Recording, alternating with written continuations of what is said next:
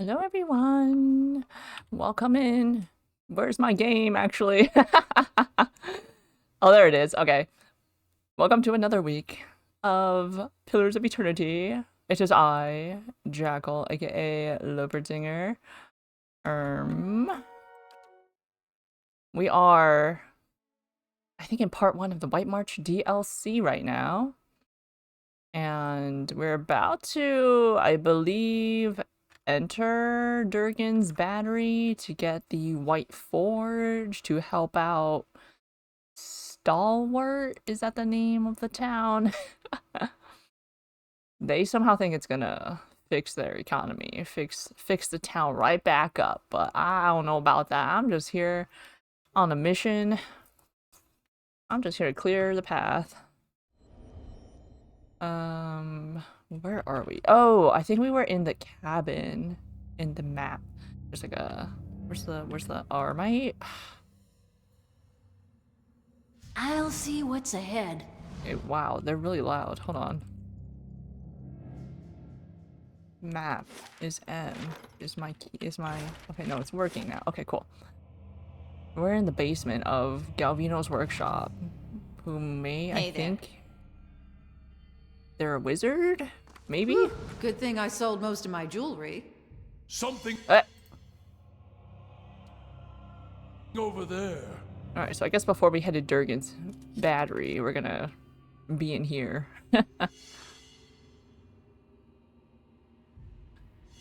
Ooh, misshapen construct, flesh construct. We can take him. Easy. I'll teach you a lesson. Wait, actually? What? Back up. Yeah? Okay, yeah, we have a bunch of melee fighters right now. Oh, before I forget, thank you so much to The Beanhole for the off-stream follow. Much appreciated. Yeah.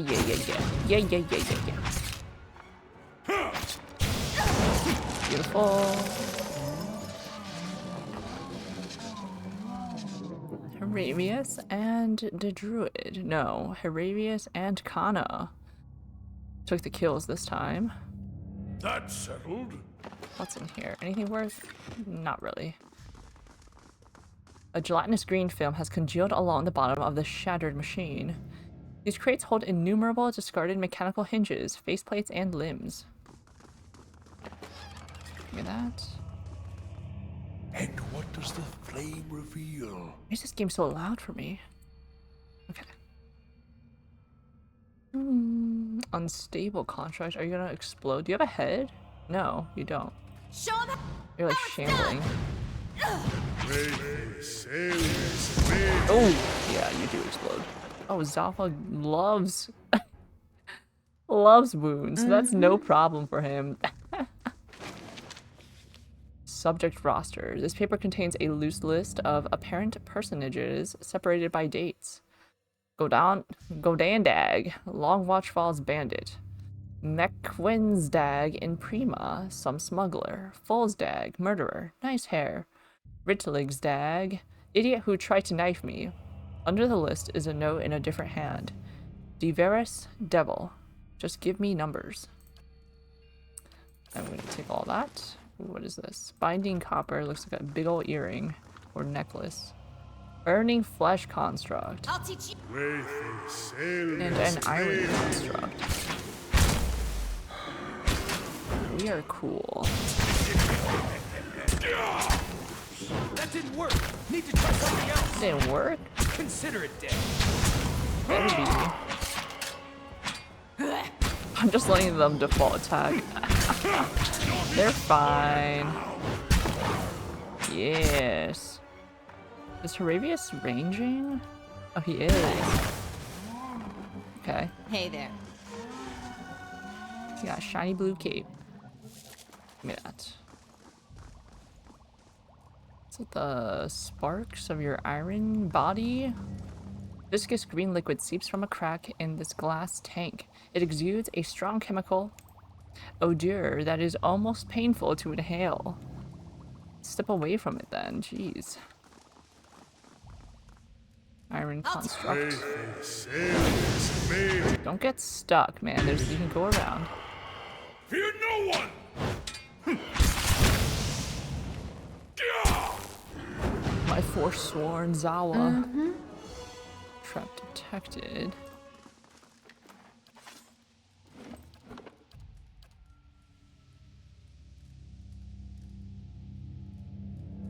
Wayfair Oh,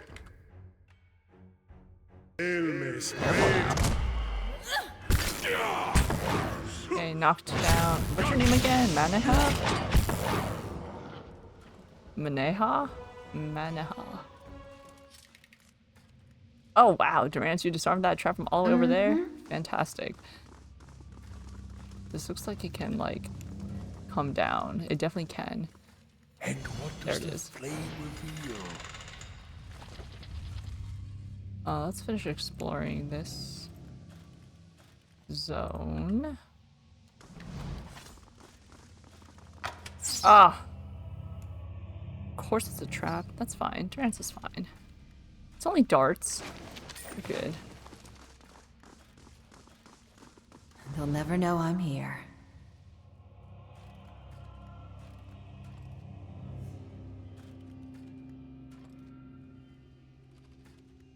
That's settled. Nice. Nice. That's a bunch of lockpicks. Oh, yeah.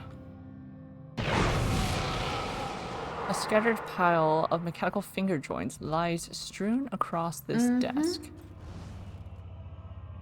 Arranged from top to bottom, these boxes boast increasingly intricate locks. A few broken lockpicks lie discarded on the shelves. Sure.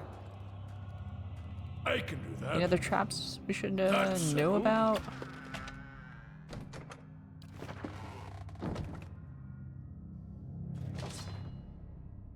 Don't need a necklace of fireballs. Alright, gem. Who has? Okay, nice little room. Is this a jail cell? And what does the flame reveal? Or like a... No, workshops, secret labs, so forbidden experiments can lie do behind that. this locked door, probably. That's settled. Oh. Ha! Your money or your life, friend. A tinny voice rises from within the chest of this headless machine. From time to time, a burst of sparks accompanies the rattling of its innards. Okay, so it's that list of people that we got are the subjects that I'm assuming Galvino transported their souls into the broken constructs. So that's what... Because one of them was like, what? A smuggler? No, a bandit. You can't be serious. This is no jest. There's a toll on these roads, friend. 500 copper, or you'll have a new set of nostrils to breathe out of. The construct's hands twitch spasmodically. Give the construct 500 CP. Please, just don't hurt us. We're not on the road, but you're a construct. I've come to help you. You're free of this place. What are you going to do? Kick me? I don't have that much coin. I don't have time for this. Sure, you're free of this place.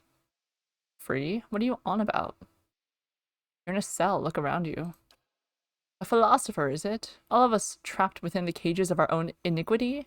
I'll have none of that. There's a manic quality to the voice now, and you hear a harsh metallic whine from within the construct's flame. Just look at yourself. You are a broken machine. You use some very peculiar insults, I have to say. Even so, you'll regret those words. I can't have people saying I've gotten soft, can I? The construct suddenly lists sideways, arms akimbo. Huh. That's odd. I swear I had my knife. I've always been very good with knives. Her voice takes on an edge of panic. Where are my hands? Where am I? What is happening? Oh my god, the turn from green to red. There's a sudden harsh metallic squeal, and the construct pulses with a fierce light as it lurches toward you. We'll free you. Don't worry. Oh my god, Durant, you're trapping everyone. You're in the way. Oh yeah! Self-destruct. That's fine. You're free now. Sorry, I had to end this way. Or this is how you had to find out, but you're free.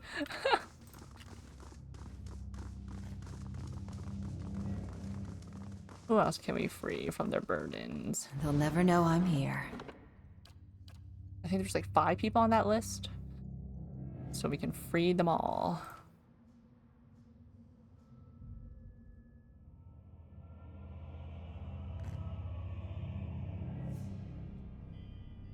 We've been there. Trap, trap, no trap, no trap. More viscous green liquid, misshapen construct, iron construct. Show them how it's done! All I say. Following your lead. You're saying that another Hey machine. All I say.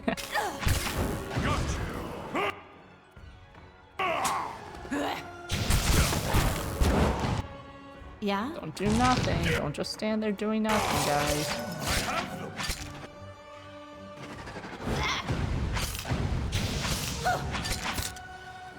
All I say.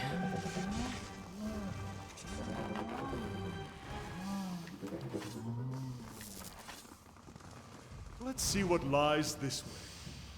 Okay, lots of levers and pulleys and the fire things shows that me we something should new. definitely be playing around with. What could go wrong? Tufts of hair are still stuck to the metal slats of this helmet. You spy dark smudges along the edges of the manacles. Ew. Sparks crawl over the wires and plates of this machine, illuminating the innards with each burst of light. Secret door? Secret door right here. Well, before we continue that way... Not very secret since the lever's out there. Within plain sight. In view. You hear a short series of clicks from around the corner. It's probably fine. Oh yeah. Bale Seer. Illness made to. I am free! Galvino, I will eat your heart, old man. Well... I am Oh, you're speaking. free. Galvino. I will eat your heart, old man. Well, you just flanked yourself, buddy, so... Good luck with that.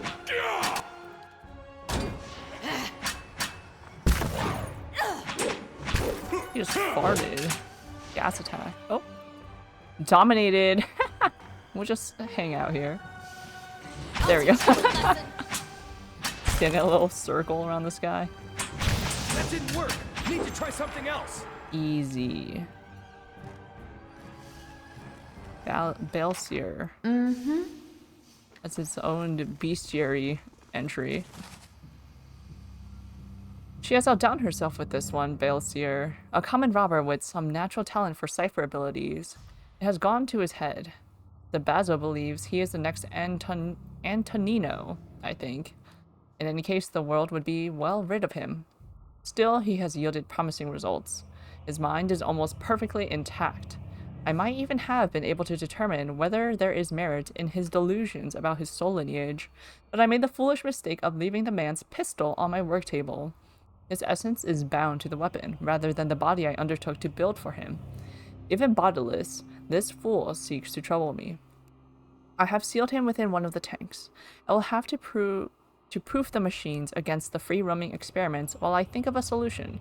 Until then, I suppose I must endure the company while I work. Well, endure no longer. They don't. They're gone. Bellstroke. Very slow. I don't need another gun. Hey there. I think we're good with what we got.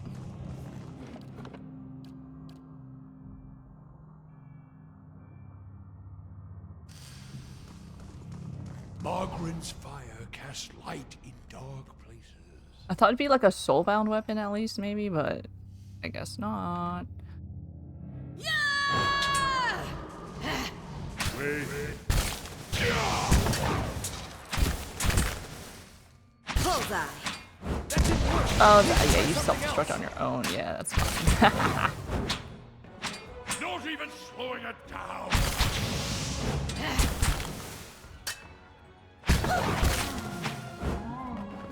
I don't think I'm crazy. I think the game is louder for some reason. Let's lower that. 80. Hey there. Did that change anything? Aye! I haven't seen before. Okay, it missed. Twice. That's fine. We're healing. We're good. We're good. We're so good. Blood moss? Burned lady. Okay, we're so I'll take good. a peek. We're cool here.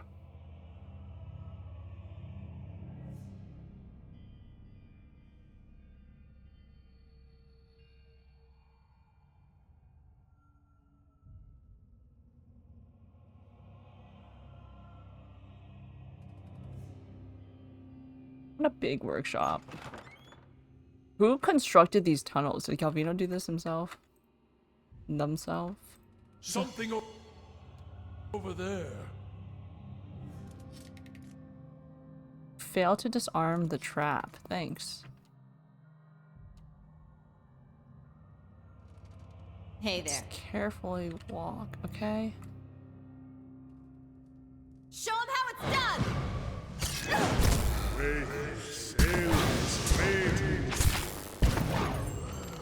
I'll teach you a lesson.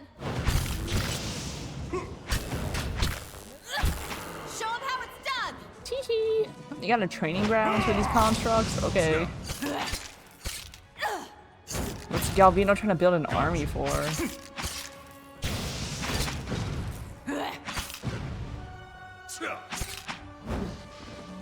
Oh, something over there. Uh-huh. Crumpled experimental notes. This crumpled piece of parchment was found jammed inside the faceplate of a construct. My efforts to instill even a child's intelligence in these creations have all failed. Most cannot hold a quill, much less set thoughts to paper. I believed for some time that Subject 63 might have had a breakthrough during its lessons, but I discovered that it has simply been repeating my words without comprehension. These were not enlightened characters while they wore their original skins. Perhaps their essence lacks a fundamental capacity for learning. I have put them to the test in more martial arts, but here too they falter without the benefit of true sentience. The devil, of course, delights in mocking them. It is like boasting of besting children at combat. If I only had my old machines. Who's the devil then? Wait, what did I get? That was a cool Hey there. saber looking thing. Whatever. Show him how it's done! Yeah, you gotta self-destruct. But we won't let you. There we go. Hey there. Whew, good thing I sold most of my jewelry. Bow. A key. Sell key. What horrors shall we unleash? Or who shall we free from their prison? Physical and mental prison. Not a sound.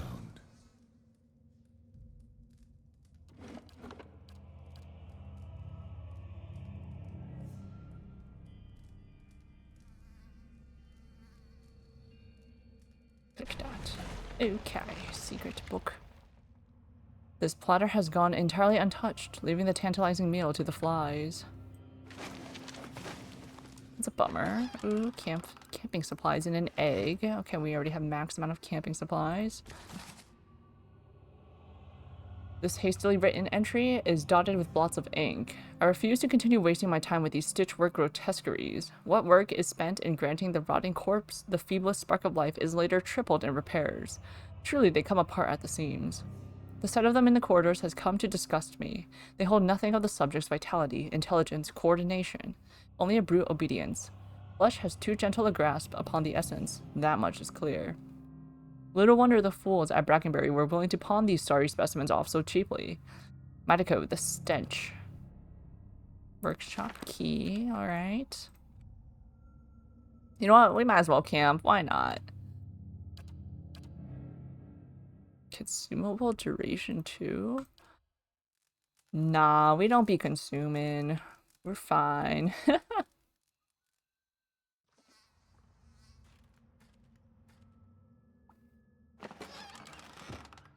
Top off on that. Show him how it's done! Wait, sail, That's big. Intruder.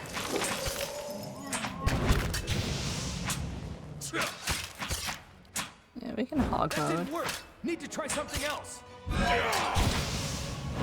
we just gonna attack the Blood makes the misshapen grass grow. construct?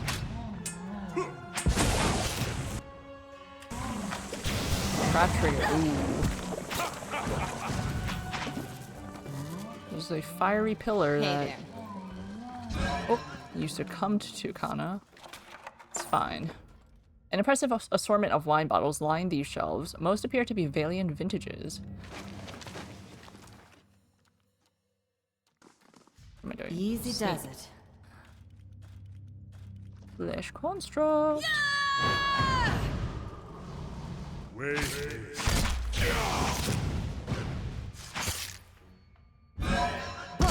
Whoa. Thanks. Unstable construct. Die!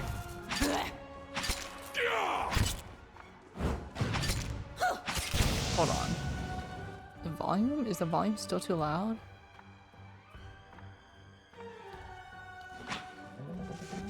Hey there. See now what the flame has shown us? This hulking contraption hums with power. Approaching within a few feet sets a peculiar buzzing in your teeth. Ew. Don't like that. Not a sound. Are we looping to the beginning? I would love that. And the fire Ooh! shows me something new. Hey there.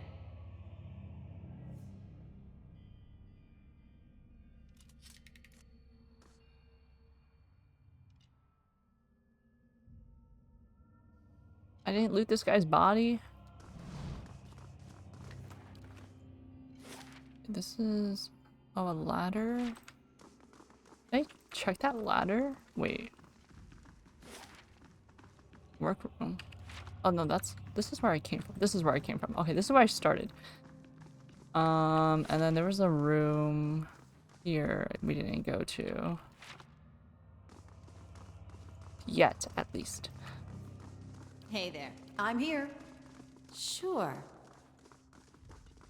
Not a sound. Now this I haven't seen before. Show him how it's done! Wait, sail, Hey there. wait.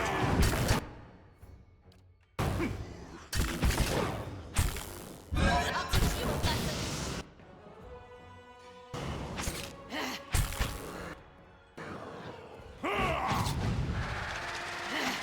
Sure. Easy. Okay, there's already a bunch of broken iron constructs in this room. Quiet. What's this? Ruby and a vessel bone. Stuff. This discarded note reads, Madiko, 3 weeks of hard work on, and a fully articulated frame with them. These crude materials are more unstable than expected, though no less expensive. I will try a slower process. More electricity, perhaps. Along the bottom of the page, a scrawled addendum reads, Too much electricity. Will require more subjects. Clean the bodies up, at least. This mannequin's head has been all but seared away by some unknown spell. The wood is warped and pitted through. I can do that. What's in the box? That's settled. Stalker's torque. I don't care. No one needs that. We're not stalking. We ain't stalkers.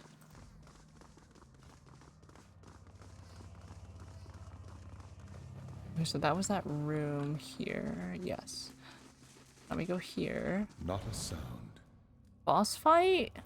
Is this where we meet Galvino?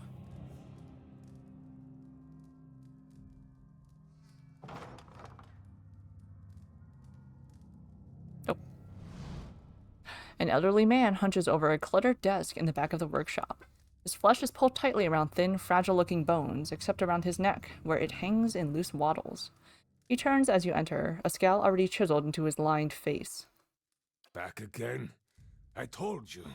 He hesitates, squinting at you from behind smudged and dusty spectacles. Of course, a fresh fool to replace the last fools. What brings you stomping through my workshop, eh? He draws his words out, looking you up and down. A sneer creeps across his face. I sell false teeth. Heard you could use a new set. Well, where those things seems you already know. Watch your tone, old man. I've got questions about Durgan's battery and the White Forge, actually. Straight to business, no nonsense. We appreciate that, don't we? He turns to the bronze golem over his shoulder. Anything for a breather from your endless yammering. Anything for a breather from my... Oh. The voice echoes from within the golem. Okay, Devil of Karok. You would miss me if I were gone, Imura. For who would tolerate your barbs and insults? Anyhow, get on with it. I didn't come to listen to you two bicker, wait, and say nothing. But you come seeking the White Forge, like they all do. Boys with smooth cheeks and wild dreams. Girls with bright ribbons tied next to their scabbards. His voice rises and falls with a sing-song of mockery. Old men and women, too, seeking a final blaze of glory before they're snuffed out for another turn at the wheel. Sound familiar? His smile is rigid as he looks at you, and the corner of his eye twitches. You've said all this before, I take it. I'd rather strive for greatness than wither in the shadows. That's a lot of bitterness. Maybe I should ask you the same thing. It's just another job. Verus, just another job to find the treasure of a civilization beneath an impenetrable keep. Gilarde, what a thrill your life must be. I have this conversation with every pig-headed swashbuckler those Postanagos and stalwarts sent here. You know what? That's fair. I would be grumpy too if I was Galvino. I'd be like, bro, why are these people stumbling into my workshop? Like, why are they trying to talk to me? Go straight to Durgan's battery. Go see Galvino, they say. Surely he'll help you. Must have slipped their minds what a busy and important fellow you are. In the silence that follows, the temperature in the room seems to drop. Galvino glares at her. I should have let them stone you. Would have silenced your endless rattling forever. The hanging folds of skin beneath his neck tremble. Then you'd have naught but those frostbitten inbreds for company. Focus, please. Uldrick said you could help me. Who's Uldrick again? Mr. Galvino, I would really appreciate your help, please. Pathetic old fool. I knew you couldn't tell me anything useful. I guess Uldrick said you could help me. The only one young enough to have any sense. And since his mother Oh, runs that town that guy. now, who am I to argue? He laughs bitterly. The villagers and their adventurers hammer and pry at the battery as if they were laying siege to some moldering lord's keep. He swats the air in front of his face. But those stones were laid by some of the finest builders ever to have lived, disciples of Abidan in the truest sense. They will not fall by the whims of any kith. And the door itself, it is infused with living essence. He holds his hands before him, and his eyes are wide with wonder. So how does one get into the fortress? The doors themselves must have had a way of getting in. Get to the point already, so that's why the doors disappeared. They got locked out of their own fortress. They must have had a way of getting in. Perfetto! This is the crux of the matter. He claps his hands together. The Pargrunen of Durgan's battery perished within their own keep, victims of a violent disagreement among their own commandants. His mouth twists into a wicked grin. Any such cases? Surely in the village you have heard stories, no? Disappearing caravans, tracks in the snow, screams from the high towers. He pauses, watching your expression with a rancoureur's glee. Well, go on. I like this story so far. The work of spirits still trapped in the battery, and a testament to those impenetrable walls. He raps on the mortared stone of his own home. But the door of the keep, the one the Pargrunen filled with essence, it was made to listen, to recognize its masters. Go on. So I need the door to recognize me? I sense a catch. Go on. Traditional Aptapo cultures revolved around language. Words revealed who they were and where they were from. An interesting tradition. I could start introducing everyone in verse. That is why you need a Kantek. He holds up a twitching finger. What's a cantac? Some liken it to a poem, others to an anthem. In reality, it is more than either. He holds one hand out, turning it this way and that in a bouncing motion. A Kantek is a statement of purpose, a declaration of identity. Each is unique to its stronghold. It's a password. Ha! Seal your door with a key of words, and any liar can walk his way through. There's nothing built of words that won't break when the slightest stress is applied.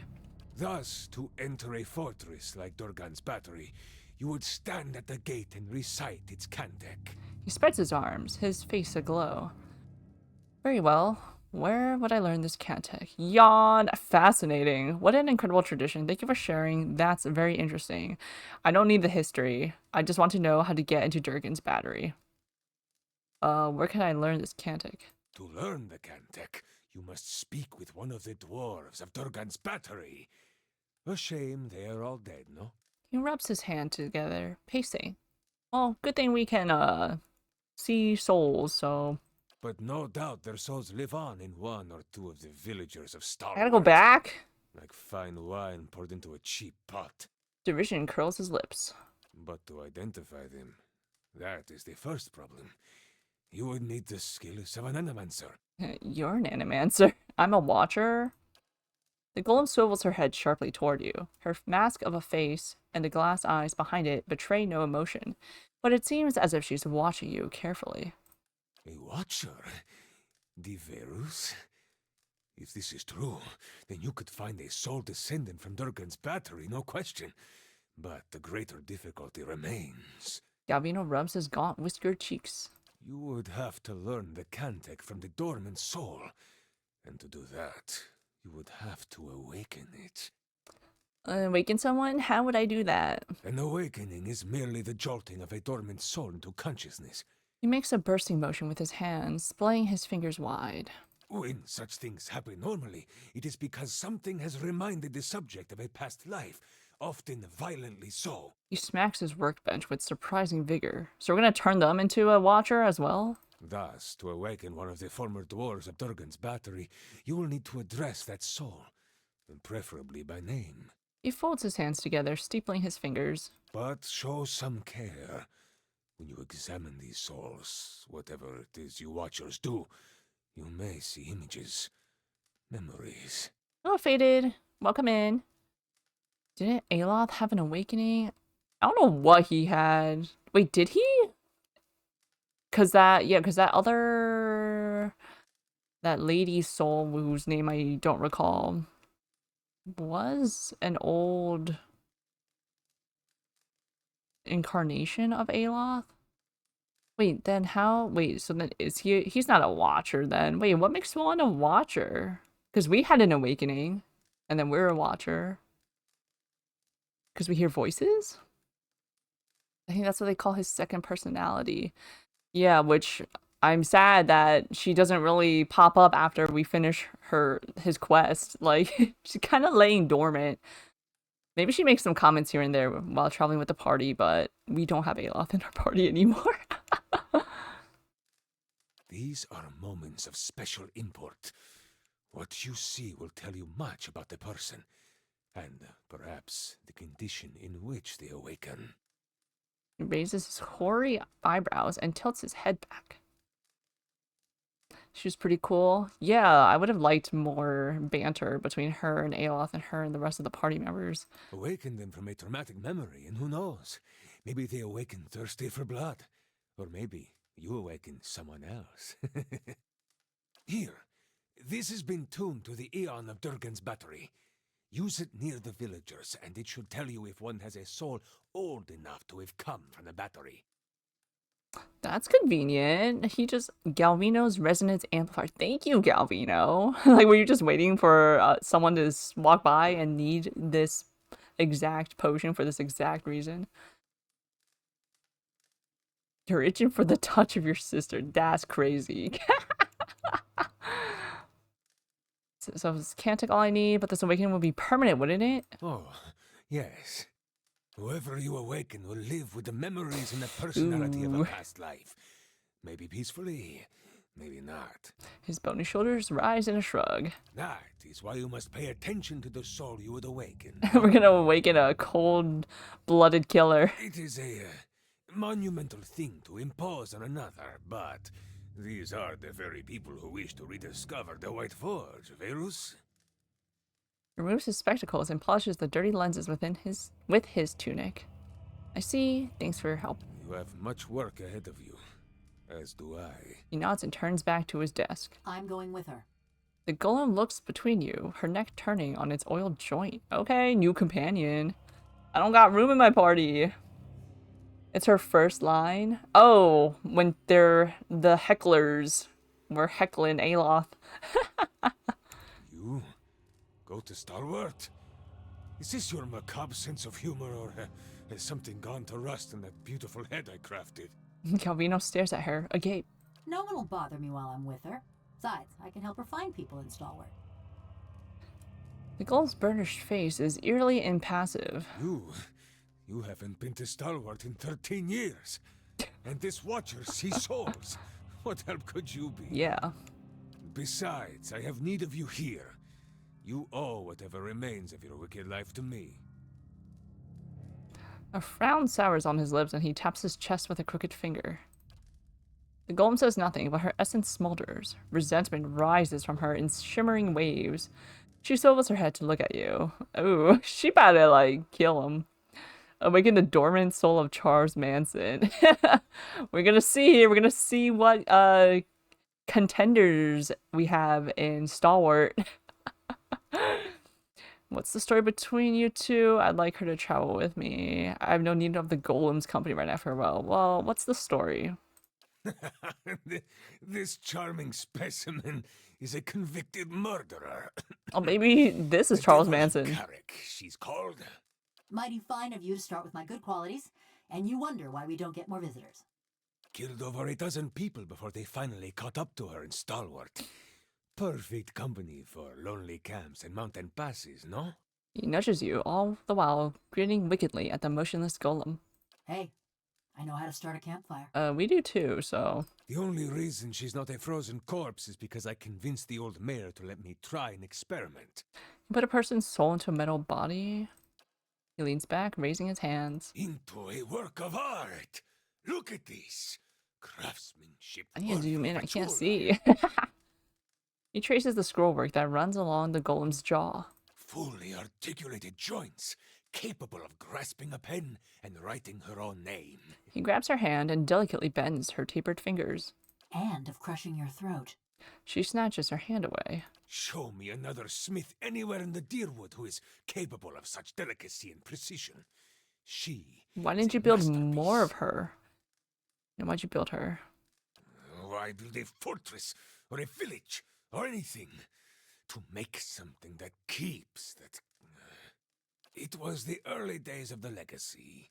My peers in the colleges of animancy were filling the Hollowborn with the souls of animals. I thought there was a better way.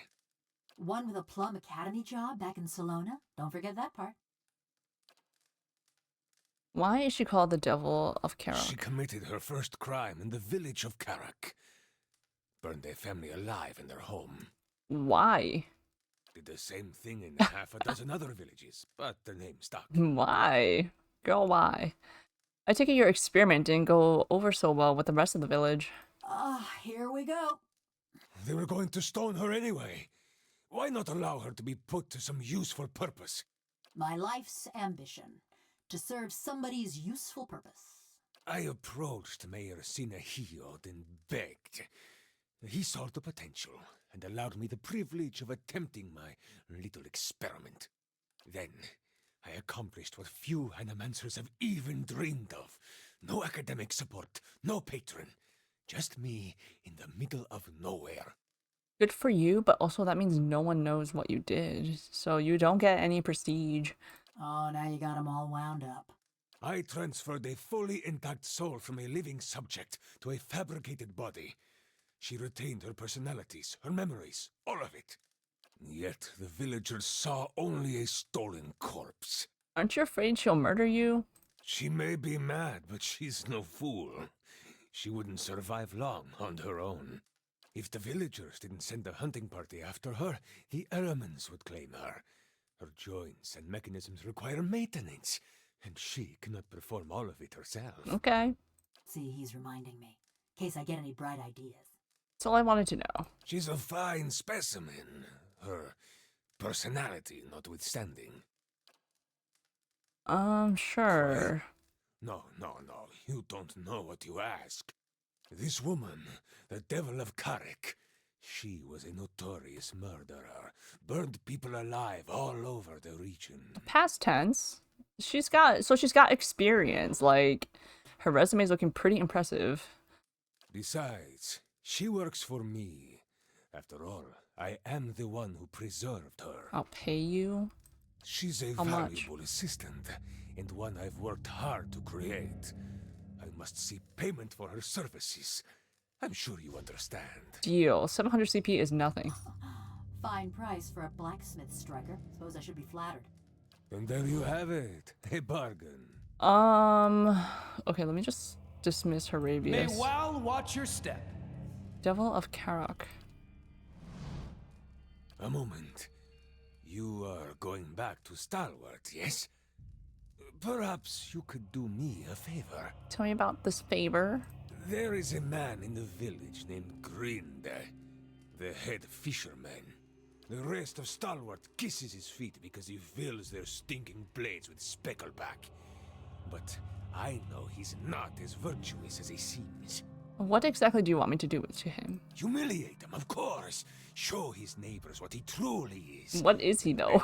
Live with the disgrace. What are you talking about? He's always been a ripple Oh, a sponge. druggie. Just got good at hiding it once his sainted sister died and left him in charge of the fishery. But he keeps a stash in the fishery, sneaks in at night when the others have gone home, and emerges sluggish and red-eyed a few hours later. Well, as long as it's not impacting anyone else around him, right? Mind your own business, Galvino. I want you to expose him. Go to the fishery after dark when it's empty. Find his ripple sponge and show it to Renengild. Seems like you have a history with Grindy. That self-righteous meddler engineered my eviction from the village. He turned them all against me. He's got a grudge. It's a victimless crime. Yeah, this guy just has a grudge. Now I want him to feel the scorn of those mush-brained imbeciles. I see. Do not answer me now. But when you return to that festering eyesore and smell the stink of fish that hangs in the air, consider what I've We're said. gonna kick out the the head fisherman. They're gonna be Star Wars already a dying village. They have like barely anyone. They're gonna have no fish. Besides, you appreciate a good joke, don't you? De Verus, this will be a great one. But be sure to approach the fishery by night, Wait. when it's empty. They will give you no end of trouble if they see you stealing during the day. Wait, is he the voice of? Does he play the Khajiit in the Elder Scrolls series? Skyrim? Oblivion? Skyrim? This line sounded so Khajiit-like, the way he said that. I had questions about the Devil of Karok. Tell me I wanted to know more about the expeditioners who came before you. What were these constructs? Goodbye. Goodbye. Let me take a look at the Devil of Right here. Karok. Whoa. What are you? A rogue? I don't think I've had a rogue in my party, actually. Or unless if that's a new class for the DLC, that would make sense. But I feel like rogue is like a basic class to include. Oh, you got 13 mechanics? Ooh, Durance. You got one up there. Immune to poison disease. Sick and unconscious, dominate, charm, confuse, +1 might, +1 constitution. Peasant. Okay, what are your skills? Blinding strike. Extra damage that blinds the target, 1 per encounter. Coordinated positioning. The rogue instantly switches positions with one nearby target, canceling engagement. Automatic when targeting ally, otherwise must hit versus an enemy's reflex. And I'm probably never going to use that. Withering Strike. The rogue aims for a vital area, inflicting extra damage and weakening the target. Only one per encounter. Sap. Primary attack that does additional damage and can leave the target stunned. 2 per rest. Temporarily turn invisible. Enemies cannot detect invisible characters, and attacks made from invisibility automatically count as a sneak attack. Attacking, casting a spell, using a special ability, or an item will end the state. Finishing blow, 2 per rest. Precise deadly strike that increases in damage the less endurance the target has. Savage attack is a modal. Sacrifice melee accuracy for significant boost in damage, or lowering deflection but increasing accuracy with weapon damage. Okay. Let me save. Let me also... Does it seem... I think the dialogue might seem a little quiet now. Let me raise this. And then let me... Yeah, let me just raise that. Okay. Save changes. Do you have anything to say? Oh my lord. The black marbles of her eyes scrape against their sockets as she looks at you. Galvino said you murdered several people before he transferred you. Effigy's eyes, that man loved to talk. Tell me why you killed those people. If it's sane and logical reasoning you're wanting, you're gonna be disappointed. Ain't no sense in any of it. I've heard parts of your stories from others. I'd rather hear the rest from you. I just want to know.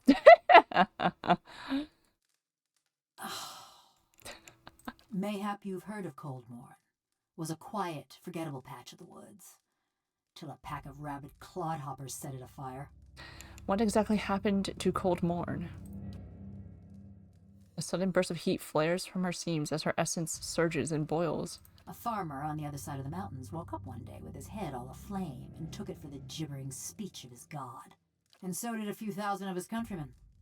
So when he tired of Vorlus fields and marched west, a horde of armed Hicks followed. What do you mean? St. Widwin and his blazing crusade celebrated his coup in Raid Ceres by invading the Deerwood. Most of his forces headed north to Helgot Citadel, but a lucky few thousand ventured through the mountains. Through Cold Morn. We let him pass. Why did you try to stop the Raid Ceres? You betrayed your countrymen. Deerwoodans aren't the forgetful sort. You must have known that wouldn't end well. I guess you didn't have much choice. Try telling a few hundred crazed Deerwoodans. We got news of the Raid Sarens coming through the mountains. Begged the Duke for help, we did. Didn't send us so much as a bare-ass novitiate.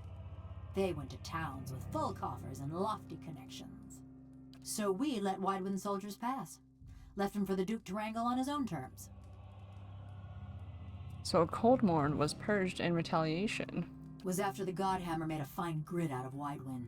When So the petty. Deerwoods were running on rage and looking for something to burn. Like you, the Devil of Karok and Galvino, they both got the same. They both got grudges. It'll be never ending. It's a cycle. You one up someone, they're gonna one up you. You one up someone in revenge, they're gonna take revenge on you. They came at dark. Hundreds of folk. Every one of them mourning someone lost in the war. Must have decided it was our duty to escort their dead back to the wheel. They didn't light their torches till they had us surrounded. Time we saw 'em, there was a ring of fire closing around us. I woke. Ran to the window. Whole village were a maze of flames. Couldn't see nothing for the smoke. And the screams. Most ran for the streets. Got caught by the mob. Others hid, let their houses burn down around them. What does that have to do with your crimes? I'm so sorry, that's terrible. Someone should have made those thugs pay. You cowards deserve no better. What did you do to survive? I heard enough for now. What does this have to do with your crime? Hunting down the men and women what took part. Thought that much was clear. You couldn't have hoped to get them all, but you only killed people who attacked Coldmorn, right? That's pointless.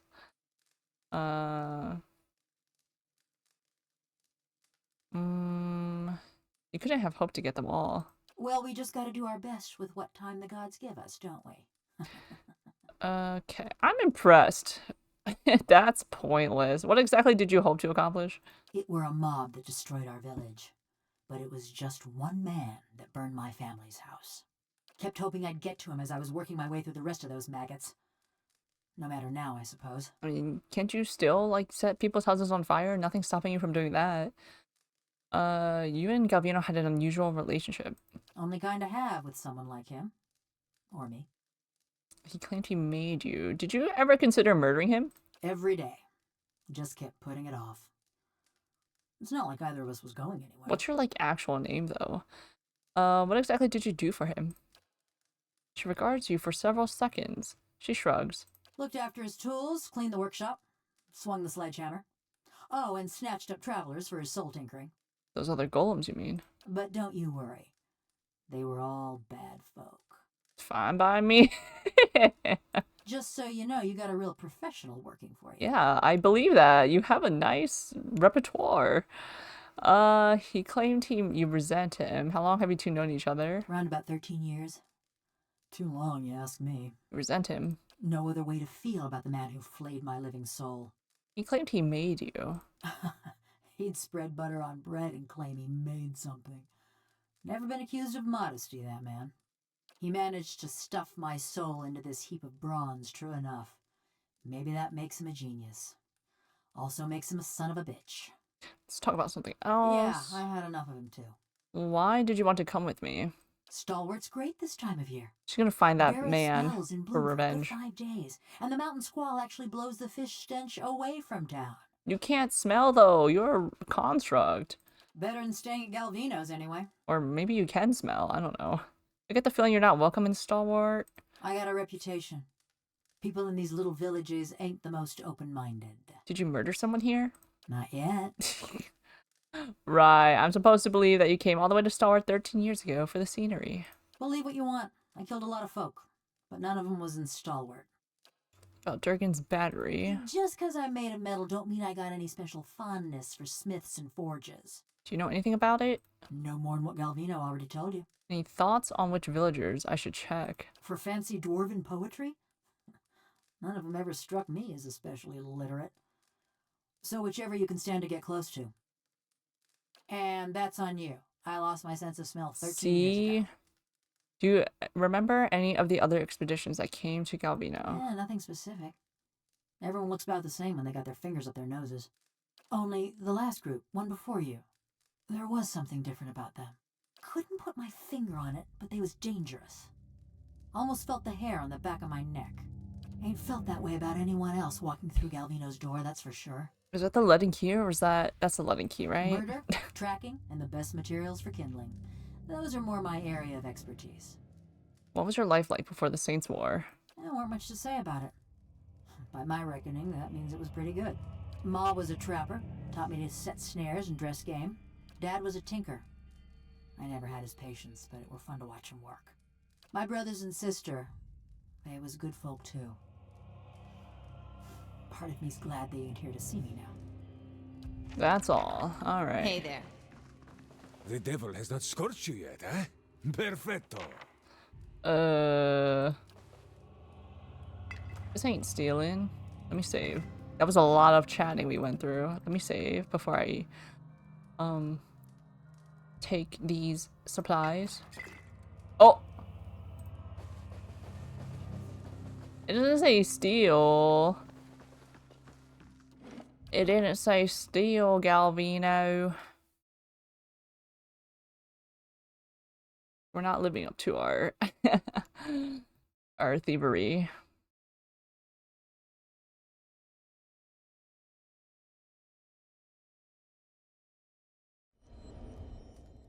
Okay. This appears to be a crude rendering of the mountains surrounding Durgan's battery. Alright, I want to finish. I want Haravius back in my party because I'm going to hear his little quips again. Let me see what, I know Manaha wanted to go to some abbey. Fallen Moon, wherever this is. Gray Sleeper. Find a whirling agent of copper, adra, and stone. Seek the world. Okay, I don't know. We'll come across that maybe. And we're just gonna keep an eye on the Devil of Karak and Yura at Graves Rest. Oh. What's his face's Zawa's quest? Did we finish that? Ain't no way we did that. A bounty? Oh, I did that. Tealdor. Okay, Stalwart. Garode. Okay, one more helmet piece. It detected a small hoard of white Audra jewels. Okay. Okay, so we had to go to Stalwart anyway.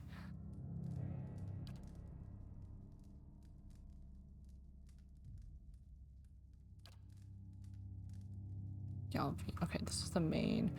Where is... What is... Did I... Does Zawa have a... Yes? What do you need of Zawa? Nothing. Yeah? I need your quest, but I guess if it's done, then I don't need anything. Oh wait, what weapon are you carrying? Right A here. spear? A polearm? Can you take off your body? Oh.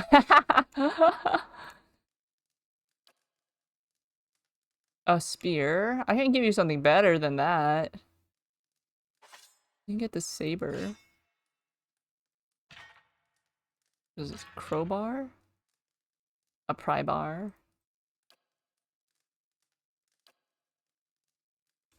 Surely I have a spear. My enchantments high to low. Quarterstaff. Rapier. Staff. Alright, whatever. You can just take that. Hey there. I'm going the long way. Sure. We'll go the long way. No, we can go the short way. It's this way. No, it's not. Okay, we'll go the long way. That's fine. Aha. Mist. Tain's chaotic orb. Mist. Get me out of here. He needs to clean up his basement. That means all these adventurers that come to see him ruin his experiments. Like, unless if they were already ruined from the start and he just left them there. It's fine.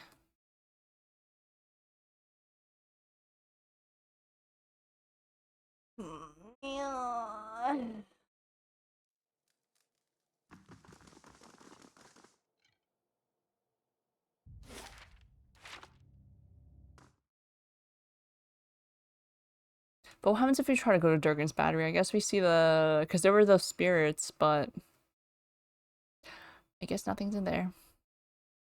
We didn't follow them because I was like, oh, let me explore the rest of the map first. There's also... Oh man, I'd give you a taste of that fire you're pining for if we wasn't in such pleasant company. The fires where I come from reduce metal to shapeless liquid. It's where your kind belongs, along with all the other abominations of animancy. He hates her. Map. Stalwart Village.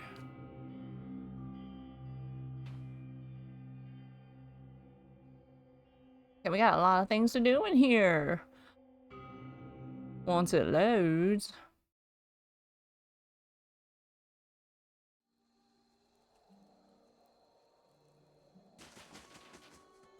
Village was a touch livelier when I saw it last. Ain't saying much though. What do you remember about Stalwart? Bitter cold and a persistent odor of fish. And that were just the people. Why did you want to come back anyway? Anything's better than Galvino's workshop. You ain't heard the old buzzard sing. Anyway, what about you? We seen lots coming through, trying to crack the battery, but no watchers. Stalwart needed my help. I've got my eye on the treasures in Durgan's battery. There's another group that passed through before me. I need to know what they're after. I want to discover the White Forge. I'd rather not discuss it. There's another group that passed before me. Ah, looking for someone. That's a familiar yarn. But don't let me keep you from the sights and sounds of Stalwart. They're easy to miss. That's all. Yeah? Eldor. Have the heads for you. You found anything near the Long Watch for me? Oh, not the heads, the Thermal Pearl. Netherion, devil, your wife. Hello, Netherion. Good to see you here. I wish we knew the devil's name. But maybe not, that's fine. Let's see. This came out of the thermal pearl. The little creature sticks its head out of your pack and looks at Teodor with bulging blue eyes. His jaw flaps silently for a few seconds. I've never seen one so small. But the little fellow looks downright tame. How about I buy it from you? The performers that pass through would take an interest in something like this. I'm keeping him. I'll sell it to you. I don't need it. I don't need it. Sounds fair to me. I'm still looking for someone to take care of those dangerous folk. Alright, here we go. Man, he's giving us all the money. Metzla of the Sisterhood of the Slaked Skull is dead. Kind of ironic, isn't it? She went around killing people for Bareth, and in the end, that's what... Oh, never mind. Just take the bounty. Yeah, that's right. New reports of dangerous folk. No, I don't really care about bounties. Alright, Thermal Pearl quest completed. Rayfall, you're doing well. Hey there. Let me know if you need anything. I thought you were cured. You mean you always look like that? Yes, fine. Haha. I'm doing much better. That's crazy. Actually, and everything seems to be working like it ought to, so thanks. Take care. Hey there. Let me know if you your need soul. anything. The snowy paths peel away, and the brisk air gives way to the acrid stench of smoke. A dark cloud billows up from the remnants of a burning house at the far edge of a rocky field. You are low to the ground, held in place, and above you, the wind tugs embers back and forth like firebugs. The vision in your left eye... Not so brave now, are you? The vision in your left eye is clouded, such that the figure standing over you is a collection of rough smears of black, cast in silhouette by the fire. A dark shape swings towards your face, and the subsequent burst of agony jars you out of the memory and back into your own skin. Got the look of someone with her teeth around a secret. Her cold fingers are locked around your arm. Her black eyes search you. Ma'am, why are you so close to me for? Okay. Yes, well, if we could all keep our teeth to ourselves. Does she technically have teeth? What? Did I spill something on myself? Bye. Alagina. Prestigious visitor. Well, I'm not there, so... Deal with it, chair. You're gonna have to deal with my visitors for me. Ruining a reputation, letting them pass. Sure. Fiera. You look like you've been in the wilds. You see my wagon out there? Found your goods. You've saved my hide. I can't thank you enough. But I hope you'll take this. Fair enough. I'll take my reward then. Here, as promised. Thanks again. With a little luck, I'll trade these blizzards in for a sea breeze soon enough. Nice. It's our ogre-slaying friend. Have they crowned you Queen of Stalwart yet? My friend doesn't mean to be a butt, ma'am. It just comes natural. Let's see. Let's read your souls. Andred's soul. A handful of memories dart across your mind like startled fish, leaving indistinct images and sounds in their wake. For a moment, you are overwhelmed until one particular recollection tugs at your senses with stubborn force. You or Andred, or both, kneel on a stone floor, held between two men. The man pacing in front of you wears the armor of a crucible knight, and you feel Andred's half-hearted contempt for him as if it were your own. You feel Andred's triumph too, when the knight comes just close enough for you to spit blood onto his boots. The memory slips away from you, and you find yourself back in your own shoes. Read Bertwin's soul. The whiff of salt and brine is in your nostrils before the room has even faded. The ground heaves beneath your feet, and a spray of ocean water roars over the railing as the ship heels under the wind. The ship shudders violently, and you are thrown against the railing. In that moment, you find your gaze pull to the pitching surface of the dark sea, and see there an eye, broad as a shield, gazing back at you in turn. Fear and fascination sweep through your mind, even as your senses recede and the memory fades. Who else is named? The cook. I can't see your soul. Hey, Frick. Back to warm your hands, eh? What? You see a room dark and damp, a cellar. It looks like part of an inn rather than an old fortress. Through Hayfrick's eyes, you admires Row. Okay, spell check. Grammar check. Rows of gleaming bottles, recently dusted and polished. As you step back from the shelves, you look on with satisfaction at a pressure plate concealed in the stone floor. You all right? I won't serve you if you're already drunk, you know. He squints at you. He's so proud of himself, and we just totally disarmed all those traps. Small indie company. Yeah, they did do a pretty good job making a game of this scale, I will say.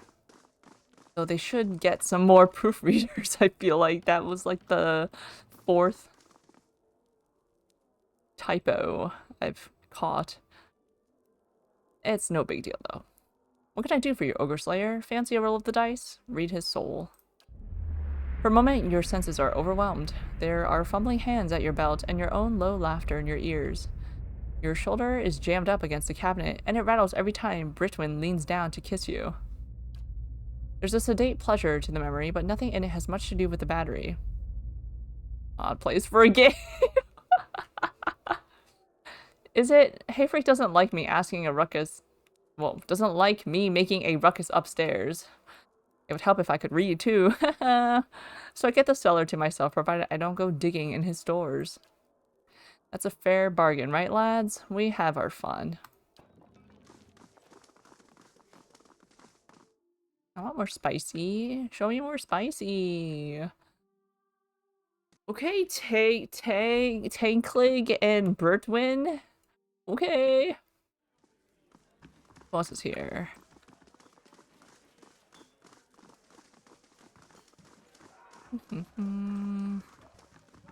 There's someone in this room. Rowena. Is it you? Something I can do for you? Halfrick's got me straightening the rooms, but I'll help you if I can. It's definitely you. You feel for Rowena's essence and almost instantly find yourself wrapped in darkness. It takes you a moment to realize that you've plunged into a very old memory. But as your eyes adjust to the torchlight, you find yourself standing in a gloomy tunnel that you instinctively recognize as part of Durgan's battery. A handful of figures in patchy cloaks and hoods, dwarves like you, hunch over a minecart. They're loading it with cloth-wrapped bundles from which you see the occasional flash of metal, the edge of a blade, or the burnished glow of plate. The other dwarves scurry with a curious mixture of haste and caution. They stack the bundles in a din of muted clangs and thumps, following the echoes of the ruckus down the tunnel with nervous eyes. Pay attention! Pay attention. Oh, he's saying it. Sooner we get this done, sooner we can go. Your voice is a dry whisper, and your nerves tingle with energy. You feel the same apprehension that the others do, but unlike them, you relish it. Still, you look over your shoulder, just in case. We're hurrying, Captain Gregor. Honest. When you turn back, the others have redoubled their efforts, and you feel a pleasurable twist in your gut as they fill the cart. Being captain of the guard doesn't pay much, but it does allow you to visit the armory without raising eyebrows. And with Coinmaster Zoltan selling off half of the battery's arsenal, who's going to notice a few more missing pieces? Besides, you've got a buyer lined up, as long as you can move these goods out of the battery before someone squeals. As you surface from the memory, you realize that an awakening will be permanent for Rowena. There may be others in town you could awaken instead. You look up to find Rowena staring at you. Ma'am? Excuse me, ma'am? You all right? Her head is cocked and her brow is furrowed. Let's take a look. Hey there. If there's other people, let's see what options we've got. Hers don't seem that bad. I mean, what, she's gonna have a guilty conscience over her past self stealing from Durgan's battery, which is now long gone? Like, who's gonna get her? Her past self was already punished. I'm sure they got caught and was killed or something like that. It's all good. Okay, where else do we go? Let's see. I know we have to go to the fishery, which is the opposite direction I'm going here, but let's see if anyone else, any other named NPCs are around here. Around these parts. Double wants to talk, by the way. Oh, thank you. It is so hard for me to notice these things. They're so tiny. Didn't think there was anything more than lice and hoarfrost to these folk, but you had a look back there. What do you find when you're rooting around like that? Nothing important. First, tell me the real reason you wanted to follow me to Stalwart. Ooh, yeah, let's barter. Mayhap I'm looking for someone. Woodcutter by the name of Harmka. That does not sound familiar. This doesn't have anything to do with Coldmore, does it? It sure does. I mean, that's fine. I'm okay with helping her get her revenge. He was one of them. The mob that destroyed Cold Morn. I tracked him to Stalwart years ago, but got caught before I could finish my business. Dark iridescent whorls appear and fade on her chest plate. Her heart... Oh, heat ripples from her metal carapace. You want me to help you murder someone? It's been 13 years and you're still after him? I'm with you. Tell me what I need to know about him. Well, it's been 13 years, first of all. You're still after him? We all gotta have something that gets us out of bed in the morning. Well, what are you gonna do when he's dead? You're gonna have no, desire in life. This man, Harmka.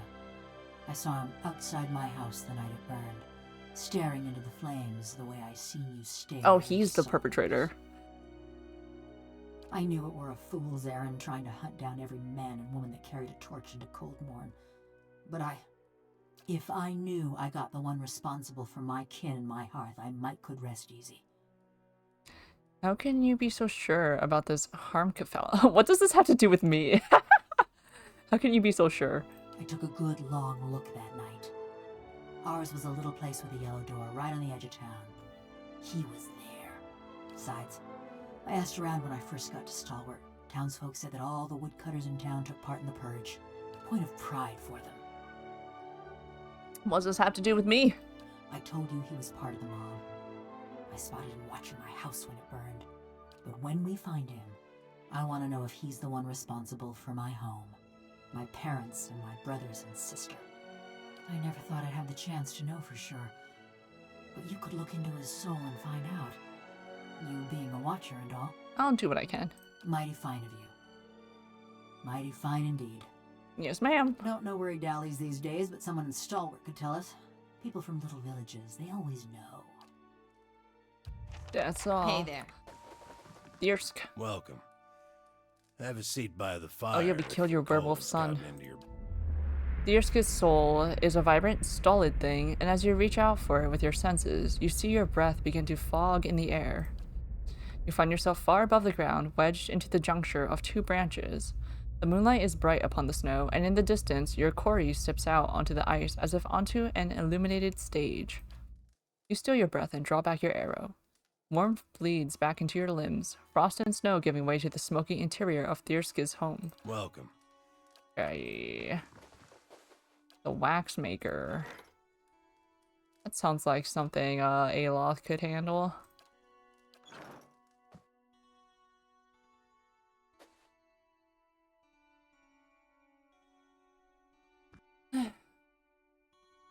Where is Karok? Would it be by the mountains then, since she started off by the mountains? Duran. Nope. Nothing from you. No one's up here.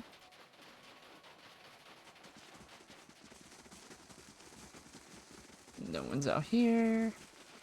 I'm glad the ogre problem got settled.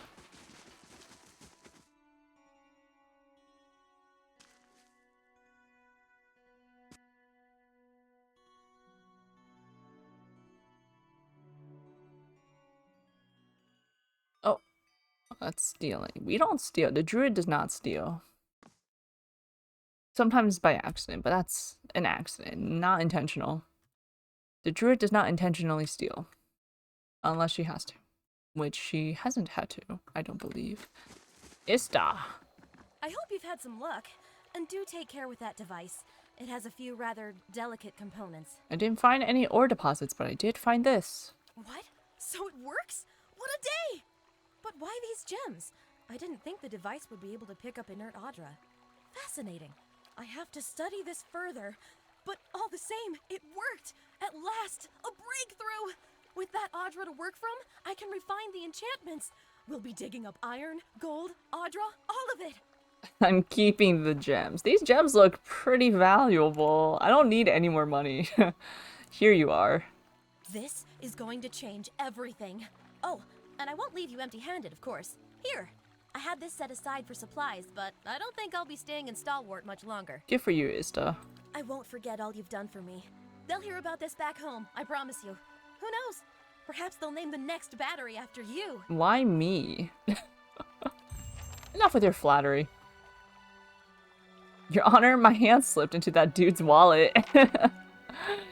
It wasn't me. I swear. I didn't mean to. It just gravitated towards those copper pieces, those copper pans. Ripe for the I just entered here. I was just in there. I gotta wait.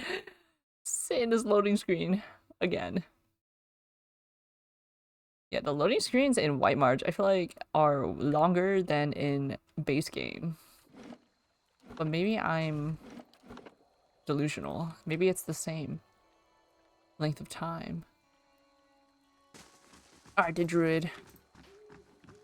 Ista, I don't think I could read her soul. This is going to be Yeah, no. fantastic. Just wait till they hear about this back home.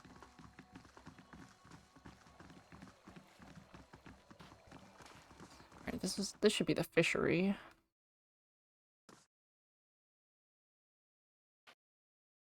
We're gonna out this guy for doing ripple sponge, and then no one in town's gonna catch him. Like, yeah, so what?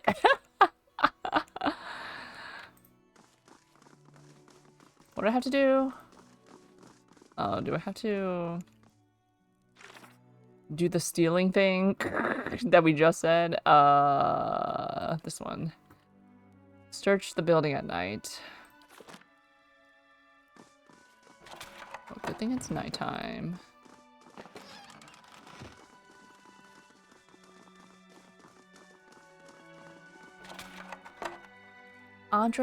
Arda's bracelet. This isn't stealing. Wait, did I already take the ripple spawn? Wait, is this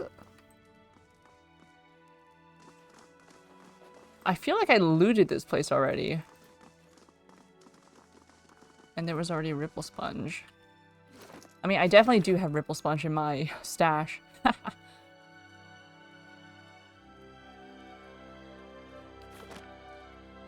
Yeah, this is the fishery. Not a sound. Alright, Durance, do your thing. What do the flames reveal?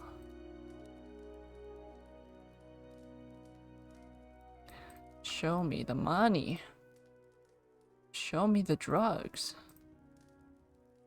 No drugs? Maybe it's outside. So why would he keep it inside? But it says search it at night when no one's in. But maybe outside.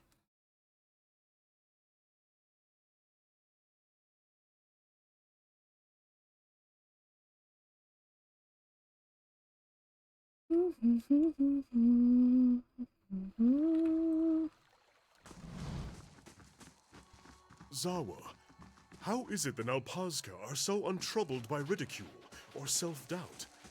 Can such techniques be taught? You do not have what it takes to learn. That's ridiculous. I've always been an attentive student. I have 3 degrees.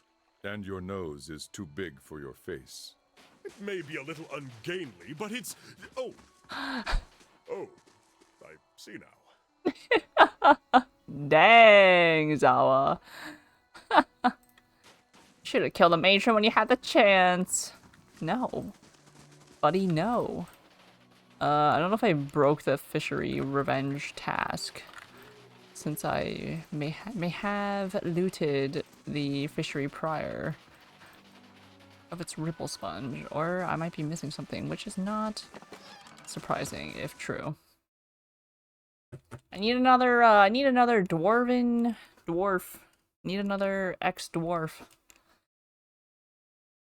to potentially ruin the life of Taina. Got to speak up?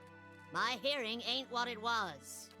You feel her essence humming and buzzing. Another personality and set of emotions lies dormant within her soul, convulsing as if in fitful sleep.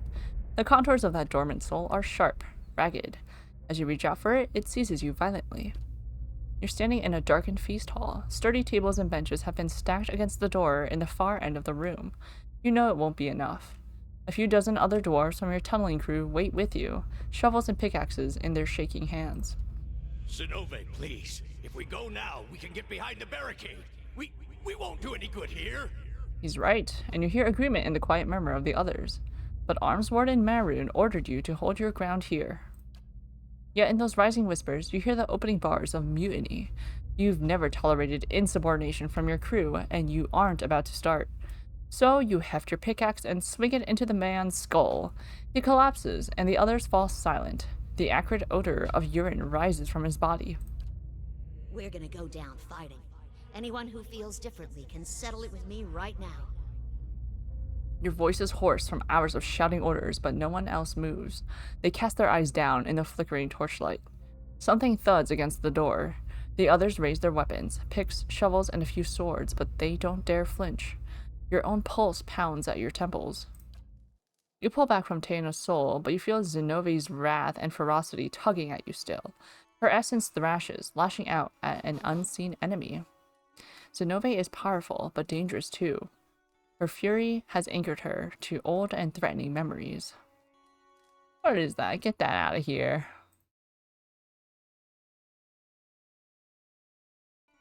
Get that thing out of here. Silly.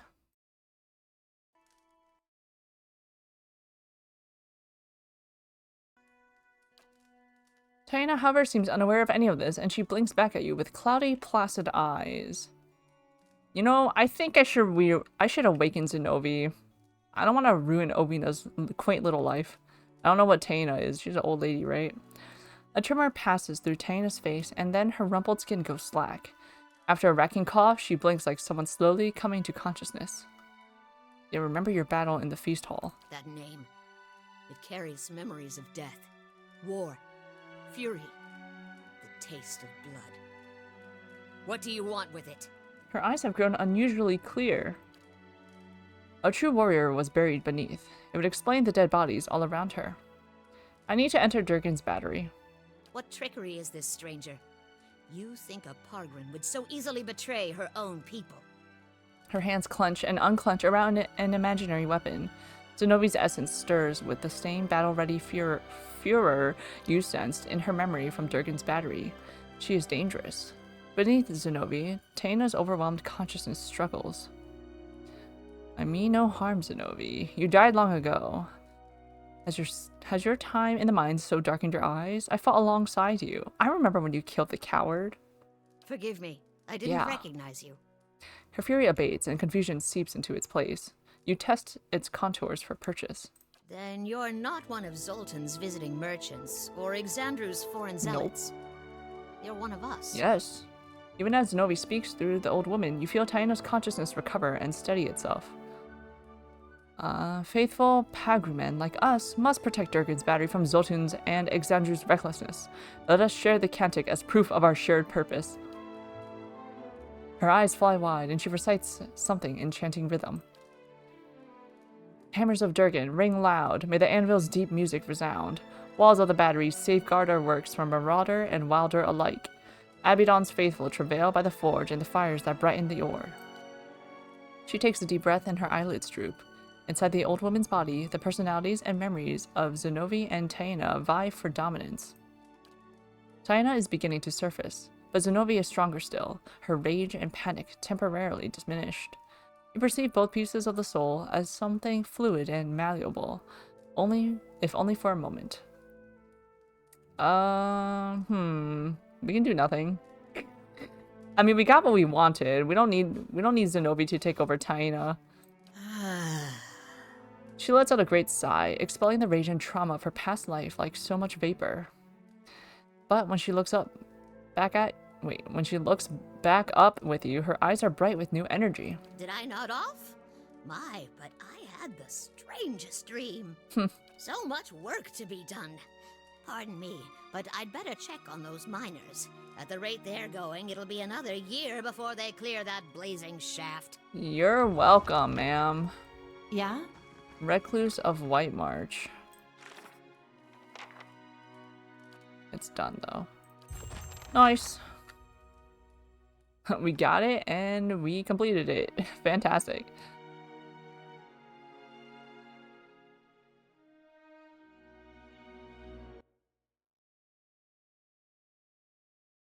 Alright, I don't know, what time is it? In game. What time is it in game?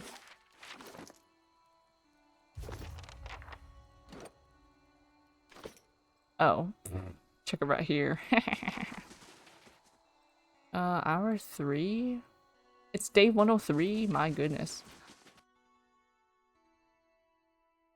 Where are your drugs? Should I plant the drugs in there? Reningil. Oh no, Udrik. Something else you need? Read your soul. You reach for Uldrik's essence and find yourself staring at a fence post lying in a filthy slush of frozen mud. Snow gathers around your legs and trickles into your boots. A wind nips at you even through layers of fur. You hold a wooden chisel in one numb hand and a mallet in the other. Kneeling over the fence post, you get to work. Hour after hour, you hammer away, feeling the tools grow heavy in your grip as your breath fogs your vision. You want to do better work than this. You can do better work than this. But no one's building new houses in Stalwart. The last table you crafted was put into the fishery, and pike entrails now trace the fine dovetail joints you so lovingly carved. Now you mend the stockade, because that's what's needed. The chisel slips, skidding alongside your hand. You gasp, but you hold up your hand and see, much to your relief, all 5 fingers wiggling back at you. You need to get out of this town. I take it you've met Galvino. Do you know where I could find Harmkey? Probably out in the russet wood, chopping timber. Have I been there? She eyes the Devil of Karok. Are we the supporting cast in a revenge ballad now? They never make it to the final verse. Well, we'll change that, Kana. Why do you want to know? Just wondering. Well, if you don't find him, just check back later. What's on your mind? Adir founded us back in their No, I actually don't want to. I don't want to know more about Stalwart. Examine Reningild's soul. Your awareness settles beneath Reningild's skin. You feel yourself looking through her eyes upon a time-faded memory.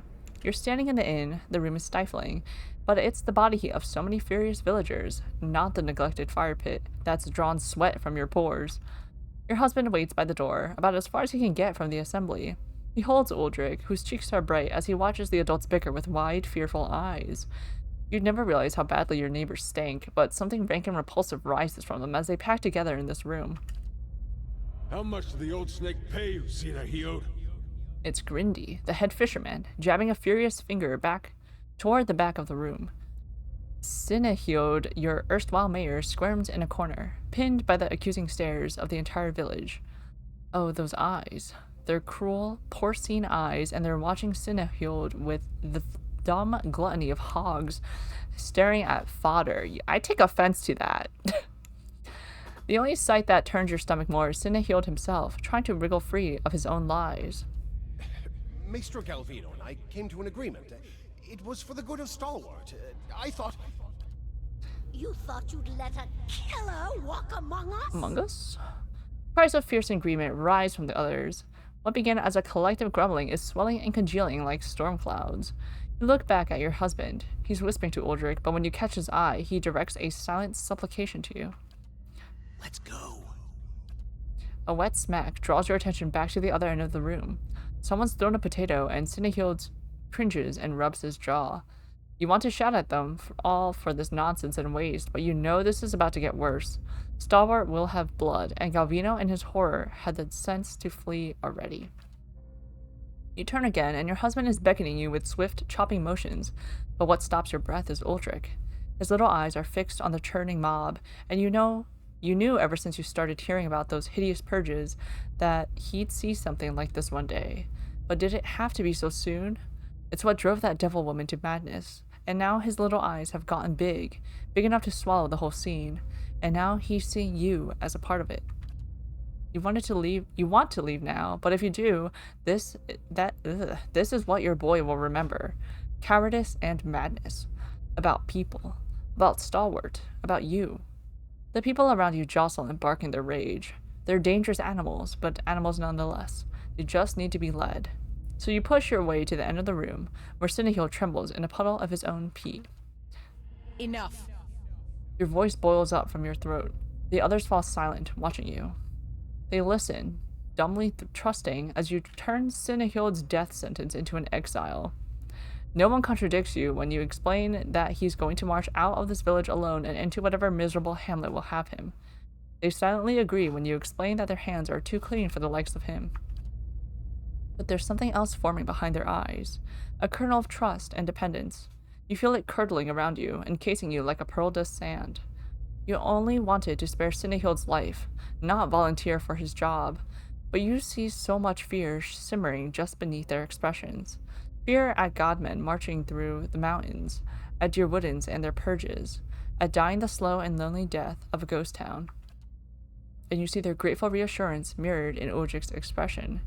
Perhaps this place is hopeless, but you realize that you can't leave it any more than you could leave your boy. The only person who isn't looking at you is your husband. He's shaking his head, his eyes on the door.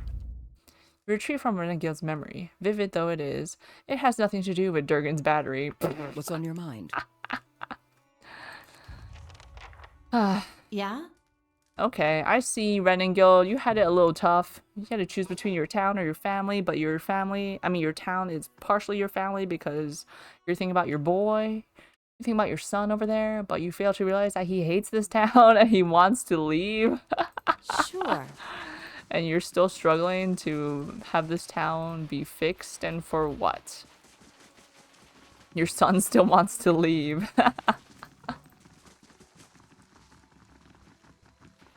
Okay, did we finish everything minus the fishery in here? Harm key. Taxes, nothing new to report. Alright, let's get out of here.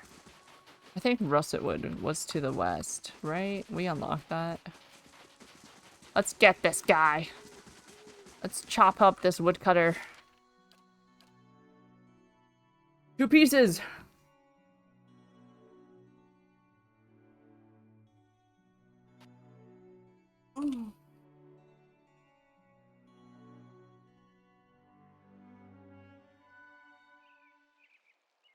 All that time fighting upon the sea. Oh, you must have some great stories. The rot gut and cannon blasts knocked most of them out of my head. Those were good days. You ought to meet my sister. Where in Rawatai are you from, anyway? Little coastal town. Definitely no cannons or rot gut there. Oh my god, that's a lot of landslide, Shrine of Gallowayne. Oh, Woodcutter's Grove. I was right there. Oh, I also been meaning to increase the sound here. Lower the effects. Turn this to 100, lower the effects, lower the music. Save. Because everyone be talking pretty quietly, at least especially Devil. Devil be talking really quietly. Harmkey! It's him, Harmkey. I remember that weak chin and those knobbly knees. She stops, staring motionless at the figures among the trees. How goes? The elven man emerges into the clearing and freezes, staring at the devil of Karak. For an elf, he's tall and rangy, with a weather-beaten face beneath stringy, greasy hair. The others with him turn, glaring and gaping at the bronze golem. Auroch's shadow. What's that wicked thing doing here? Harmkey swallows, a lump bobbing in his neck. Why are you so nervous? It's a killer! Look, we don't want no trouble. Just trying to do our work. Beads of sweat have formed on his forehead despite the chilly air. We'd be much obliged if you'd leave us be. And take that thing with you. He looks at the devil with a mixture of terror and loathing. Enough. What do you see, the druid? Is that the man who torched us? The devil sways on her feet, her whole body moving around the axes of her ankles. Axes of her ankles. Though she's talking to you, her attention, a concentrated spear of essence, is focused on Harmkey. Let's read his soul. He steps away from you, but your awareness reaches through his trembling skin and the feeble resistance of his fear. You see memories, snow-shrouded forests partitioned by falling pines and firs, days measured by the steady swing of your axe. There are other moments, too, recollections that flare up like a heart's welcoming fire. There are children, spry and lanky like you, but still full of the rowdy energy of youth. Together, you scatter winterbloom petals on a grave. You reach deeper into Harmkey's soul. Years roll back. A torch in your left hand bathes your face and shoulder in heat. All around you are other men and women holding other torches, and the mountain air is acrid with the stench of smoke and sweat. Rage billows off the others. It's been a fever in your blood for days now, exhausting you and invigorating you in equal measure. You're at the edge of that town, Coldmorn. It's hours yet before dawn, but the commotion has started to awaken the village. Candlelight ignites behind frost-crusted windows, and haunted faces peer out at you through the glass. You begin to doubt yourself. Just then, a door slams. A villager comes racing through the streets, kicking up snow. With his stark white face and pale hair, he almost looks like a ghost. The line of torchbearers ripples as he gets closer. He picks up speed, but nobody moves toward him. You imagine him breaking through the row, shattering your ranks like the bad dream that brought you all here. You imagine waking up in your bed, the heat from your torch, nothing more than the warmth of your wife sleeping next to you. Instead, the villager reaches the row of torchbearers a stone's throw away from you. A woman advances from the line and buries her dagger in his neck. The rest of your fellows shout. Rage, memory, and bloodthirsty triumph boil up in you. You all came with a purpose. You came to bring justice to the traitors of Coldmorn. Everyone needs therapy. This is not how you bring about justice. The next few hours are painted in colors more vivid than life. You put your torch to anything that stands and your sword to anyone who runs. It is as if Magrin herself whispers in your ear and guides your hand. Exhaustion has almost cooled your rage when you spy a house at the edge of town, one of the only buildings that hasn't already burned. It's flanked by knotty spruce trees, and the door is painted yellow. Yellow, the bloom of sunrise, the hue of your son's hair, the color of cowardice. Just then, somebody barrels into you from behind. It's a man, someone you remember from the journey to Coldmorn, though you can't recall his name. He snarls at you, mad with indiscriminate rage, and it occurs to you that he's mistaken you for one of the villagers. You smash the window and hurl your torch inside. The other man has turned away. You think you hear a child shriek within the house, but it's impossible to tell above the roar of the riot. Harmkey shivers as you pull away from his memory. His eyes are wide with guilt and fear. Spit it out, the druid. What did you see? Her feet are rooted in the snow, but her limbs jerk and jangle. He burned down your house. He's not responsible for what happened to your family. It's not that simple. Is it? He did burn down her house. She stares at Harmkey. You hear only a whirring mechanism in her throat, but Harmkey leans closer. What did you say? His mouth quivers. What did it feel like? The torch in your hand, the blade you carried, what did they feel like? A wild, inhuman scream echoes out of the bizarre machinery of her throat. It drops Harmkey and his companions to their knees, where they cry out in terror. Gears squeal and crank as she rushes at him. Get him! Here. Right here. You can get him. Okay, look, everyone else will get the other woodcutters. You can enact your revenge.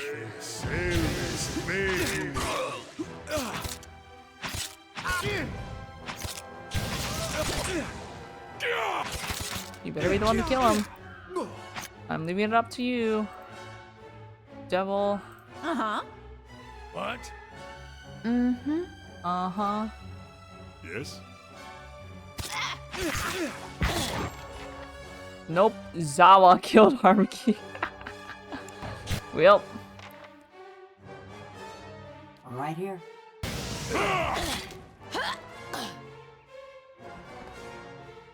Mm-hmm. Now what? What does this feel? Give me all your petty change. Sure.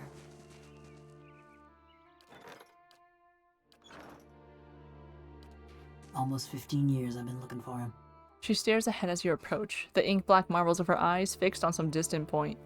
Her essence swells and swirls in the throes of contemplation. All that fretting and wondering. And the deed's over in less time than it takes to tell. How do you feel now? She says nothing at first, and you hear only the dull clinking of something in her chest. I killed a lot of folk in my time. Felt their blood slick in my hands, smelled their flesh as it burned.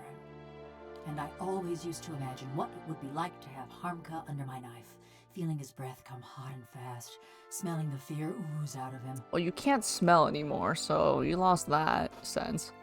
Say nothing? Couldn't feel a thing. His fading pulse weren't no more than a powder of rain to me. Can't you just pretend?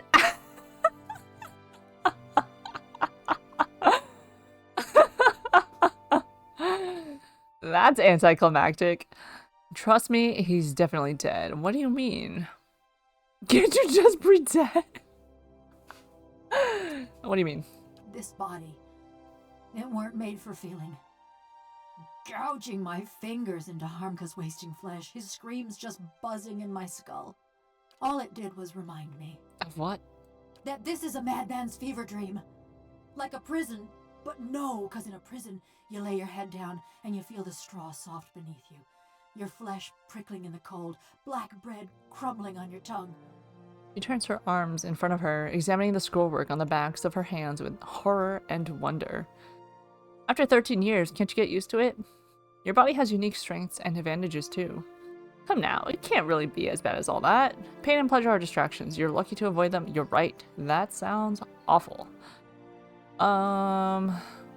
It's been 13 years. Your body has unique strengths and advantages too. I'd trade them all if I could feel the snow cold around my ankles.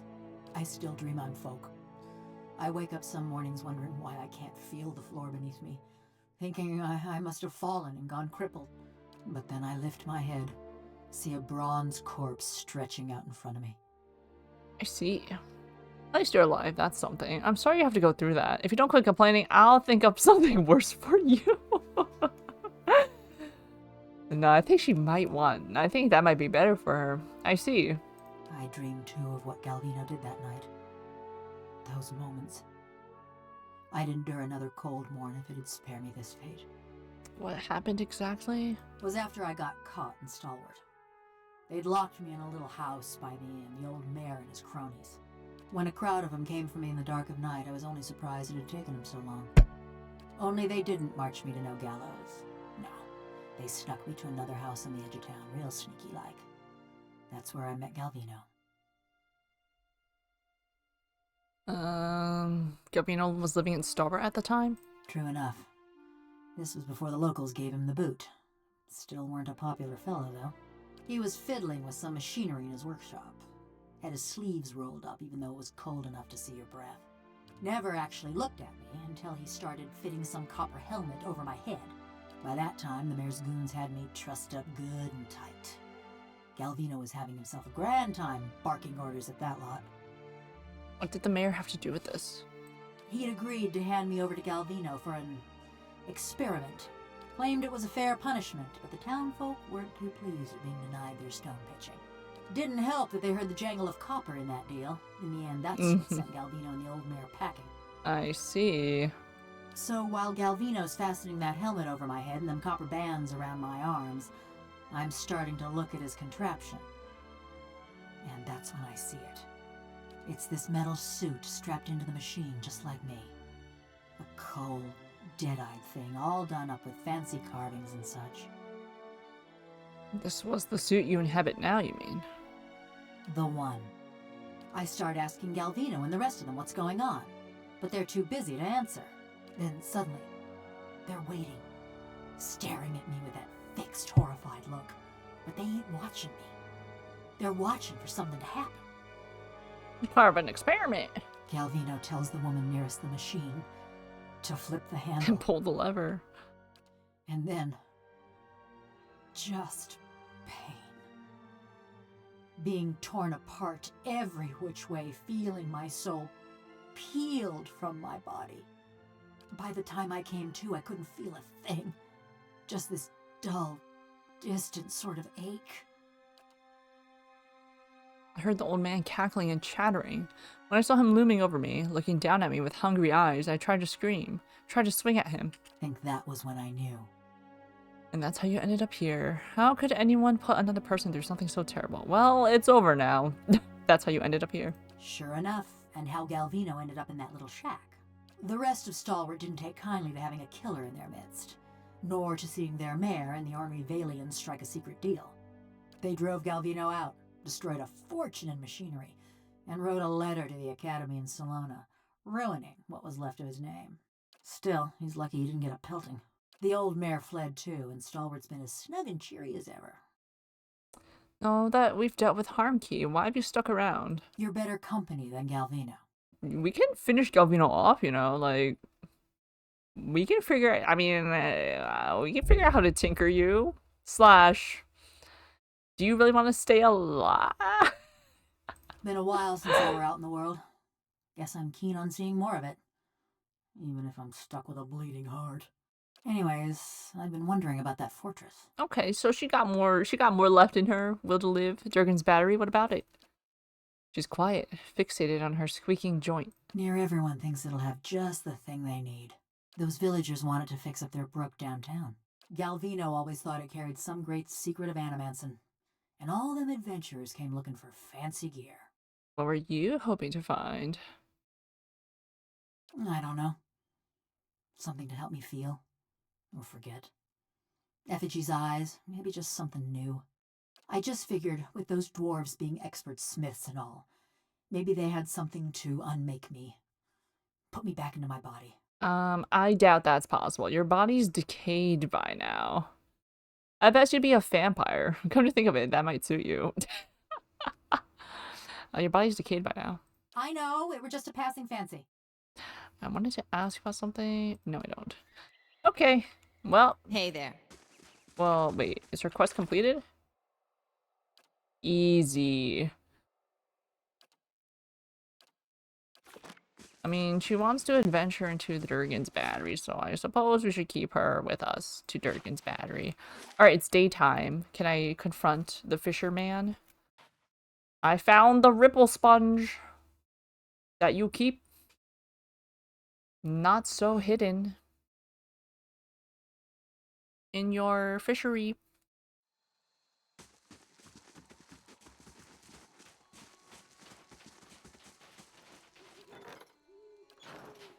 Spiraling payday. What do I pay off for? Just stand around? Yes. Wait, did I complete any construction? I think I needed to, maybe I needed to, construct more things. Oh, silly me. I could have been completing more Artificer's Hall. Sure. The guys aren't here, so I don't know what's going on with the fishery. Is it because it's too early? It's hour 20. Whatever.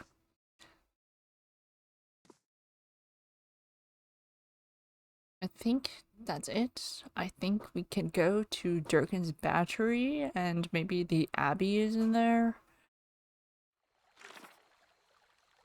I would assume so, since the other guys don't have a... The way you're always clutching at that staff makes me think Mogren burned off the other one. Is that what happened? We are not all so afraid of the fire. Some of us see the beauty of its work.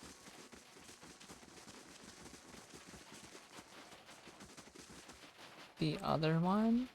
The other staff? Oh. There are people up here. Okay, Durgan's battery. We're doing it. We're doing it for real this time. We're doing it for real. We Durgan on that battery. Durgan D's.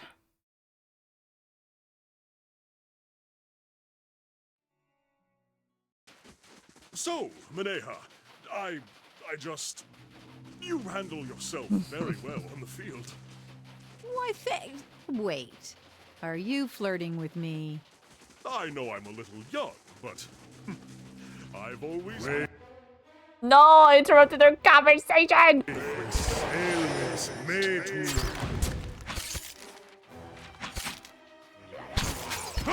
Let's see where that was going.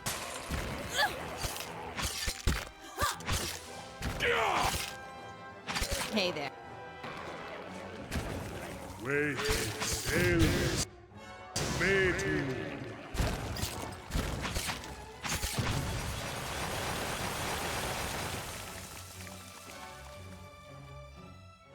Rudely interrupted.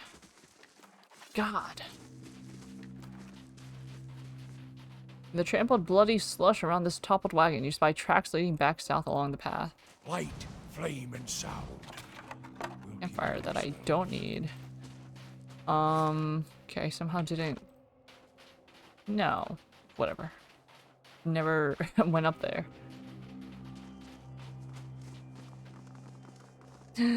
Flirt again, Kana, please.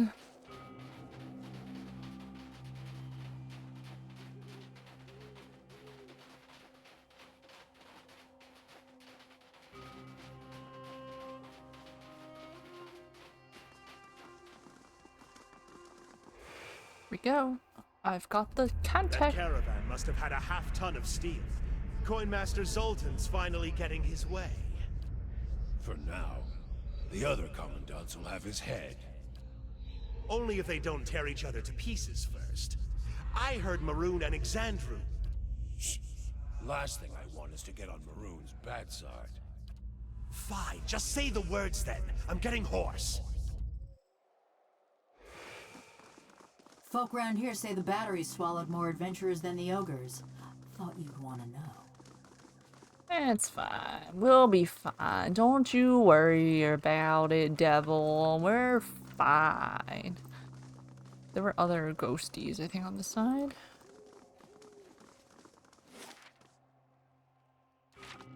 On that side. Whatever. We go in. I remember the Cantic. Though the wind and the ice have pried long, jagged cracks in the walls, the doors feel as solid and as cold as a glacier. Gilded panels are arranged in columns along the doors, though most depict scenes from daily life, dwarves chiseling at tunnel walls, hulling minecarts, or feasting at long tables. One pane at eye level catches your attention. It's a relief showing a crenellated wall, and above it, an indentation in the shape of an anvil. Okay. Walls, no. Hammers of Durgan ring loud, may the anvil's deep music resound. Walls of the battery safeguard our works from marauder and wilder alike. Abaddon's faithful travail by the forge and the fires that brighten the ore. Place the anvil tile in the relief. Push the door. Place the thingy. Okay. Oh, I should have placed the thingy first. When did I get that? Warm thrum in your fingertips as it snaps into place. Alright, may the anvil's thing resound. Distantly you hear the melodic chime of metal on metal and the low chorus of a work song. Strike the anvil relief. As you do, a single ringing tone whistles through the air. Your hand buzzes and vibrates like struck metal. When you look back at the relief, the panels on either side of the wall and anvil have come alive. Ogres and warriors of all races gather for battle, their shapes and silhouettes formed by flaring world heat patterns. The tiny figures move and dance, animated by the flicker and blaze of an unseen fire. Kind of technology they got here. Dang, that's advanced. Duh. Am I repeating? Hammers of Durgan ring loud? Nope. Okay. Strike. Alright. Walls of the battery safeguard our works on marauder and wilder alike. Strike the warriors? Nope. Oh, it's the walls, and then push the crenellated wall relief. It slides easily with the slightest pressure from your fingers. You guide it up and over the anvil relief where it clicks into place. Beneath it is a deep cavity. It's shaped like a dragon's gaping jaws. Abaddon's faithful travail by the forge and the fires that brighten the ore. Warm air gusts from the open mouth, tingling your cold, numbed face. Stick your finger into the cavity. Examine the mouth. The heat billowing from the mouth prevents you from getting too close, but the rim of the cavity and the tiny teeth surrounding it are blackened with soot. You accidentally inhale some of the vapor. It's odorless, but it leaves you lightheaded. You also notice that the dragon's tongue is a fire striker. It's hinged and attached to a chunk of flint. Press the dragon's tongue to light a fire in the mouth. Use your torch. Press the dragon's tongue. Fire catches the warm vapor with a billowing whoosh. The dragon's eyes are alight, and flames lick at the edges of its mouth. A few seconds later, the panel is sliding away from you as the two enormous doors swing open into a grand hall. Finally, we're about to enter Durgan's battery.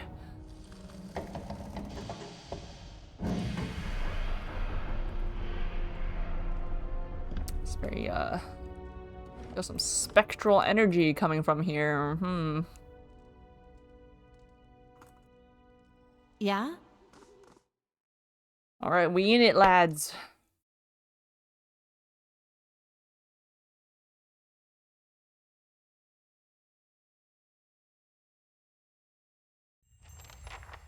You sense the presence of one of the other pieces of Garrod's helm nearby. Step lightly. Descend. You can feel it in the air, Watcher. The dead still linger. What? Hey there. The statue of Abaddon is modeled and tarnished, but each bolt and rivet appears crafted with meticulous detail. Abaddon, looking like a... Ain't that special? Alright, devil has the most... We earned this. Mechanics. Durgan's steel has lined our halls in gold. Your vanity dishonors Abaddon and cheapens us all. These weapons are ours. Or have you two forgotten how to hold a sword?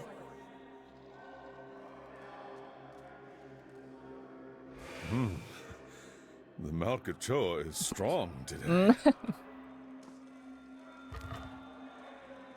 Emerald, Durgan cogwheel. Stairs going up.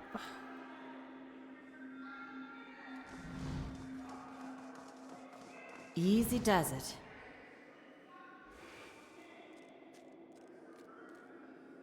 Don't be amazed. If you say so. Got it done.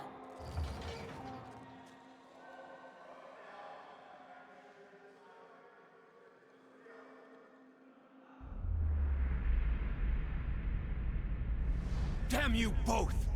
My generation built this keep to honor Abaddon, not to further your greed and ambition. Oh, his name is actually Exandru. I thought the dash was like getting cut off. That his name was cut off. We're Pergrunin. Our forefathers explored and conquered, but you've stuck us in this frigid hall. Paved with gold and marble. I won't allow us to abandon our legacy for your delusions. No, you'll peddle it away to line your pockets. How much have you made selling our steel, Zoltan? Again with your lies. You think I don't hear you turning the others against me? These walls echo, and... Enough! I'll send the Forge Guardians on both of you if that's what it takes. I don't care about their politics. I'll teach you a lesson.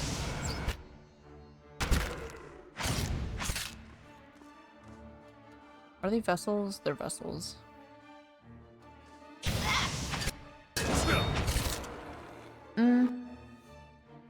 Okay, yeah, Talon's grasp. Why not? Following your lead. Take that!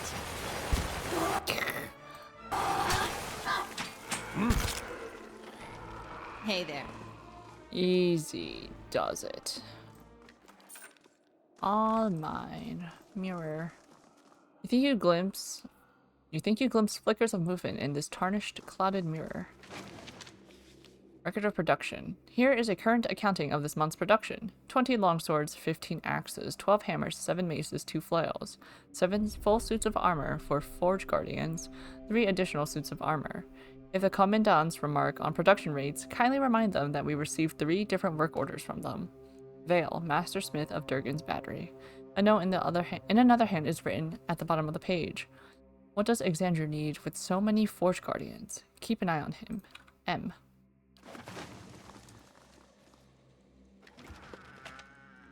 Fine arquebus. Good thing I'm freshly greased. That is a good thing, ma'am. I'll teach you a lesson. Not devil getting caught up in this.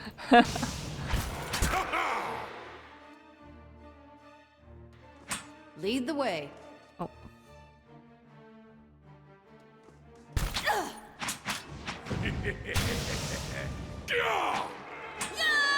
Get the stupid ghost.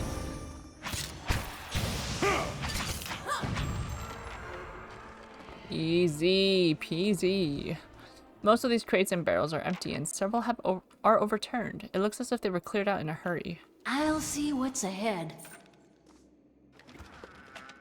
Shimmering cloak.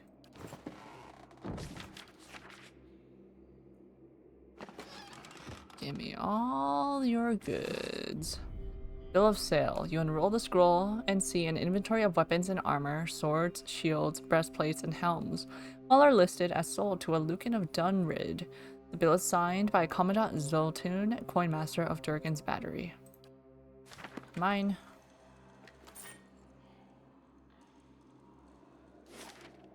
He's a traitor to the battery. Who is? Stairs. Battery gate. Okay.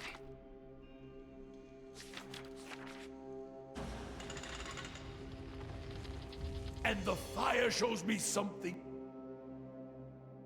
That'll do. That'll do. Encased within a thick sheet of ice, this dwarven corpse has been remarkably preserved. What am I looking at? Oh, okay. His arms are like kind of crossed. Those features are obscured by frost.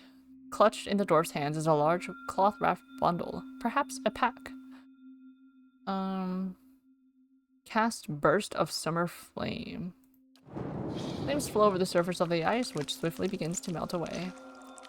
In time, enough ice falls away that you are able to reach the satchel. Tug it over.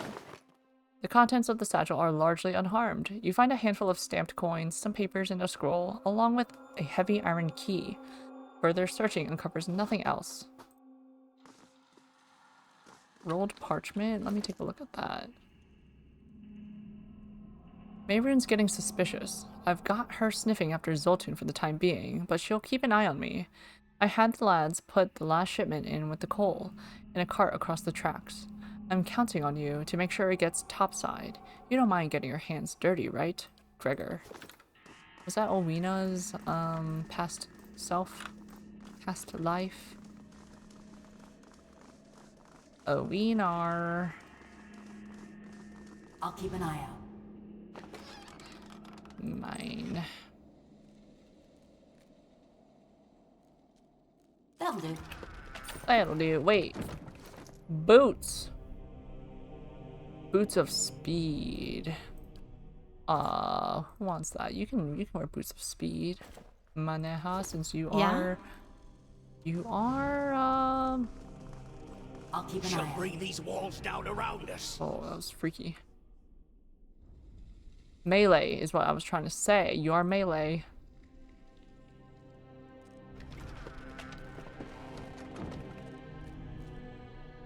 And the fire shows me something new. Letter to Zoltun. Esteemed Coinmaster Zoltun, I write to you in anger and bafflement. Have I not been a faithful customer to you? Have I not been fair in my dealings? Yet after all of our business together, your people turn me away like some filthy beggar. I arrived at the battery a fortnight ago, frost in my beard and not a morsel in my belly. Barely had I unhitched the horses when your Commandant Exandru came to meet me. The priest told me that I would be made welcome, but my profane business would not. In short, I would have to leave at first light, my wagons empty. Certain that this was but a negotiating tactic, I told Exandru that I would of course see him compensated along with you. He left in a huff, and when I presented myself at the door, it was Commandant Maroon, your arms warden, who met me. She told me to leave at once, that she wouldn't have my coin-grubbing hands tarnishing Durgan's steel. Now, I appreciate forceful bargaining as much as any man of coin, but I was cold, hungry, and put off by her vehemence. So I showed her the letter you had sent inviting me to examine your latest stock of Durgan steel.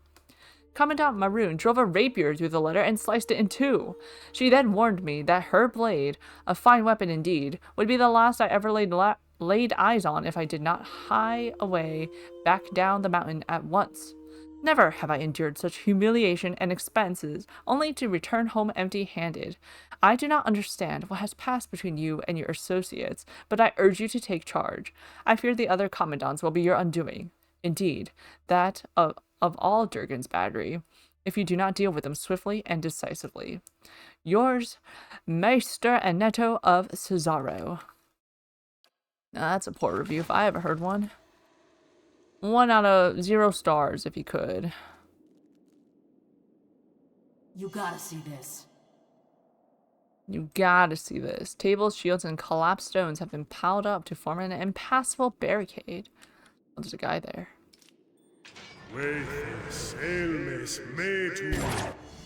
Wait. The trap. Okay, there we go. Now you can get attacked.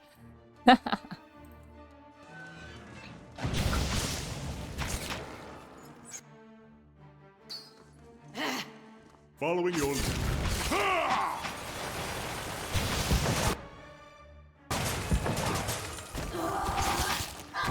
Easy. Easy. Sure. Lemony squeezy. I should probably save. Since we just entered and caused a ruckus. Step lightly. He'll regret You gotta see this. Do not remove any equipment from the armory without permission from Arms Warden Maroon or Captain Gregor. Well, they ain't here, are they? So, you know. Battered helm. Oh, Garoon's whatever. Garode.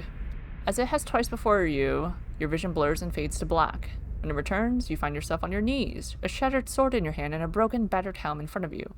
Your helm. You can feel blood pouring down one side of your face, and you know for certain that you will never see out of your left eye again. Arrayed around you in a circle are other warriors, some from your tribe, the rest from an enemy tribe. They watch the combat in silence. You're going to die, old man. Your opponent is brash, but young and strong. You still think single combat was a good idea? You do. Last winter's famine took a heavy toll on your tribe, and your warriors were in no shape to fend off an all-out attack from its enemies. Single combat was your tribe's only hope, but not if you lose. Once again, the world stops. The memories trail, awaiting your guidance. Pretend to pass out. Take him down with you. You force yourself to your feet and toss away your broken blade. Summoning the last reserves of your energy, you charge your opponent. He's ready for you. His blade bites deep into your side. A mortal blow. He laughs, but the last laugh is yours. You are older, and you are slower, but you are still strong. You seize the young warrior's head, and with a roar of triumph, snap his neck and drop his corpse into the mud. You remain standing, sheer willpower keeping you up, until you're certain that you are the undisputed winner of the combat. It's not until the last of the enemy warriors have left your village that you allow yourself to collapse. The last thing you ever remember is the hands of your people reaching out to catch you. Yes. Yes, it's all coming back. My sister, my reign, the end. Oh. Garode looks at his own spectral form with a sad surprise in his eyes, watching it begin to fade. But I've only just seen it. There's been so little time to know what to make of it all. So am I going to get anything out of this? Or... Farewell, Garode. He sighs. The wheel has no patience, it seems. I entrust my helm to your care. You find Garode's helm in your hands, whole and unbroken. Farewell, my friend. Garode's chorus. That's not it. That's console help. Wait, why is he not in my... Get back in there. You're a pet. Garode's helm. +3 might? Yes. Retaliation? Okay, +3 might. That would be good for Zawa. Oh, but you got your stag helm. I like that on you. We'll give this to Maneha, I guess? Yeah. Yes, Yeah? sir. Alright, that's done. What the? The crossed eye. Here, Eater, you can be assigned to that.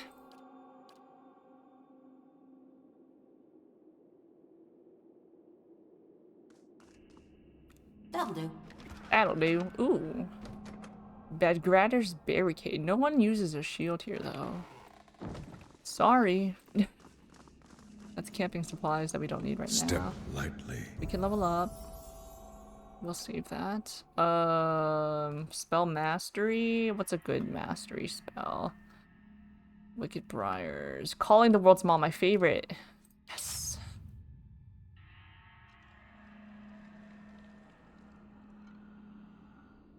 Calling of the World's Maw. That'll do. That'll do. We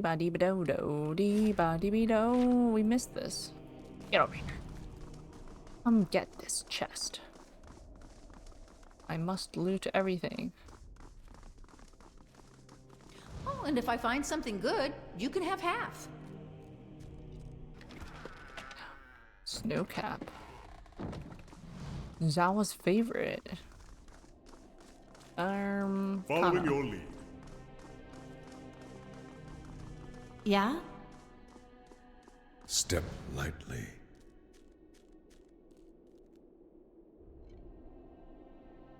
Khajiit has wares if you have coin.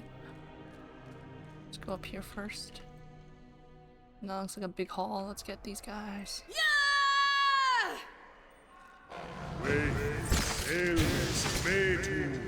Let's get these fooligans. We've cornered ourselves. Gotcha.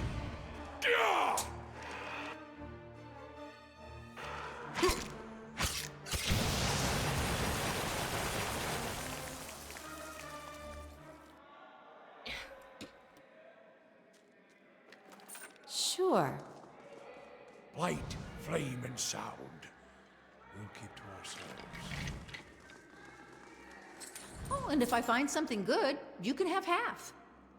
Wow, thanks. That's so generous. What was that? Well, it's in our stash. I'm not gonna go digging for it. Oh, look at here. Zoltan's the only one with sense. Anyone who says otherwise is a fool. That sheet sold our steel and kept the coin himself. Maroon? She won't rest until our corpses decorate the halls.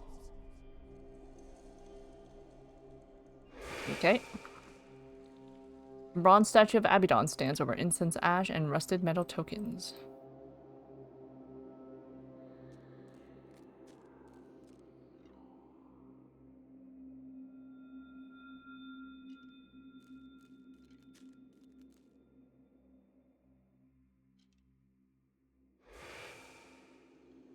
How long before the commandants come to blows? Did you see the look in Maroon's eye? Exandro had better watch his back. Show him how it's done!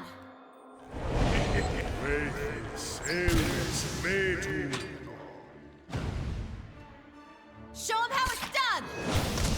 Oh! Exactly what I was going for. I'll teach you a lesson. We got it. We got it. Sure. Durgan's battery sweep. Level up. Durance. Mechanics, you gotta catch up. Spell mastery. Devotions of the Faith of Bewilderment? Devotions of the Faithful! I shall be quiet as a calm sea, which is not very quiet. Thanks. Get out! Out! No. Oh, I gotta go here. I've got to go here. Check up the stairs. It was right in the beginning. Nah, I'll go back and I'll go back to that. After. I'll see what's ahead. Should I save? Save. Save. Yeah.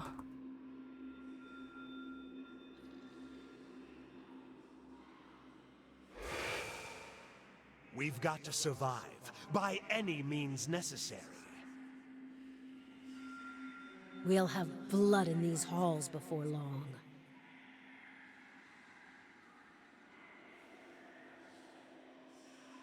Yes. Right. As you approach the doorway, a wave of essence ripples through the air. The ancient stones grind and groan around you, and a woman's voice echoes from the hall. Stop right there. You must be some merchant come to speak with Zoltan. There's a pause in which the woman's wrathful essence gathers like a storm cloud on the other side of the door. The entire room creaks from the pressure of her presence. I'd pick the lock, but I think she'll notice. Our illustrious coin master may let you plunder our armory, but I've got other ideas for dealing with your lot. Her voice is sharp and loud, like the slamming of a door, as her words echo in the chamber. The ghosts startle and flinch, glancing about in agitation. Turn and go before I show you how an arms warden deals with trespassers. I'm just looking around. I've come to learn the secrets of the White Forge. A group called the Leaden Key is seeking something here. Zoltan invited me, I'm meeting him below. Exandria invited me, I'm meeting him below. I'm just looking around. Actually, who's she like? She likes...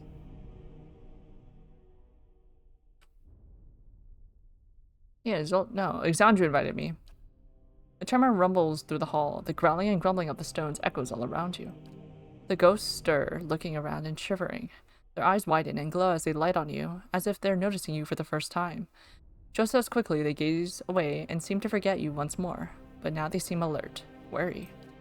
And what exactly did he invite you for? Study. I came to learn how durgan steel is produced, that I might bring the secret to my people. Business. Worship. Surrender. Business. He's offered weapons and I paid him well. Brittle lies crumble easily. At least your corpse will show Zoltan and Exandria their folly. There's a hiss, a gritty noise, and the click of something sliding into place on the other side of the door. Yeah, whatever. Fragment of Maru.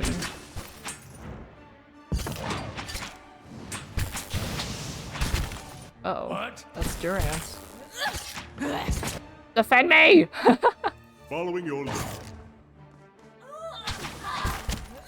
Following your lead.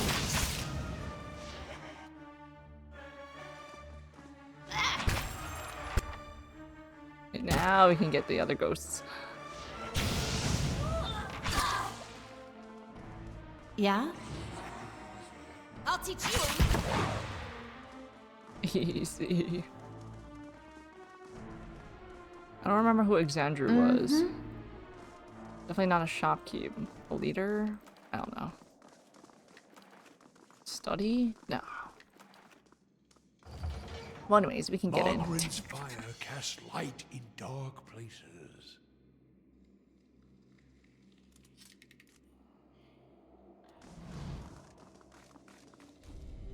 Okay, let me go up here, and then go back down, and then go up the other stairs to see where the other stairs lead, because I'm sure the other stairs lead to a place that doesn't have anything. Zeshu! Stopping by to say hi. Hello, Zeshu! Good to see you. Thanks for saying hi. Hope all is well. Oh my god, this is a big map. Let's look at the other stairs first. Durgan that battery.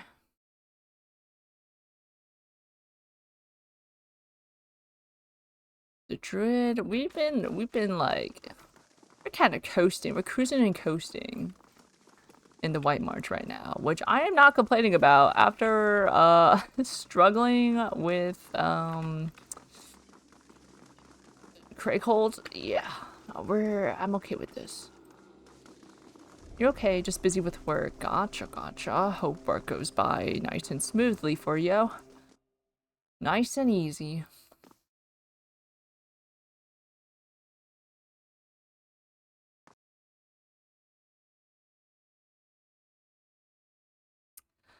Love me some water. Alright. Okay, we're up top here. See that dwarven woman? Oh, hello? It's like a church bell. Now you want me to be that friend? I can't help you with women, Kana. As you like. She was making eyes at you the whole time, so I thought. Maybe just point her out next time you see her. Yeah? An upper section of the side of the tower has crumbled, blocking access within. I miss the stupid Lagu faith interrupted their conversation. Minor gauntlets of accuracy. You. You can have that. +3 accuracy, that's pretty good. I feel like.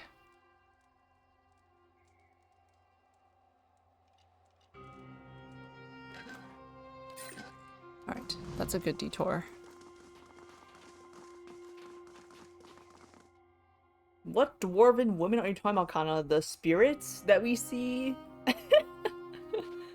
Trying to set Maneha up with a spirit?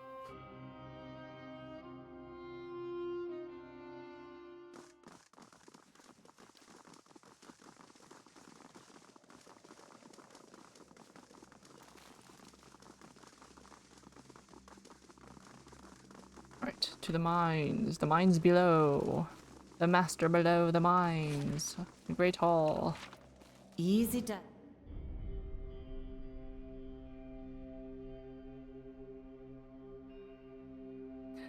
Holy moly. Holy moly. Okay. Before I investigate the mines further, I'm gonna be right back.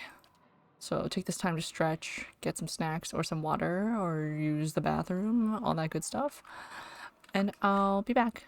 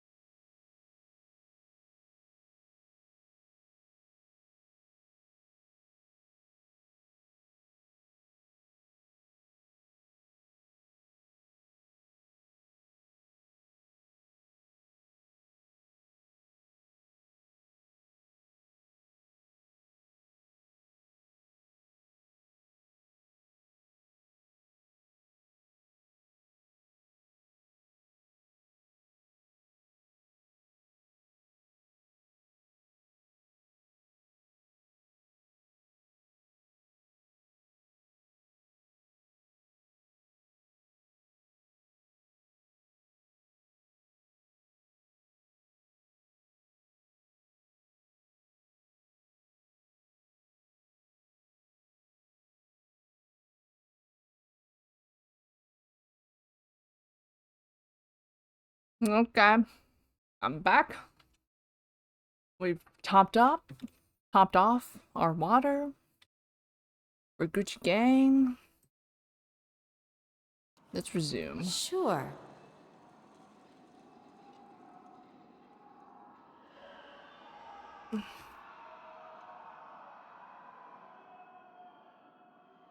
Traps?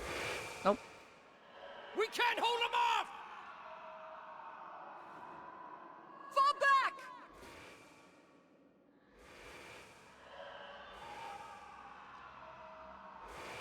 Heat ripples and rises from great covered hallways below you. Okay. It's like move. Just move out of the range.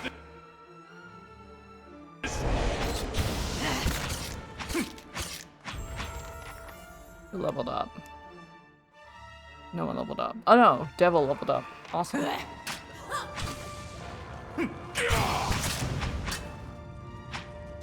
Beautiful chunks of meat. Or, I guess, chunks of what? Metal? Not meat. Alright, get these ranged fools. Oh, they're in the doorway. I have something here that works. Fear no one!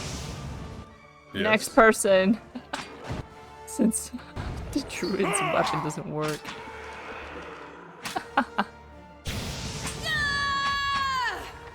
Sure. Good. I'd gladly shoulder the load, but the pack won't hold anymore. Okay, Slay. No, just wait for your mechanics. Rogue abilities. Escape. Crippling strike. Shadows of smoke cloud. Fearsome strike.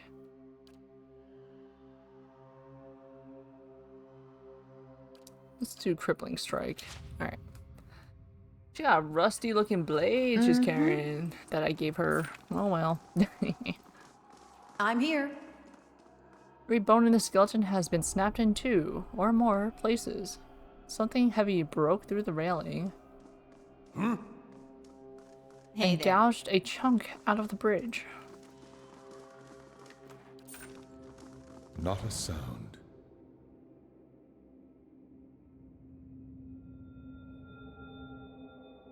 Not gonna lie, the dwarven aesthetic in games is not usually my favorite. You gonna speak? Nope. Shattered skeletons lie prostrate before the shrine. Swords and helms have been laid at the feet of the statue. Got it done. Gauntlets of ogre might. Wait, that's epic.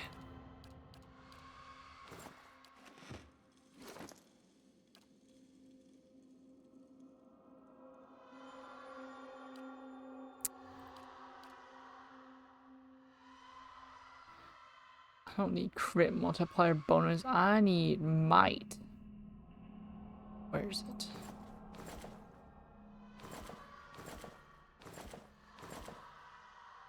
Sure, yeah. Yeah. You got spell damage multiplier. I like that. Okay, that makes sense. Hey there. That makes sense. Give me that.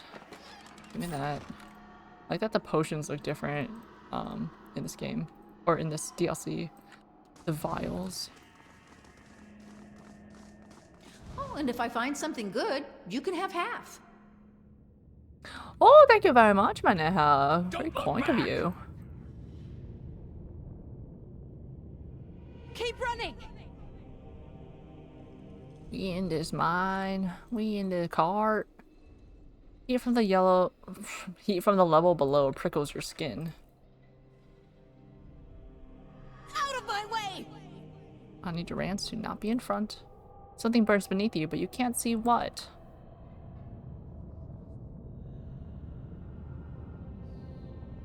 This is very precarious. No railings? God. Frost ooze. I'll teach you a lesson. Ice beetle.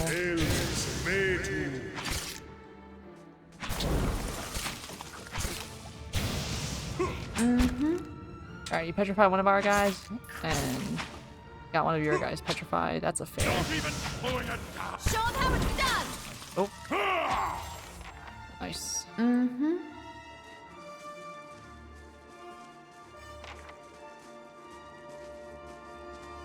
Hey there.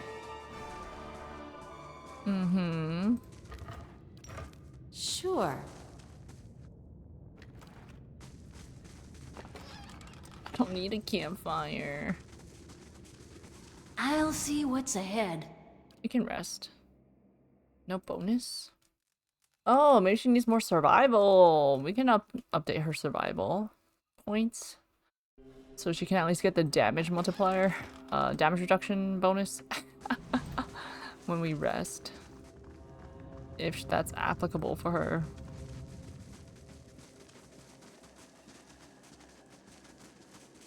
Let's see what lies this way.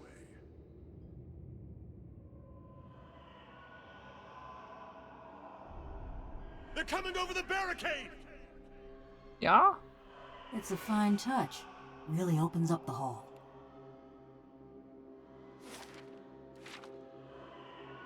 Skeletons lie crushed beneath enormous stone slabs. It's a morning star. I thought it was a key. Only a few bones protrude from the rubble, and they've been broken like twigs.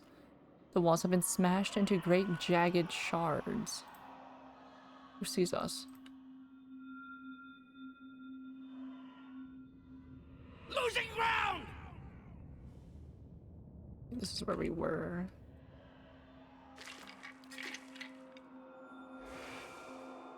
They're coming! To the mines! Oh, we already went to the mines. The haters will say we dug too deep and too greedily. If you say so. Classic. Oh, we have 74 lockpicks? Yeah, we got this. That'll do. Oh, open the door. Classic hubris. Whoa, ice troll, giant ice troll, winter wolf. We got this.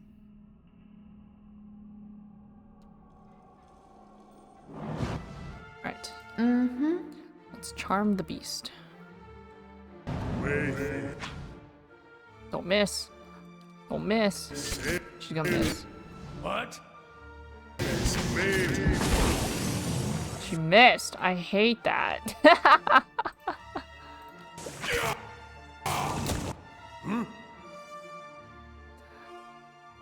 Interdiction, sure. I haven't used any, like, spells in a hot minute.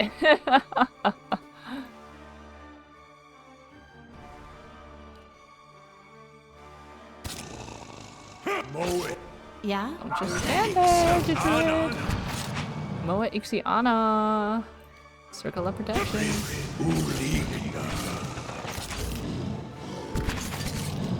What?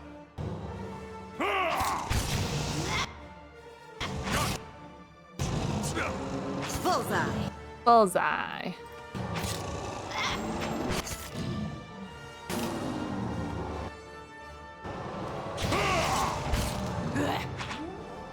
Many dragons thrashing. I'll let Margaret's fire bless this. Not the 2-second revival.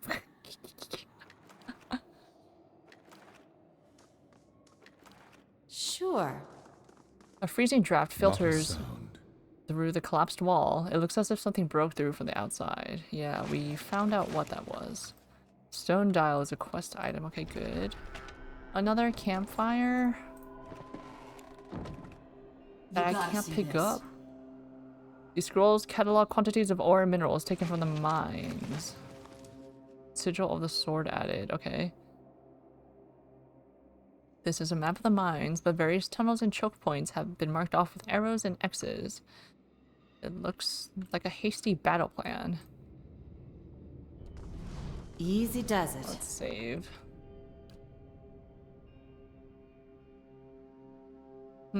If we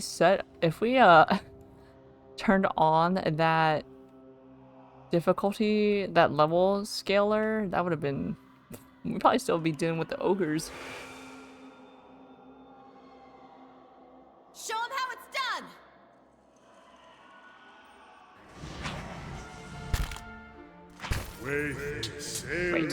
Great. They got us funneled in. Let's back up.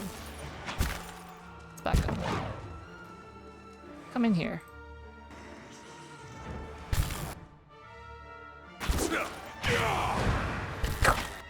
Tell me. Uh-huh. Just have to try something else. This is getting no. It's getting somewhere. I don't know what you're talking about. Just like old times. Let's try that again. Move, guys. Zawa is ready. Battery siren. Just like old times.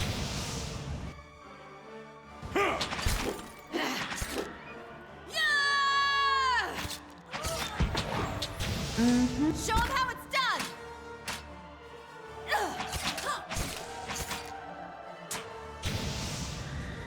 Neato.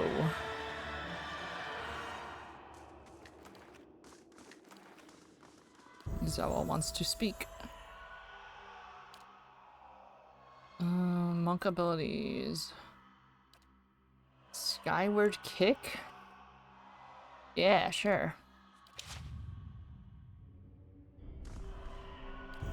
Level up for Maneha. More athletics, please. Frenzy? Are these modals? Passive. No, don't want that. Attack fortitude into deflection, wild sprint. Don't need that. Threatening presence. It's a passive. Sicken. Bloodlust. Passive. Vengeful defeat. Foe AoE. Full attack.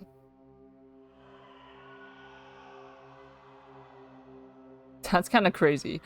Eye of the Storm. Not be engaged by enemies more than one level before self. Dragon Leap. I'll do Dragon Leap. That sounds cool. Zawa, what do you want to say? A hopeless battle was waged in Durgan's battery. They seemed to know that their deaths had come, yet many fought on.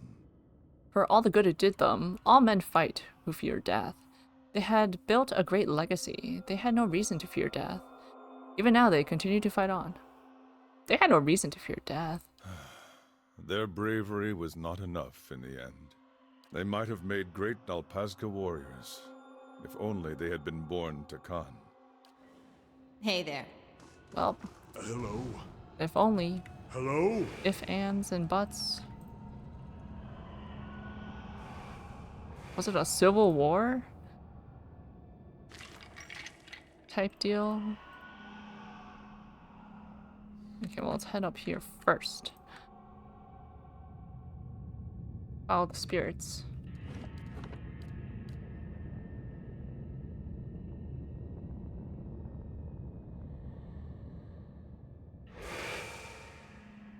Hold them off! Move!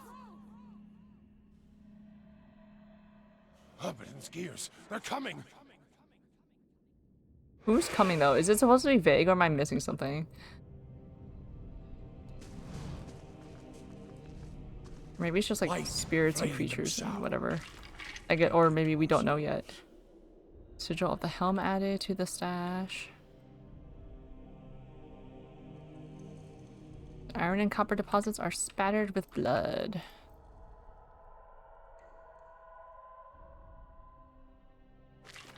Blasted dead end with the skeleton at the end to loot. Oh yeah.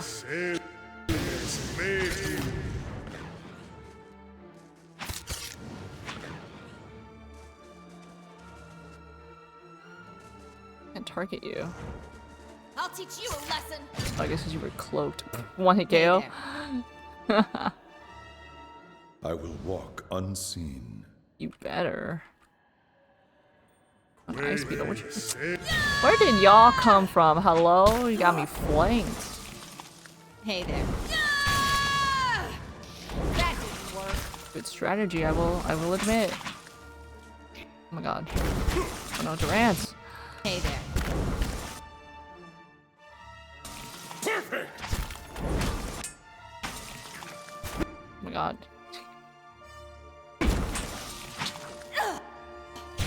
If it makes you rest easier, I'll let Margaret's fire bless this.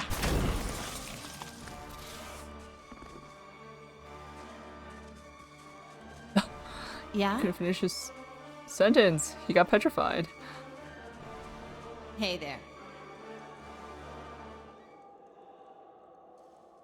Sure. I'll keep an eye out. Do. Boots. Rocks choked the tunnel mouth as if caved in or was purposely collapsed some time ago. And what does the flame reveal?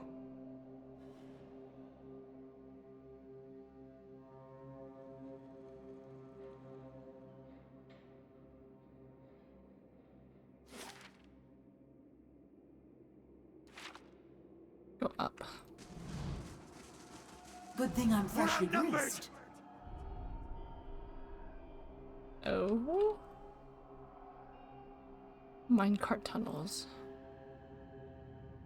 Okay, wait, let's not do that yet. Let's continue exploring here.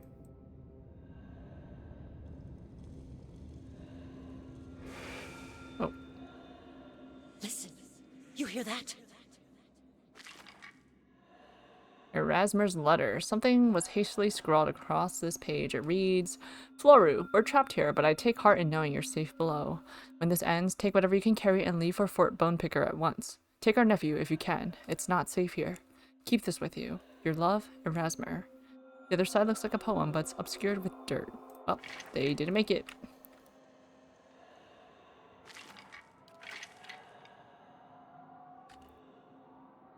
What am I hearing? I don't hear that. Oh, tell me there's another dragon in this. Made its way to the keep. And called it its home. Don't tell me.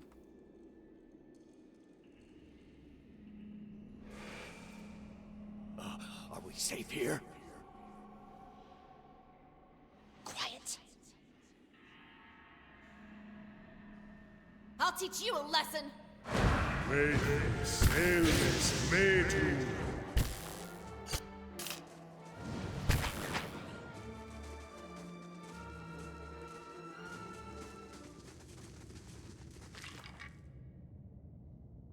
Constitution. Someone can use that. Probably. No, that's a ring. How much health are you gonna get? 200 more health. That's crazy. Yeah? Okay, my tank. I shall be quiet as a calm sea, which is not very. I will walk unseen.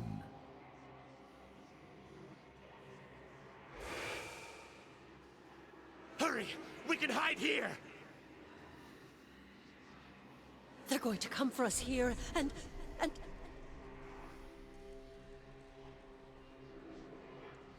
The dwarf's remains lie on the floor, covered in dirt and swathed in cobwebs. Essence drifts nearby, hanging in the stale air like dust motes. Search the body.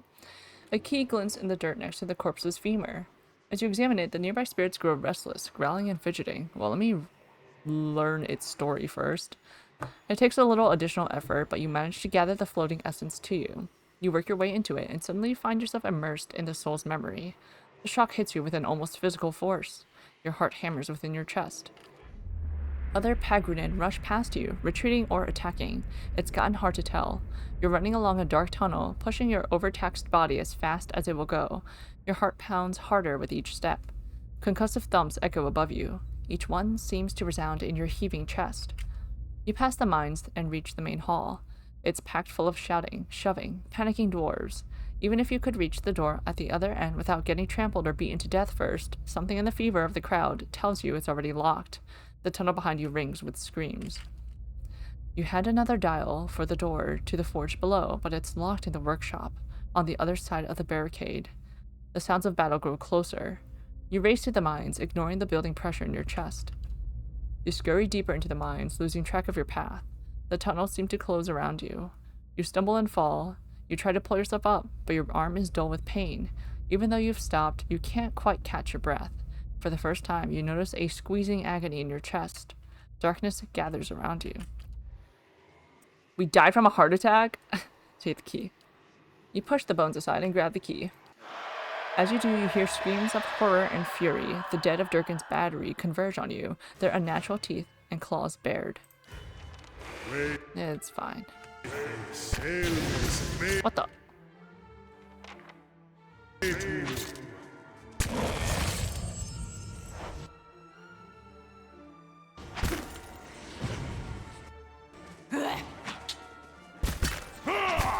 Got you.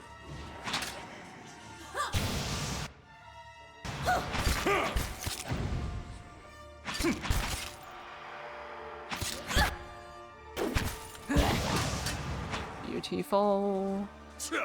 Beautiful. Sure.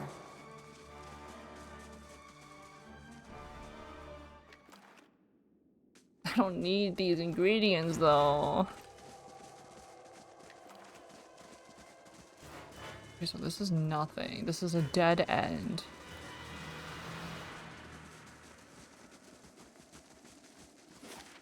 Easy does it. I've been here. Okay. So we gotta go to the cart. Well, before we do that, we can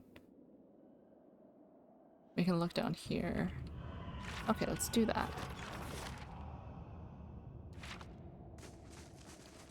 Quick speed. Stop them! What? What?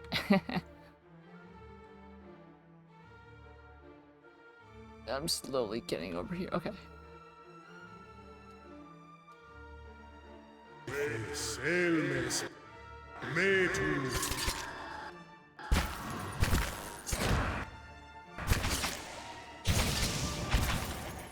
Let's burn this away!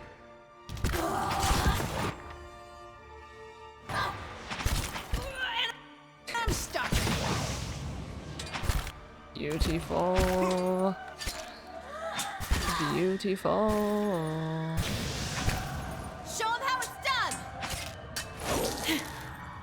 Now, where were we? Lovely.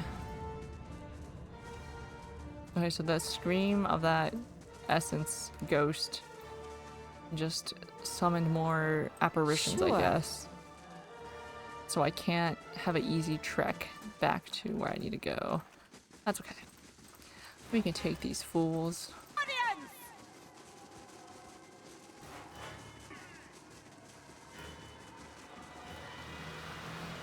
I'll take a peek. Oh!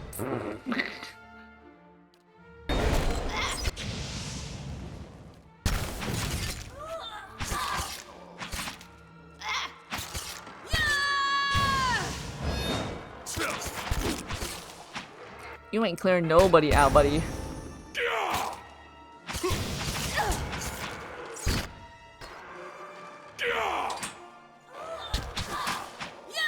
Easy. Okay, the rest of you can get this guy.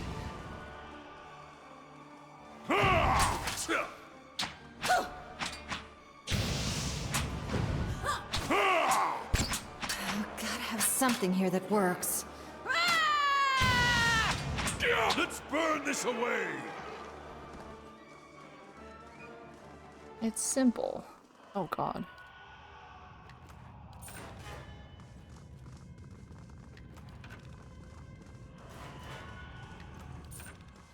Or did I want to go in the minecart? I don't understand. Maybe I did want to go into the I'll minecart. keep an eye out. Or maybe not. That seems to be where they were retreating. Oh, and if I find something good, you can have half. The heavy bronze suit appears to have been ripped apart, its pieces scattered across the floor. Okay, if there are stairs, then we're gonna go to the minecart first.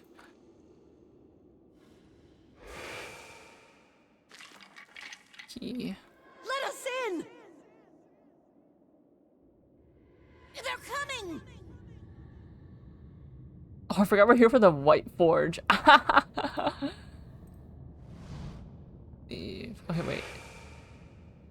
North is the White Forge. Valia is in the west.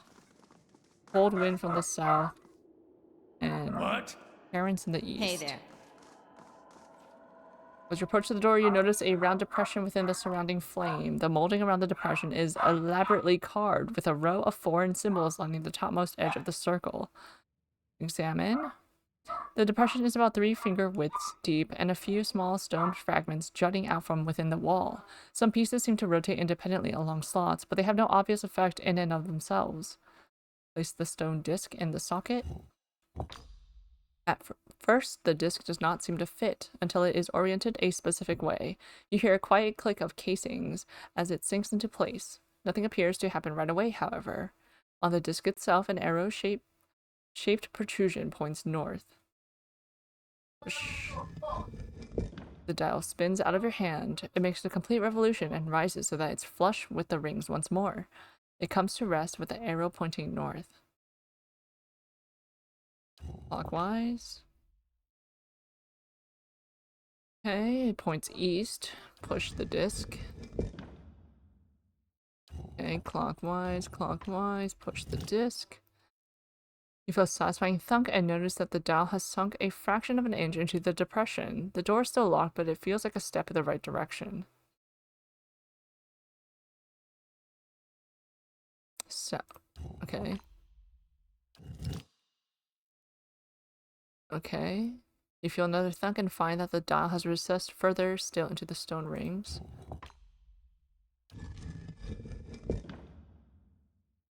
It's flush with the rings. Okay, let's do... It's south first. Then west. Then east. Sinks a hair lower into the stone molding. This change is almost too small to see, but seems to indicate progress, and then north. At first, nothing seems to happen, but after a few seconds have passed, the disc recedes deeper into the socket. You hear a clunk and a rattle of chains, and the door nearby swings open. The way is clear. Dwight Forge. Alright, before we go in there, let's go into the mines. Hey there. So this is just the end. I'll see what's ahead.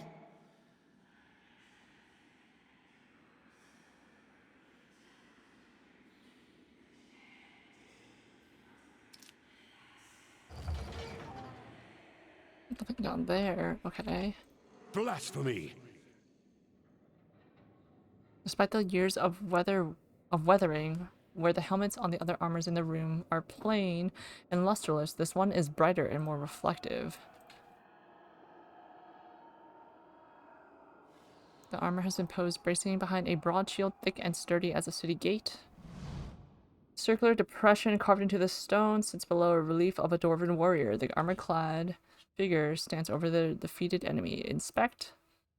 One hole punctures the bottom of the circular depression. Its edges seem worn, as if something has scraped against them. Above the depression, stepping on the corpse of a vanquished foe, a dwarf holds his own helmet high in sign of victory. Okay, sigil of the helm. You hold the symbol in place, matching its protrusions against the holes in the circular depression. They align perfectly. A gentle push is enough to slide the symbol into its receptacle. You hear a faint clicking sound behind the stone wall. Inspect. Shield. I don't have a sigil of the shield.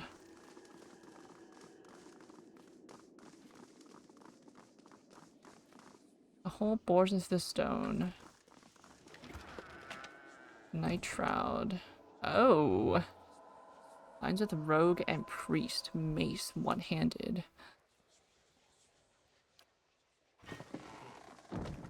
These are Abidan's treasures! And? Oh, look at here.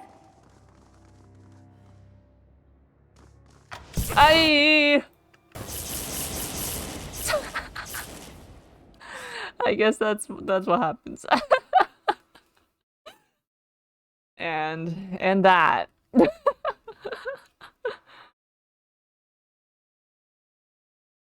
Let's go to the mine cart first.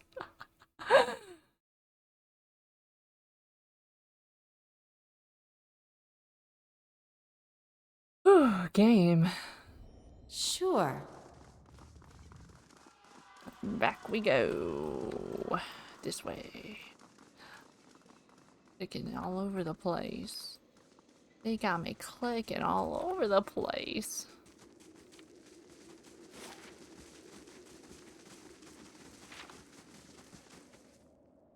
An empty minecart sits at the mouth of the tunnel, waiting to be loaded up with ore. Despite the condition of some of the surrounding tunnels, this cart and the tracks beyond appear to be intact. There's a lever. Look inside. The cart is empty and large enough that a group of kith might fit inside uncomfortably. Climb in. You and your allies clamber into the minecart in a graceless jumble of jabbing elbows and weapons. Pull the lever. With a shriek of grinding metal, the lever slides into place. The cart gives a mighty shudder and then starts rolling slowly along the track. The minecart moves downhill and quickly gathers speed. On the next rise, it becomes clear that there is some form of enchantment upon the tracks. The cart loses none of its momentum. After a sharp turn, you find yourself rapidly approaching a fork in the tracks. One track leads left, and another upward and to the right. Look around quickly. You notice another lever sit along the side of the tracks. The minecart hurtles along towards it. Grab the lever as you pass. That sounds really dangerous. Do it yourself. In a show of dexterity, you manage to hang over the side of the cart and grab the lever as it comes along. The impact nearly jars you from your perch, however, and leaves your shoulder aching. There's a grinding noise, and then the tracks shift ahead of you. Just in time, the cart rattles onto the right track. After a dizzying set of turns and twists, the minecart slows, then stops at the entrance to a new cavern. Oh. Not a sound. Secret treasure.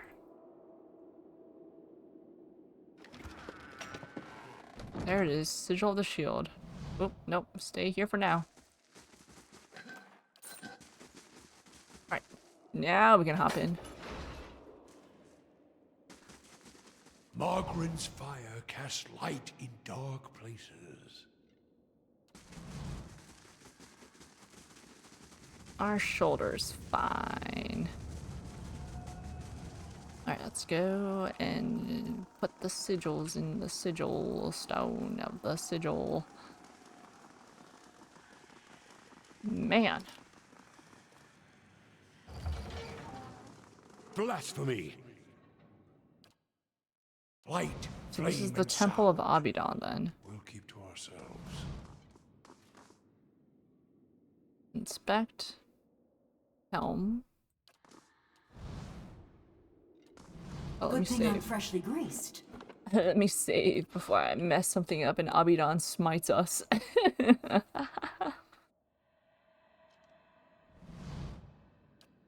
Shield. And sword.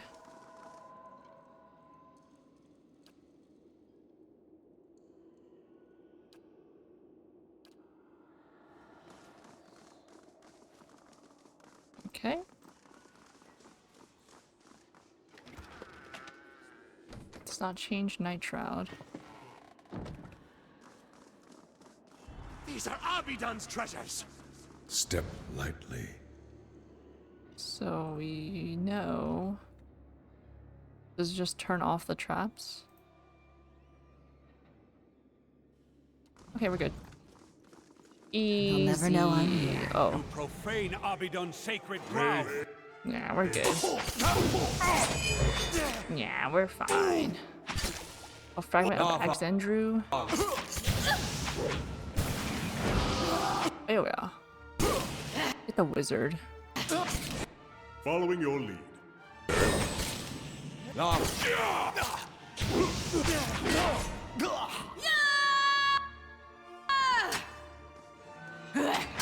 Close the door. You know that sound effect where they like explode, rooting pain, the boom. That sounds like a Elder Scrolls Online sound effect. When you like attack or like do a little similar thing where you go boom and then there's a little around your character's feet. At least that's what it reminds me of. Alright, we got the base that we're not gonna use. We're just hoarding, like, Keep an eye out. honestly, we're just hoarding. Alright, to the White Forge. Down we go. Nearly there. But apparently there's a part 2. So what happens next? We have to search for the, what, the anvil or something? Together. We're in this together. Several skeletons have been laid alongside one another. Their legs and ribs are broken, but a dented Abidan statuette has been left amongst them. They'll never know I'm here. Yeah, it's not looking good for y'all. Abidan.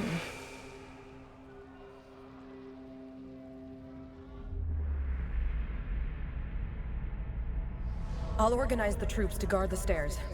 We can hold them off for a while. Vazo's repairing the Guardians. Ilune's preparing for the... You can't be serious about this. Let's just wait those monsters out. Abidan wouldn't let us... Abidun rewards earnest work, not begging and cowering. We must hurry.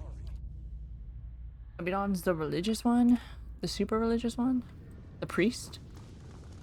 I mean, Exandru, not Abidan. What is this? I can highlight this, but I can't do anything with this. Let's see what we got. We'll hold them off as long as we can.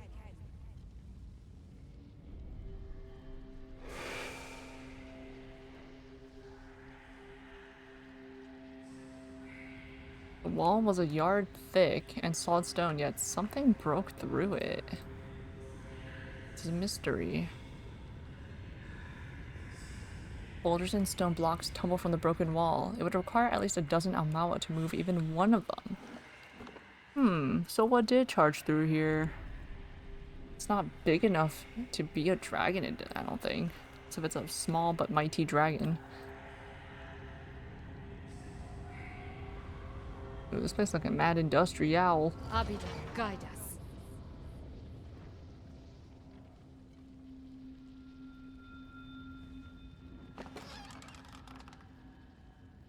Oh god, I'm not reading that.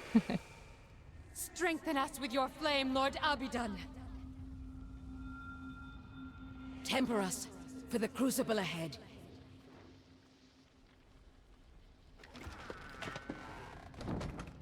Spheres, quest item, okay.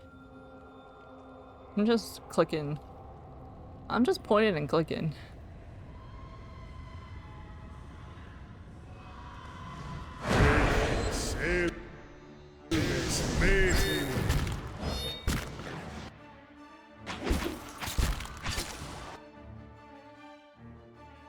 Nope, where'd it go?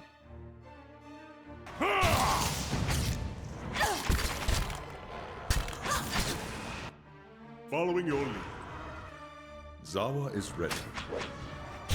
Better be ready, Zawa. Just like old times. Didn't realize this wrath took the druid all the way over here.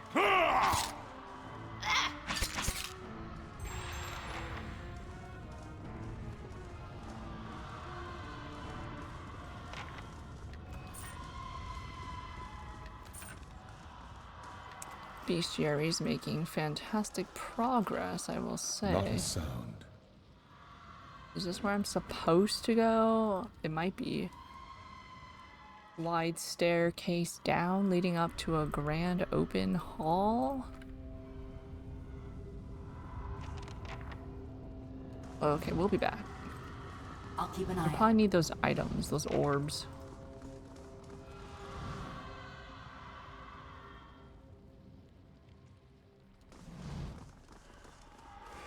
I shall be quiet as a calm sea. Which is not very quiet.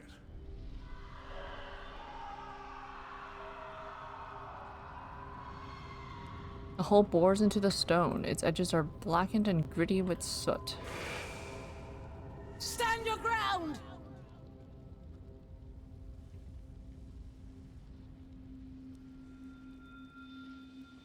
Okay, it seems like you're guarding something.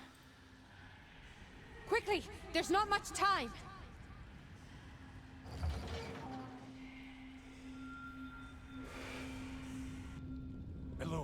We've never introduced this much essence into the White Forge. Abidan gave us the tools, Vasil. We've got to make them work. Is this like a blood sand situation where they'd be Hey sacrificing essence? Books and pages scrawled with equations and measures of essence are scattered across this table as if someone went through them in a hurry. Your skin prickles as you approach the vat. It teems with soul energy, which lives spent and stored thrice over. Essence roils like churning water, running over ancient pipes and gears. But there within the vat itself lies a heavy stone disc, rune engraved and pale as bone. I'm digging that. You feel a chill run up your arm, and the moment your fingers brush the disc's surface, whispers erupt from the stone around you, and out of that chorus rises a single steady voice. Stop! These methods belong to us! To the Pargrunin! What if I say please? What is this? Years of toil. The pride of a generation. You would steal from us? From the... Abidan himself. You will regret your trespass. You hear a grinding, clicking noise in the hall. Something moans and snarls outside. It's fine. We got the Audra disc. Sure.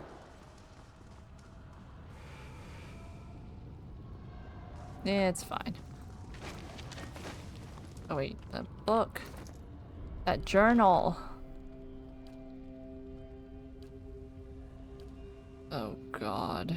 Is it in our inventory or is it in here somewhere? It's lost forever. This one? On the Binding of Souls? Whoa. The margins of this text are scribbled with notes and references. The ink-stained pages appear to have seen much use in earlier times. The removal and transference of souls is a practice both ancient and sophisticated. There's evidence that the Ingvithans were particularly adept at this, yet few details have survived them. Someone scrawled Annals of the Peregrine, pp. page 382-6, below this paragraph. What is known is that the removal of a soul is a difficult process, and one that requires an expert hand and precise tools for any chance of success. Early attempts on a test pool of 138 goats left most of the subjects with maimed or fractured souls. In all but 2 of the elven instances where the soul was successfully removed, the essence dissipated before scholars could capture it. The words "transfer to holding vessel" are written and underlined in the margin. The process requires conductive materials, copper and Audra specifically. Immersion in water is important to ensure that the soul is drawn in a steady and uniform manner, with no distortions or breakages. A warped soul is, at best, useless and at worst, unpredictable. An arrow points from this paragraph to a scrunch note. Extraction pool in CR, 18 feet wide by 3 feet deep. We have since mastered the process of soul transference and have seen the benefits of infusing forged work with the essence of animals in Wilder. What remains to be seen is whether we might see greater gains from using the souls of Kith, where we would procure the appropriate subjects, and how much personality and autonomy we would want to leave intact in such cases. A string of notes winds around and below this paragraph, beginning with criminals, prisoners of war, volunteers, and ending with forge guardians in block letters. Man, these people, they gotta stop messing with like souls and essences. This is what happens. You try to play God and your society, the downfall of your society occurs. Like, don't do that. Do not mess with this.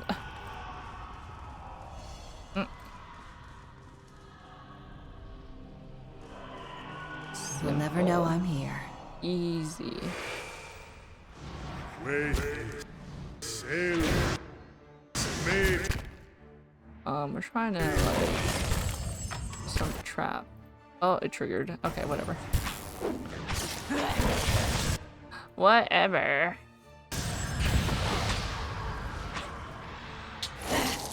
Who's dying? Oh, that's the druid.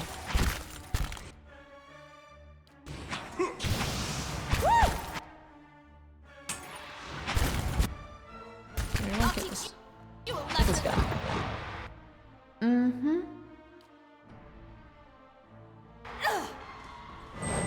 There we go. I'll teach you a lesson.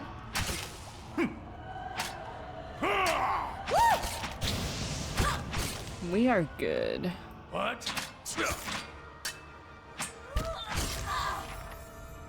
Mm-hmm. Good job, Kana. Level up. Kana leveled up. Perfect. You are doing wonders. Mercy and kindness followed where'er she walked. 100% healing received. Allies receive more healing endurance. 20 against beasts? But isn't a beast like an animal? Those are so easy to kill. Let's do the damage restored as endurance. Sure, why not? Why not? Mm-hmm. And let me save. The foundry.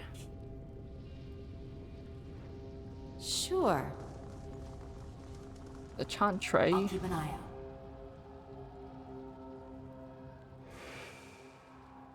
That's our Ain't best that arms. special? They must stand up to the heat. Right away, Master Vaso. That's you. Ooh, key. These pliers, picks, and awls were made for shaping metal. Dried blood flakes off of them like rust. Don't need campfire. I mean, no, we can... Ain't that special? We can rest.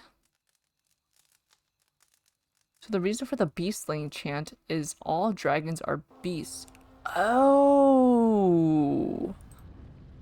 Oh. That makes sense.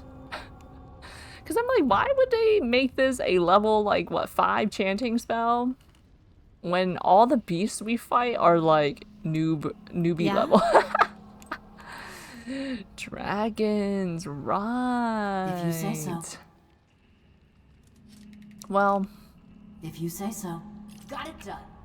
We were able to, parlay our way around out of, make some deals with these dragons and convince them not to kill us. Maybe next time Kana levels up, I'll keep that in mind. And then we can maybe try our hand at fighting a dragon. Going back on our word.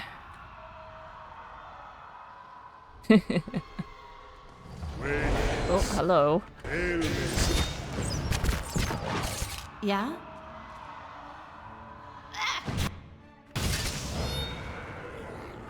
We'll take you on two, one at a time. My hut is so fast. With that +3 speed. Show 'em how it's done!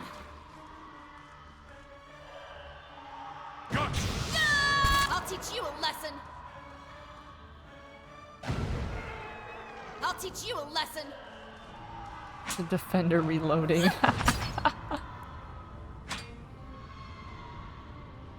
I'll teach you a show 'em how. Man, everyone's pathing. Mm-hmm. Show 'em how it's show 'em how it's show 'em how it's I will walk unseen. I'll teach you. So easy. The bitter spirits. Try harder. Not bitter enough to survive.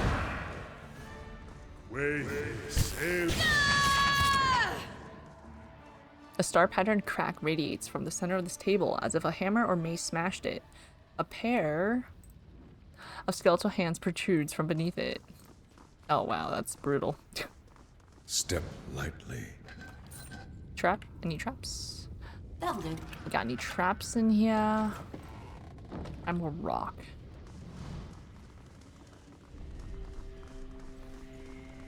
I will walk unseen.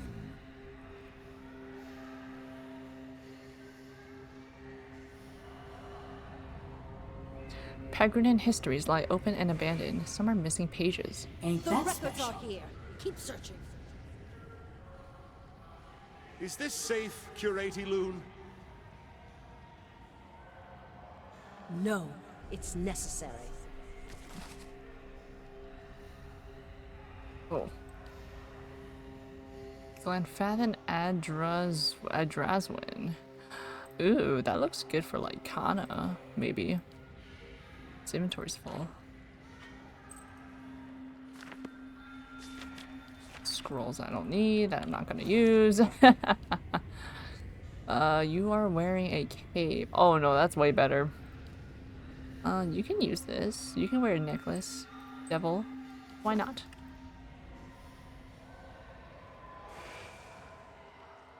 Here it is.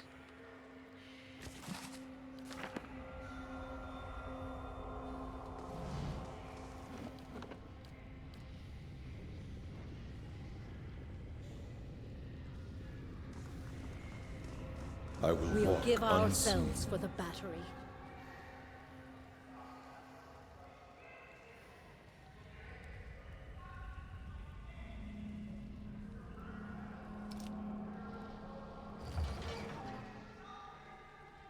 Treasures in the armory, or more like trash in the army that I'm gonna take all of them. More camping supplies. Alright, so that's the beginning. And there's this place that we didn't go to. Okay, cool. Alright, now let's see. How do we... Arm yourselves, Oh. soldiers! Arm yourselves! Quickly! Quickly! Into the thick of battle. How am I getting here? Oh, this way. Blur. Blur. Hello? Hello? The heck is that?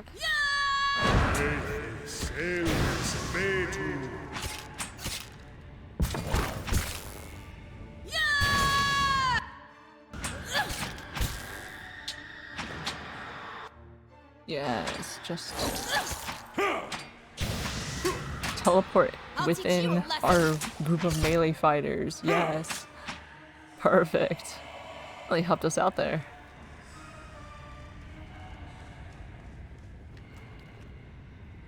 If you say so. Got it done.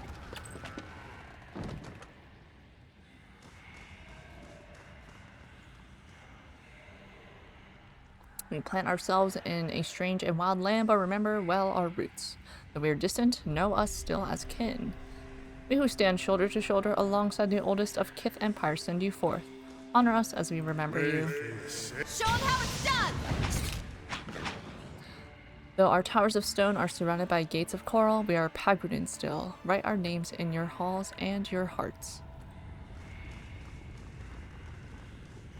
The globe is marked with the various Pagrudan settlements around Aora.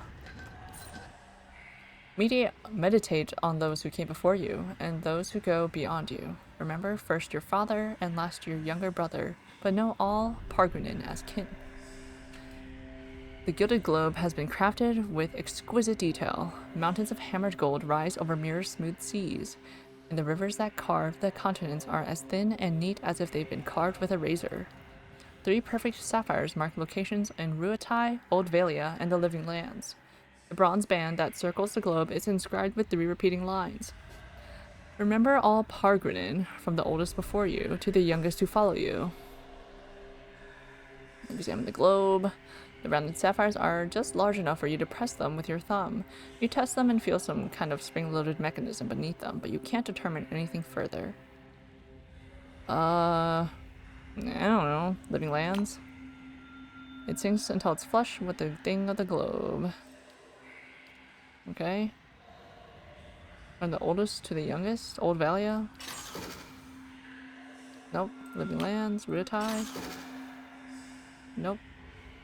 Old Valia? Living Lands?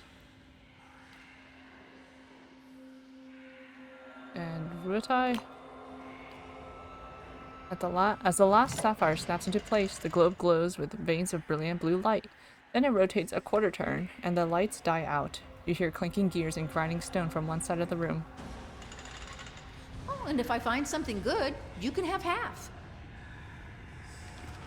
I think you mean all Manaha. Like this. Battle axe. No one's using that. Alright, cool. Now we can go to the White Forge. I hope we have all the Adra shapes. The Adra geometries. That was the treasury. Okay, we just took it all. We took all their armors. They don't need that anymore. They're good. I will walk unseen.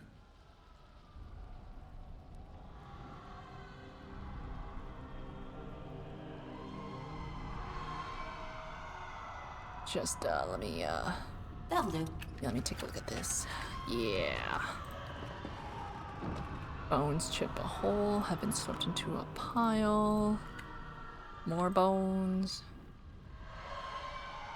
It looks as if these skeletons were once stacked, but they've fallen apart as their connective tissue has rotted away.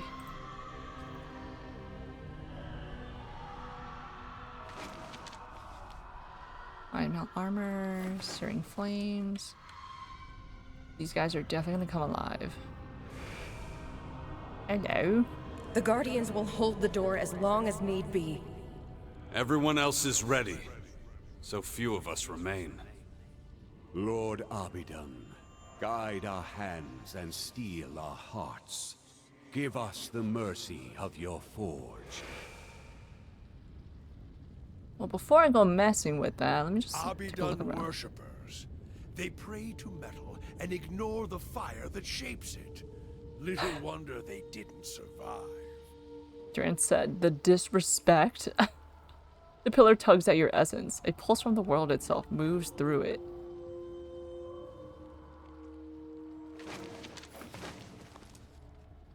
Durgan iron ingot. Few tokens, filthy coins, and tattered ribbons have been scattered in this bone pile. There it is! The White Forge! What is this? Is this a dragon skull? It doesn't...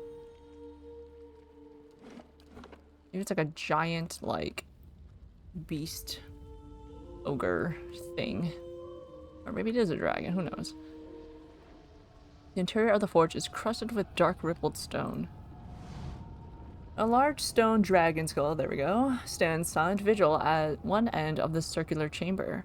Within its maw is a network of steel dividers, tubes, and vents, indicating that this impressive construction served as the furnace for the White Forge. Its eyes are freaking me out, not gonna lie. There is a shallow basin at the foot of the furnace, and in the eye sockets of the skull itself are golden rings, evidently meant to house some manner of gem or instrument. Adrasphere. With a little climbing, you are able to reach the eye socket and carefully wedge the sphere into place. It fits snugly, and you think you sense a small ripple of energy as the eye is set within. You feel a faint vibration through the skull. It grows in intensity until the very ground seems to shake, loose cobblestones rattling in their settings. You leap from the furnace to confront what is coming. I only put one. What stirs in the heart of the battery? I guess one, the other eye, and then the disc. Heat that thing up.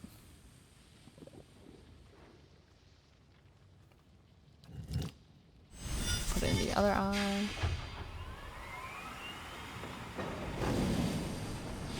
Chuka chuka chuka chuka chuka chuka. Heat. Tremors. They return.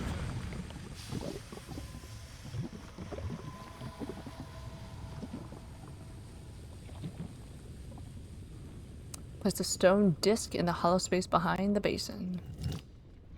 You place the disc into the basin and find that it fits perfectly within the hollow. Before your eyes, the disc turns of its own accord, rotating this way and that before finally sinking into position.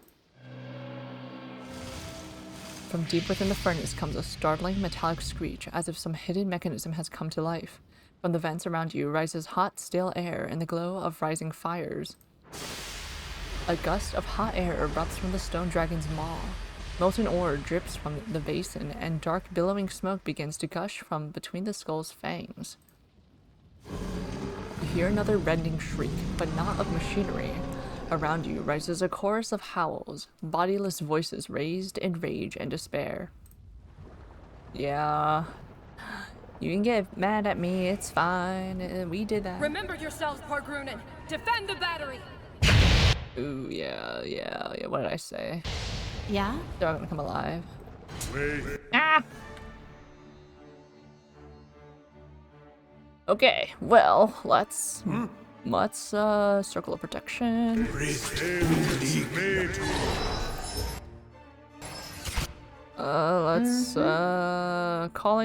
call the storm. Oh, I didn't learn that. My spell mastery. That was why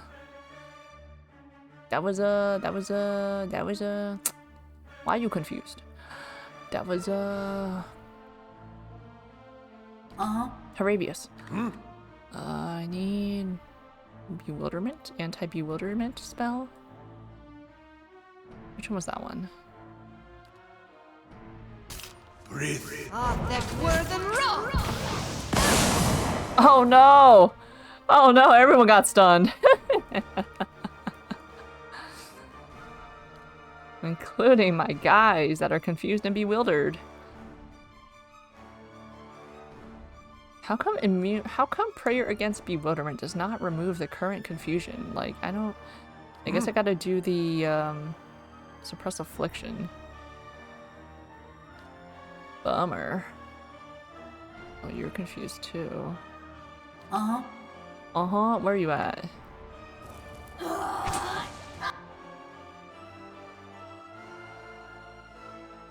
You could be doing a lot of things right now, but I don't know what you're doing.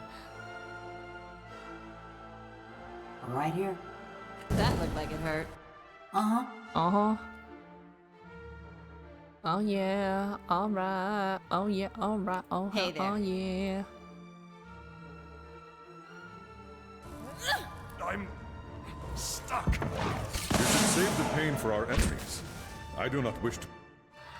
I do not fear I'm here. death. Where are you at? Fight this thing. Zawa is ready. Are you ready, Zawa? Where are you at? Zawa is ready. Fight this Be thing. selfish. Holy cow, I love that. Wow, Duran's a little late there, buddy. Interdiction! I love that spell. The storm.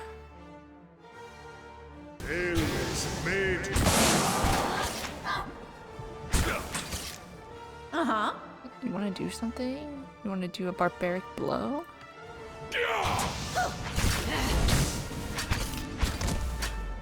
I don't know if that did anything. Oh, Durant, you're just standing there, buddy!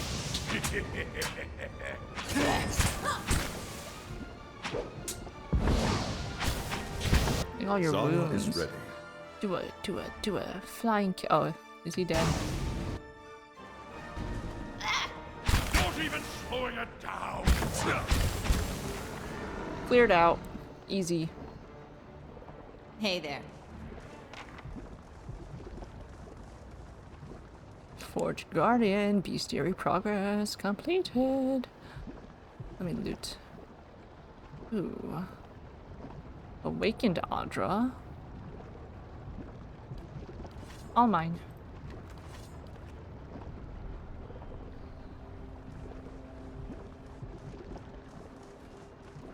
Let's save. We did do all that.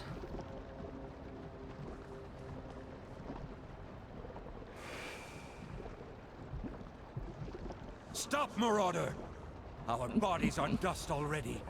Must you profane holy ground with further violence? You're the ones who aggroed me, okay?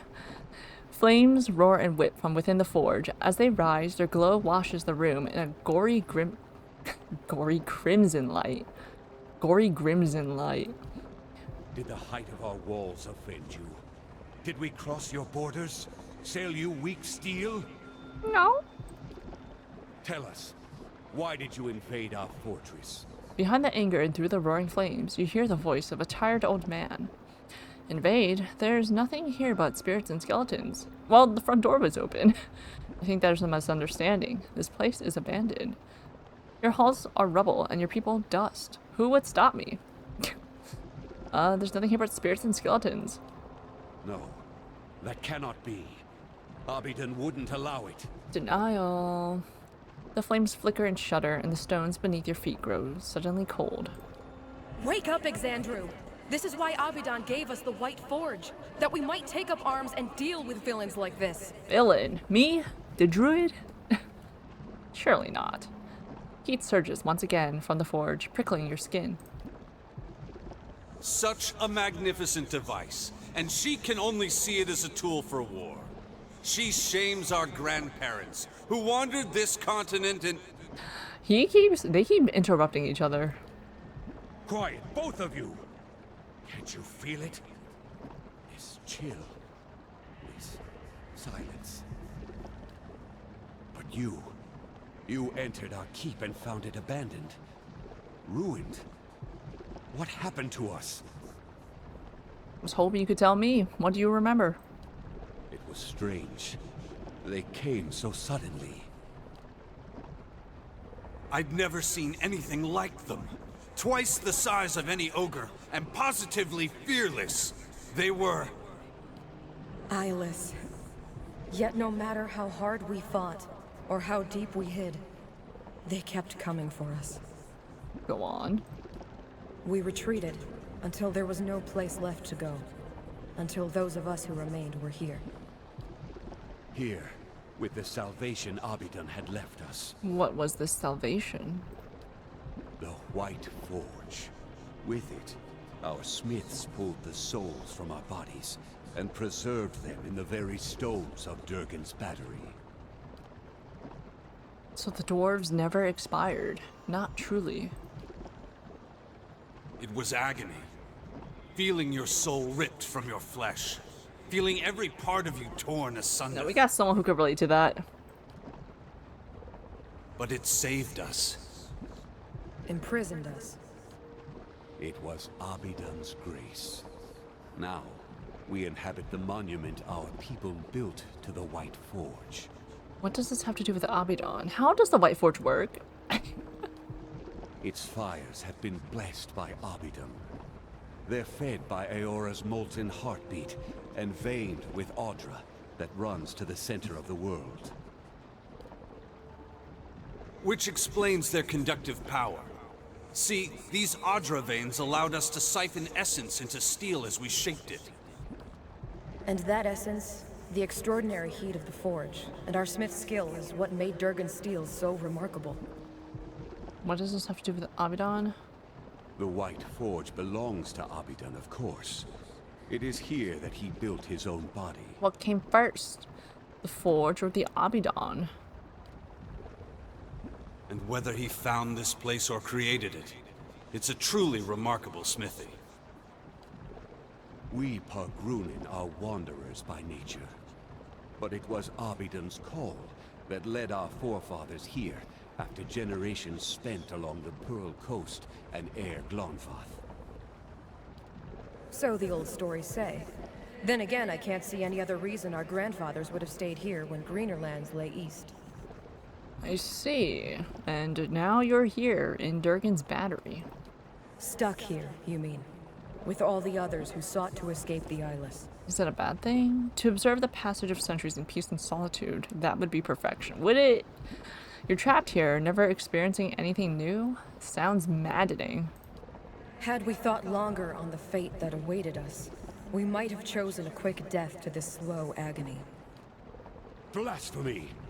There's no greater honor than remaining here, watching over the White Forge. You think so? How dull. That does sound appealing. Easily as entertained, huh? I suppose that's one way to look at it. Not if I had to listen to your endless droning. I suppose that's one way to look at it. I only wish we could protect this humble monument better. Or do something. Anything.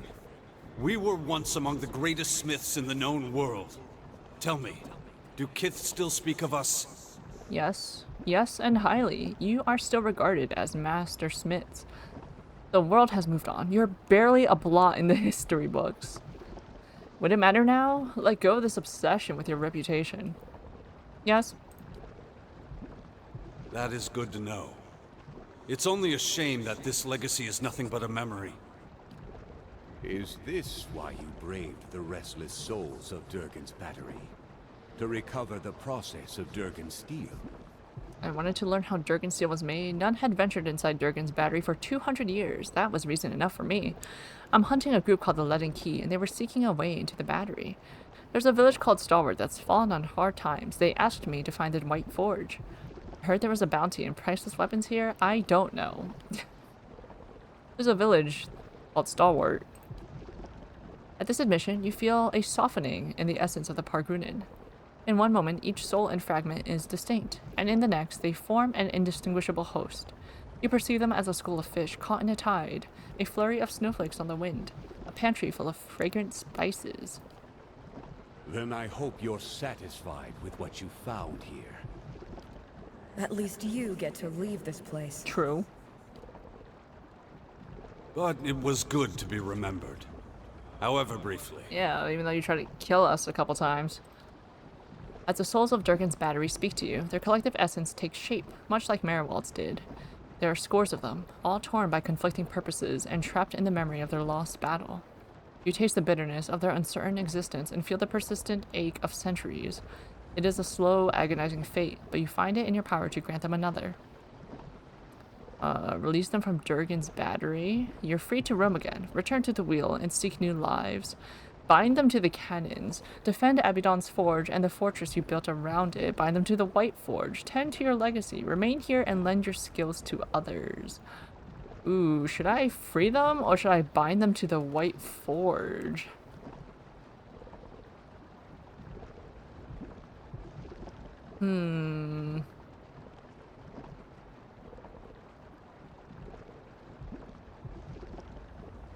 They can be free. Get out of here. You perceive the tenuous connections between the souls and the battery. As you sever them, their souls cry out, some in relief and others in rage. Pressure builds in the ether. I should have just discussed this with them instead of just doing it. Pressure builds in the ether, which swarms with essence and energy.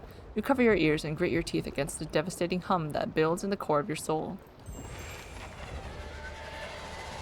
Oh. Be free! You're no longer trapped here. The forge is all mine. Yes, the forge is available for my use. It has a unique ability to refine Durgan iron ingots. Multiple iron ingots are required to create a single refined ingot. After refinement, these ingots can be used at any time in enchanting recipes to augment weapons, shields, and armor with Durgan steel. I am not interested in that. Yeah? This is mine now. Can we move this over to Caed Nua, please? Select a recipe. Requires, yeah, we can craft. Oh. We can craft 4 of these. Okay. And that's it. Alright, Stalwart.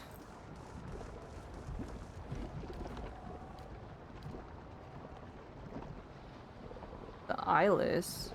We didn't get to see that. We didn't get to see what they were. They just came out of nowhere and killed them all and then left? Like, what? What is the reason? I'm not satisfied with that. Not gonna lie. TBH. Quite honestly. I suppose... By the time you stepped out of Durgan's battery and into the new snow outside, word had already spread of strange lights rising from the fortress and energy crackling in the sky. The survivors of Stalwart flocked to Durgan's battery, their steps hastened by the promise of peace and prosperity at last. They mended their walls, gathered their strength, and prepared their town for the new opportunities that were sure to come. And with the voices of Durgan's battery silent at last, none heard the distant groan of something stirring among the peaks, as massive and relentless as an avalanche. Something's coming! If only there was a part 2. Imagine if I only had part 1. You've completed Pillars of Eternity, the White March Part 1. To begin the next chapter of the story, rest in any location outside of the White March. Perfect! Yippee! Wow, we're like all the way up here, huh? The crumbling edge of this long platform suggests that there were once stairs leading down from here, perhaps joining with the pathway some distance below. It seems a manageable jump from here on this side, but you doubt you would be able to return the same way. Jump! You leap, and for a dizzying moment, the ground below flashes past. And then you are across the gap and upon the second tower. Thank God. Alright. What if I bound them to the cannons? Does that mean I'd have to, like, fight them every time I wanted to get into the forge? So the dwarves of Durgan's battery did not destroy themselves after all. They fell to invaders. And it seems they were completely wiped out. Perhaps, but they seem to have left much behind. It's possible someone survived and escaped this place. A shame for them they were destroyed. They might have become great. It seems they were completely wiped out. They left spirits to tell the tale. But the tale will never grow or change. Their time ended long ago. He nods. To himself, it appears. But we have seen no invaders, and the battery was shut. Did they come only to destroy the dwarves, and then leave? Exactly.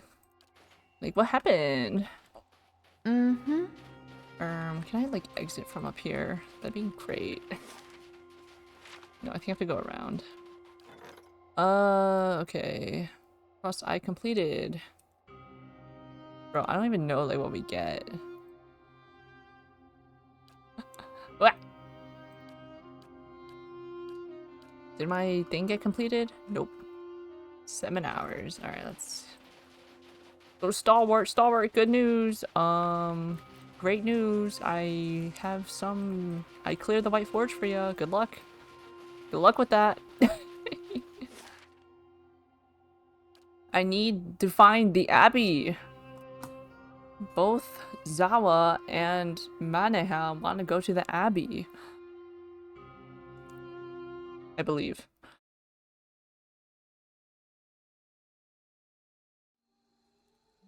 Construction completed. That's what I like to see. Alright, almost done building everything. Let's build the Bright Hollow Lab. Told you the White Forge was in there. Now you owe me. Shh, look, that's the woman who found it. Yeah, what of it?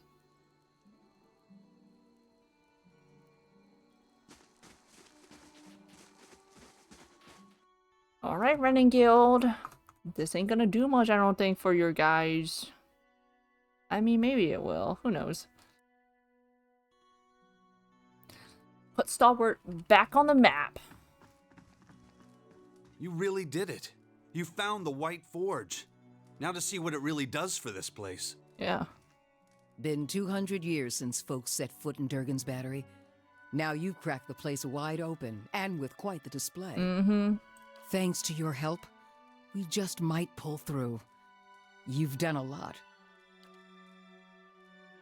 And here, I've been saving these. Some of the last gems we recovered before we had to close the mines. With any luck, we'll have them open again soon.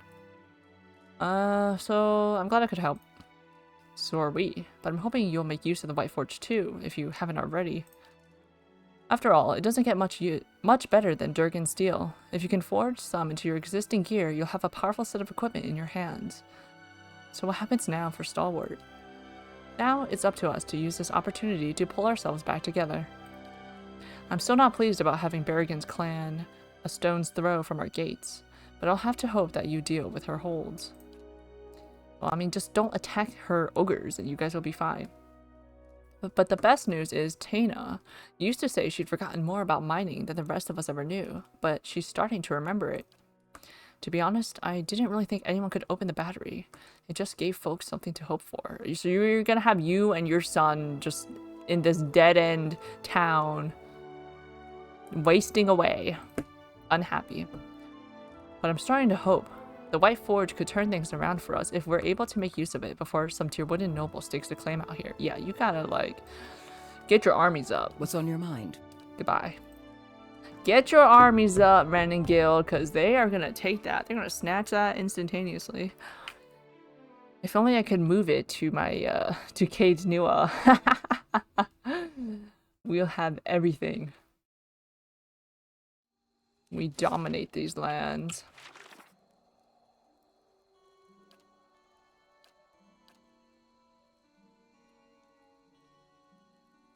I don't know what this is. Abbey of the Fallen Moon. Oh wait, did we finish Zawa's? I guess we did, maybe? Whatever. Maybe we'll encounter that in this part. So you will go to your king and what? Implore him to curb his violent impulses? At the word of a heroic academic. You don't usually grace me with your flattery, priest. What merits this attention? All Rawatai's history is war, same as everyone. If only the world were led by soft-hearted giants who waste their muscles stroking their own quills. Oh, wouldn't that be grand? I'm content to remain a burr in your boots. But here, if you but stand on the docks, you can single-handedly ensure no one ever sails to the Deerwood again. You said you stinky Durans. Alright, we need to go to the first fires. 1 day, 10 hours, and 30 minutes. Let's go. We gotta get that guy, our Crucible Knight forging buddy, to forge the thingamabob that we found in the Endless Paths, assuming we found all the pieces. It did not indicate that we found all the pieces or not. But I believe that is what y'all said. Let's make the chapel. That's the last thing we need.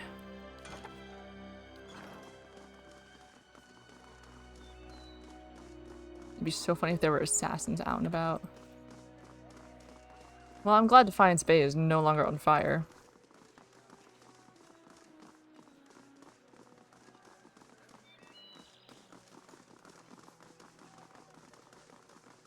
Valiant diplomat. Justiciar. House Dominal. I would like to eradicate House Dominal. I guess I technically could. Well, first I wanted to join them and then betray them. But I don't know if you can actually formally join them.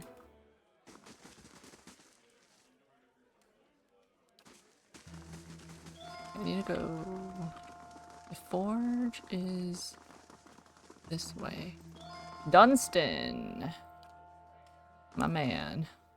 Shown the pieces of the blade of the Endless Paths. I found several fragments of an ancient sword. Do you think you could repair it? That's a fine blade indeed. Looks to Adiran. Special made. Must have been a commission for a champion of some sort. A sword of this caliber would have had a specially designed hilt too. It would be a shame to graft anything else into it. And besides, it'll balance best with all of the original pieces. You find the rest of it and I'll forge it for you. I didn't find all of it. I'm not doing that. The hilt? I'm not doing that. We already got a weapon that won't leave our hands, so we're good. I think we can manage without that.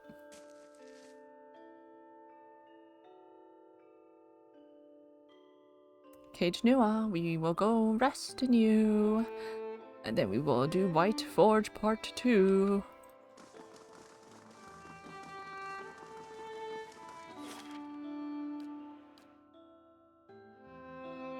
I think there was something else I was missing in,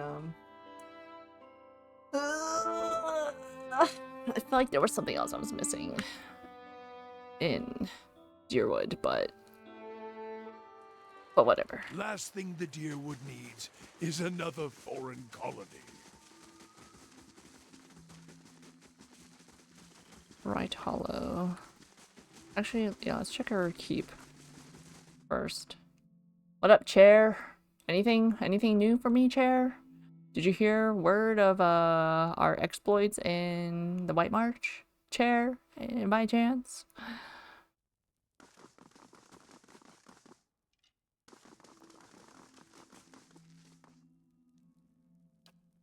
It seems you have quite the esteemed visitor, a veteran of the Stain's War. He's an inspiration to your guards and makes for fascinating conversation, I found.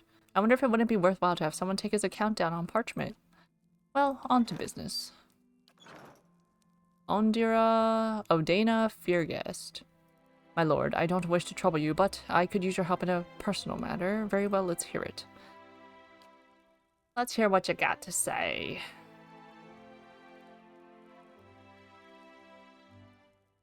This is harder to say than I thought it'd be.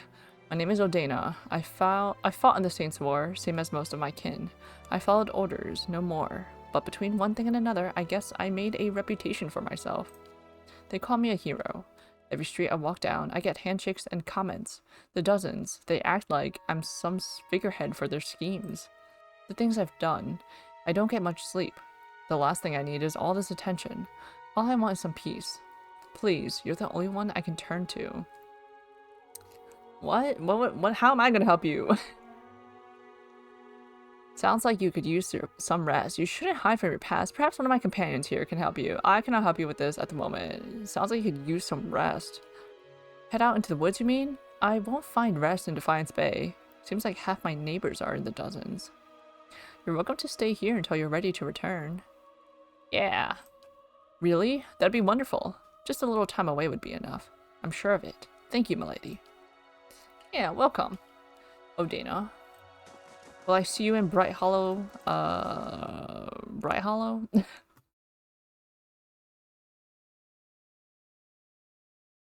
I forgot Harabius's main quest also takes us, or his companion quest takes us to, we need him for the Burial Isle. Last thing the Deerwood needs is another foreign colony. So we're not done with him either. But I guess we are done with, I guess we could switch out. Wait, that's so funny. We just took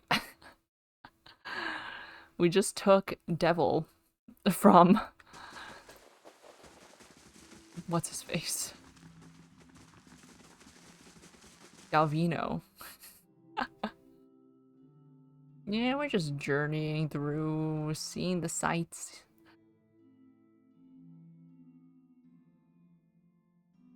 Maintenance, don't need it.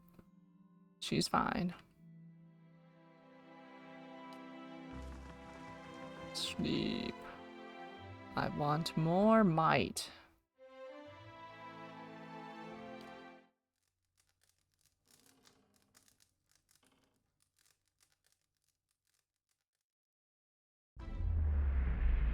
As you sleep, you are buoyed and buffeted by the vagaries of dreams.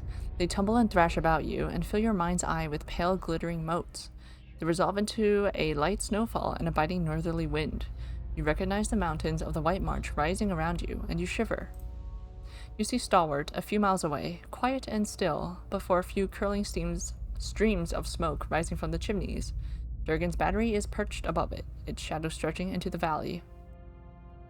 Above it all, you hear a deep, slow rhythm. At first, it sounds like a distant drumming, but then it grows louder, cracking through the dry air and booming from the mountain peaks. It builds until you feel it reverberating beneath your feet. Watch and listen. Each thud comes louder and faster than the next. Thunder echoes from the mountaintops as great sheets of ice and snow tumble down the slopes.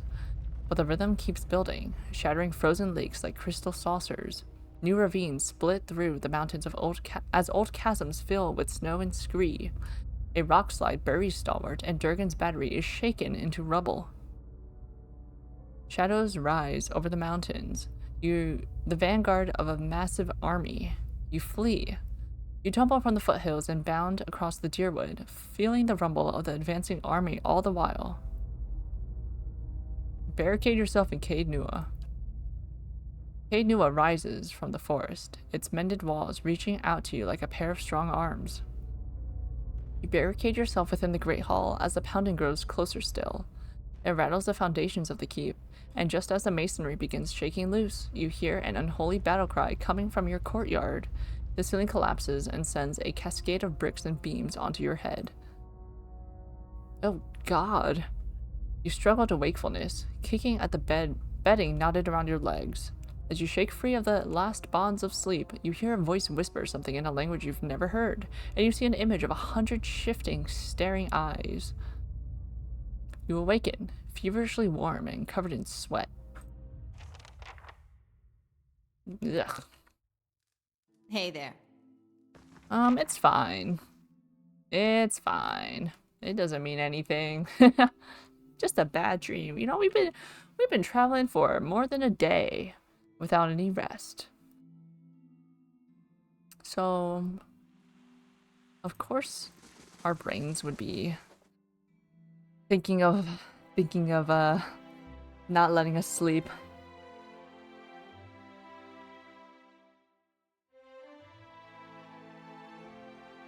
Silly little thing. Last thing the Deerwood needs is another foreign colony. Drance, you need to stop saying that. You repeat yourself every single time you say that.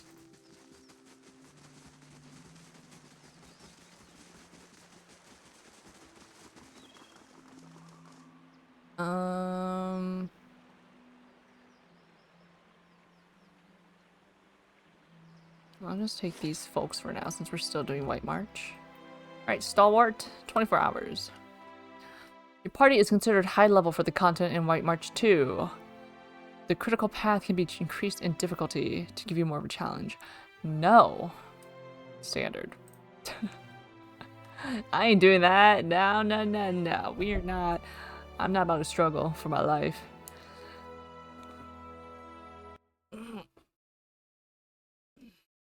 I did all my struggling at Craigholt. I did all that. Caroling payday. Chapel construction completed. Nice. Alright, now there's nothing left to build.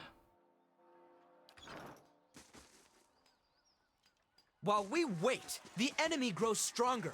And you'd send more of us to die. Well, I'm not gonna stand around. Are you? Is this Uldric? You've done plenty, Darian. Darian, you're new. You approach the source of the commotion and see a throng of villagers. They're arguing amongst themselves and hurling questions and demands at a lone figure perched above them. A young man stands on a spur of rock, his clenched fist held aloft. Steam rises from his wild hair and flushed face as he shouts to the gathering. Been a week since our people left these gates. A week since the Iron Flail took them. Iron Flail?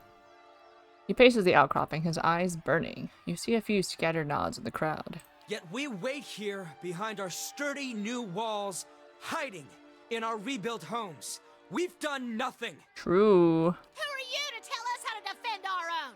You ain't been here 2 months. Also true. And since I got here, I've been working alongside the rest of you. Don't start with that again. Well, it was your idea to send our people to that damned fort in the first place. If it weren't for you and the other leeches that come up with you, we wouldn't be in this mess. This guy sounds familiar.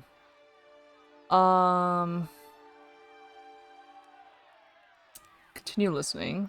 Enough. Enough. You want to boot all the Outlanders from your town? Tell that to the hero of the White Forge. Ew, awkward. A dozen heads turn in your direction. The villagers recognize you and their eyes widen with hope and reverence. Is this about that fort near the battery? What's this about? You said something about a fort and an iron flail? It's a small army from Raed Saris. They call themselves the Iron Flail. The words trigger a sudden flashback to your dream of the mysterious army and the destruction of Caed Nua. As the image fades, you see once more the vision of 100 eyes watching you and something just beyond. Yo, it's a cult. Showed up a few weeks after you opened the battery. Demanded we give him the White Forge. They're led by a Darek Sendamir. Comes from an old Raed Saren family. The rumor has it the man's half mad with visions. Claims one drove him here to take the White Forge. In Zawa's experience, if one is only half mad with visions, the dose was too low. They're not the only bloodsuckers around here. Our crew at the battery locked their doors and told the Iron Flail to go back to Raed Saris. Instead, they built a fort in the middle of the wood. You got time for that? So we sent a committee to reason with them. But that was a week ago. We haven't seen our people since. Y'all needed an army. That can only mean one thing. He's right. You've got to defend what's yours. The White Forge isn't worth your lives. Give it up. Can't you share the White Forge with the Raed Sarens? Shrug. Shrugging is crazy work. You've got to defend what's yours, guys. Well, it's not really yours, but you know. Yeah. We're just miners and fisher folk. Okay, if you want to give it up, then leave. Send Darian and the rest of the newcomers. Let them earn their keep. We've cleared your roads and repaired this town. What more do we have to prove? Dude, we will, like, single-partedly, destroy the Iron Flail. Maybe we could nudge them into torching their own village. Please, everyone, whatever our difference is, we've got to deal with the army at our gates. You've done a lot for Stalwart already. Many of us wouldn't even be here if it wasn't for you. That's right. What I mean is, if anyone could deal with an army, it's you. That's right. Just show me where the fort is. The Iron Flail cleared a patch of forest north of Durgan's battery, built their fort there. It'll be well guarded, so if you can get in without raising an alarm, you may have an easier time of it. The important thing is to deal with the commander. If you can get rid of him, the rest of the soldiers will scatter. I see. Anyway, we've got our work cut out for us here. While you're out, stop by the battery. Wangra and her team are still repairing the heavy cannons. What the heck is They've made a lot of progress elsewhere. Thought you might like to see how far it's come. Haven't been here long, but I'll tell you what I can. Tell me about the Iron Flail. They heard about the White Forge and came running. Just like a lot of us did. Only difference is, they brought siege weapons. As best anyone can tell, they're from the border region near Little Bend, one of the poorest parts of the country. For Raid Saris, well, that's saying something. What brought you to Stalwart? Work. I was a cobbler in New Yarma, but the city got more crowded every year. Rural types fleeing the legacy. His voice is familiar too. A couple months ago, I heard Stalwart was offering land and opportunity to new settlers, so figured I'd give it a go out here. Is he? Hold on, I have to look him up. Darian's voice.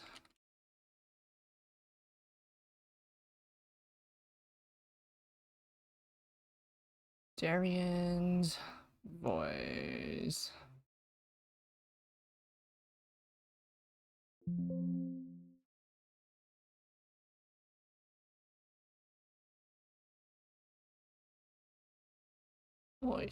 Voice.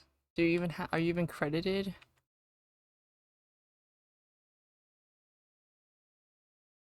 Hmm.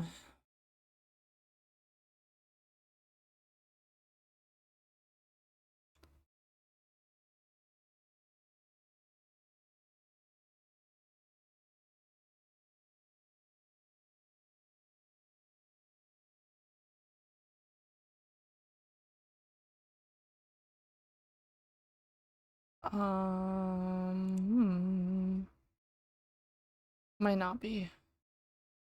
Might not be. Nope. Okay.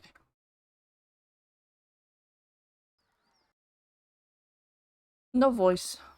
No credit. For a while, folks seemed glad to have some new blood. But that changed as more and more of us came. There seems to be a lot of tension around town.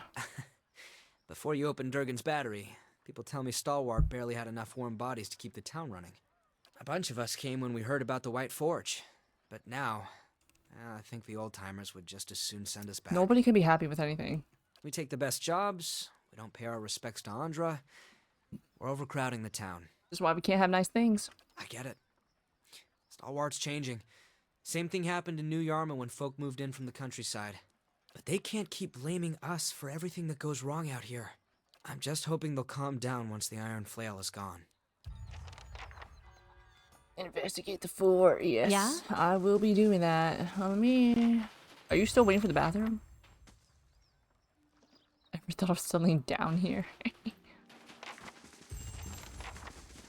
Find Wangra at Durgan's battery. Rayfall, what's up? You really did it! I mean, people have always come through here, talking about opening the battery, claiming the White Forge, all that.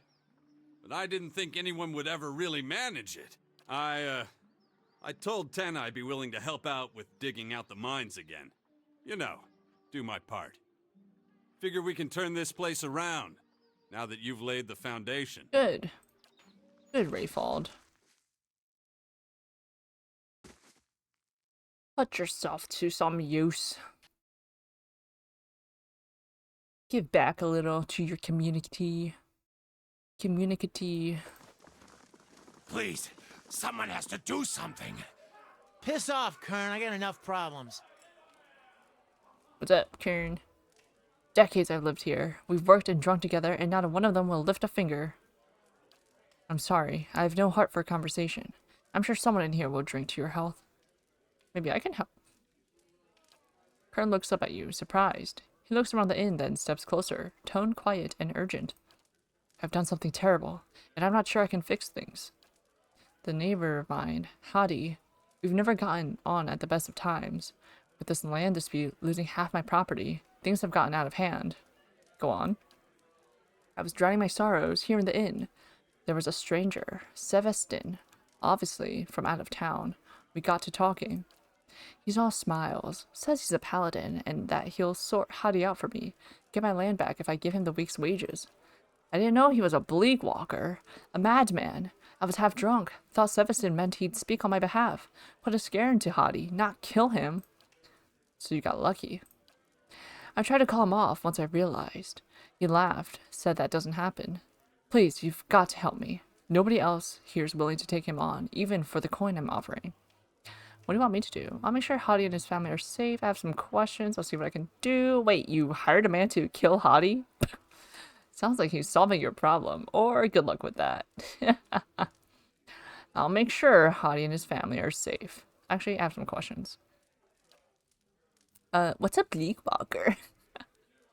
Did Sevestin not tell you? Where's Sevestin now?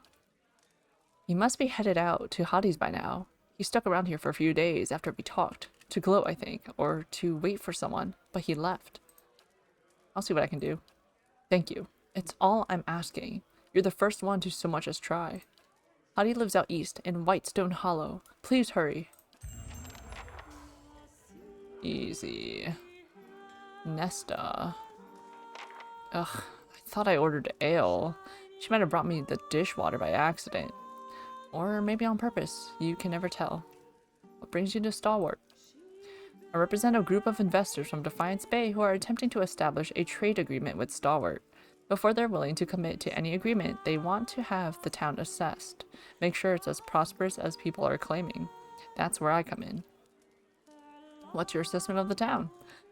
There's certainly a lot of coin changing hands, but whether this is simply a short-lived boom or something that will persist long-term remains to be seen. Sounds right. So you really found the right forge, huh? Probably believed it at first, but I've never seen Renegade so giddy about anything. Here, drinks on me. We should see a boost in business with the battery open. Makes for a brighter future than we had yesterday, for sure. Nice. 6 ales. On the house. Oh wait, is the bard singing? Nice. Oh, Weena, you got spared. You're welcome. Something I can do for you? And an empty room. Barely injured. What happened to you? The druid. Let's have a drink together. Thanks again. I'll be gone just as soon as the weather clears. Hey, you're back. Thought you were done with this place. We certainly thought we were. Turns out, New Humor is a bit of a... Well, that and Stalwart turned out not to be so bad after a while. You know, army scuffling over the battery aside. Still playing games? You get to enjoying the simple things up here. Not that the practice has done him any good. I'll be going. Suit yourself. And how's the basement faring? Andra. Andra.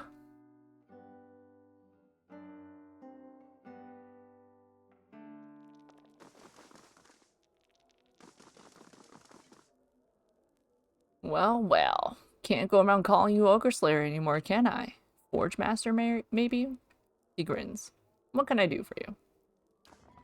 Farewell. Can do nothing for me. You can show me that memory again, actually. No, we're good. We're good.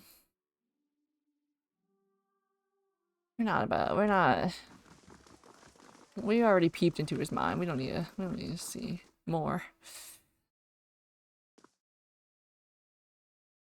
It can continue if it wanted to, but it ain't gonna.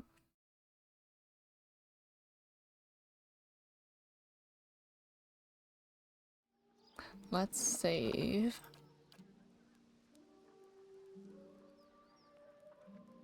I'm still looking for someone to take care of those dangerous folk? Nope. I am not interested, buddy. I do not need more money.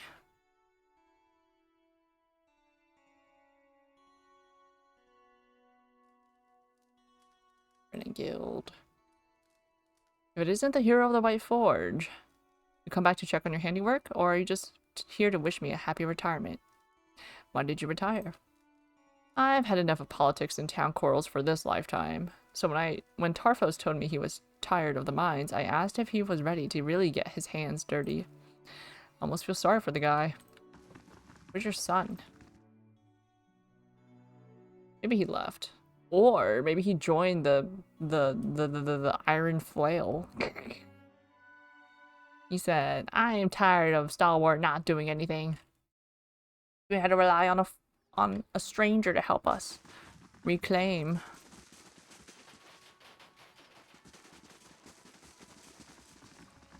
The White Forge.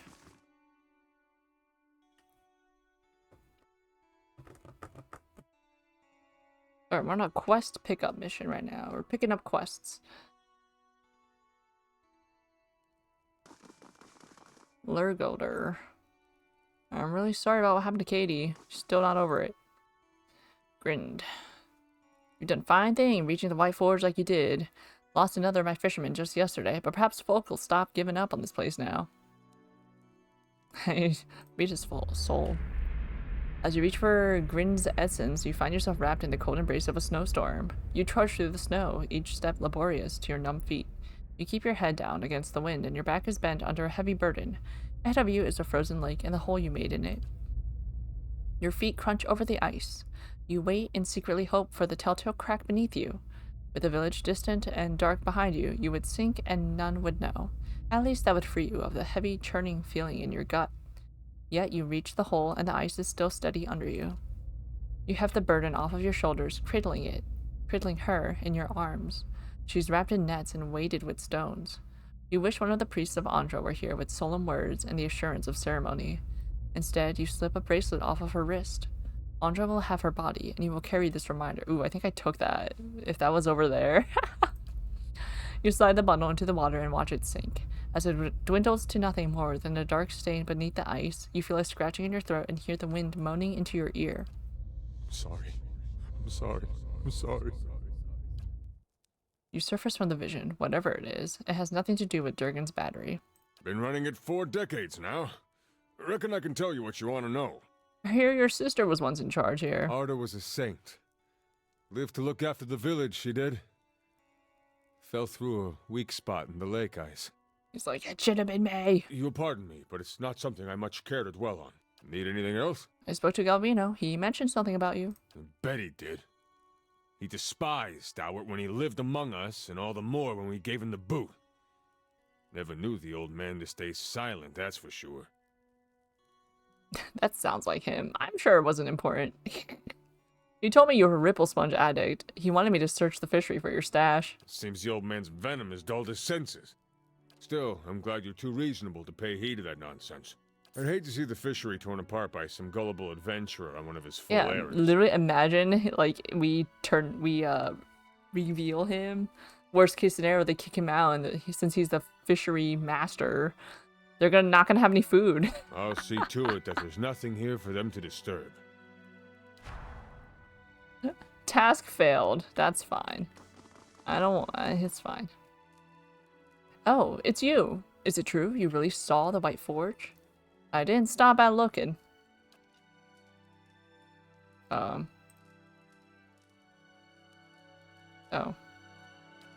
And nothing else. Okay, you got nothing else to say to me? I didn't stop at looking. He said. He ended the conversation.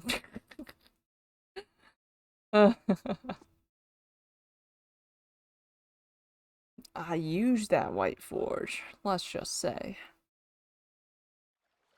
Put it to good use. Wow. So it doesn't even bother you that most of your people died. Then Alpaska learned to embrace death. And the remaining few were enslaved? As long as the spirit is free, bonds of the flesh do us no harm. You've got to tell me how you do it. I will show you. Come, let us find a mass grave to sleep in. Oh my god, him and Harabius. I need them to interact. Zawa and Harabius? Unhinged with unhinged. Ooh, they like totally redid this place. Oh, and if I find something good, you can have half. On, stupid sword. Ingrim nods at you and smiles in recognition. Ah, the kindler of the White Forge. We owe you a great debt for the industry and faith you've restored here. Welcome to the Temple of Abidan. This used to be a temple to Andra. Back when this was a dying, forgotten place. But the clerics who tended it left, as is customary of their goddess. The throngs who have since come to Stalwart sought a more practical deity. What do you do here? I lead this temple and guide the acolytes in matters both spiritual and mundane.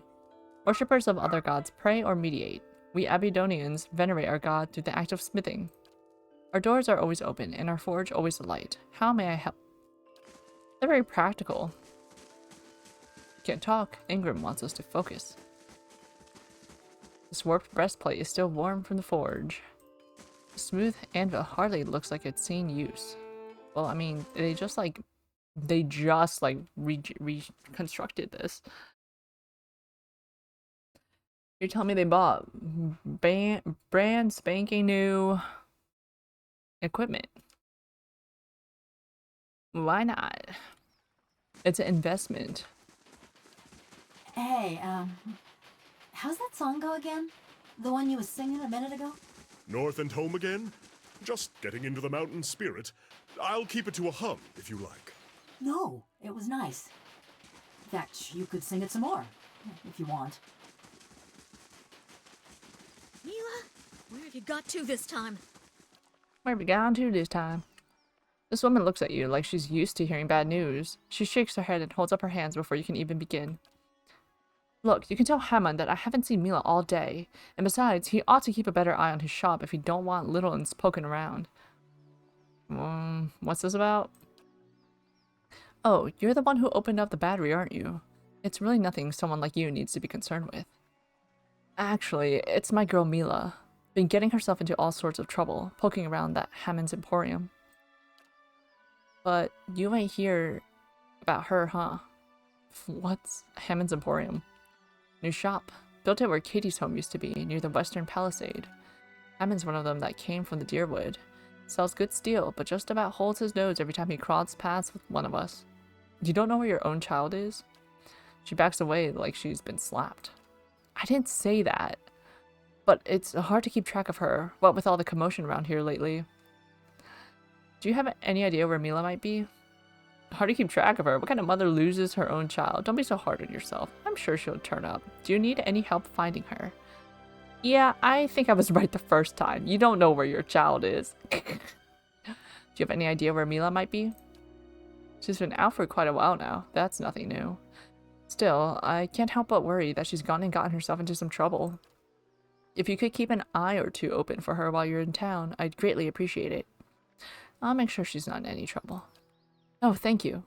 Everyone is so busy these days with the mines and the forge opening back up. It's kind of you to help. Questions? Is there some place Mila likes to run off to? She often takes off to Hammond's Emporium. Has a problem with looking at things instead of touching them. Hammond's been on my back the past few days to keep her away. Might her father know where she's gone? Please don't worry him. He's in enough trouble at his job already. Truly, all of us appreciate what you did, opening the battery back up. Folks like my Lodgar are making good money patching up all the damage out front. Please don't set his mind spinning about where Mila is. He's Mila's father. If she's in trouble, it isn't right to hide it from him. I say nothing. Wild Mila. Garrett's Bell. Oh, is this it? Hammond's Emporium.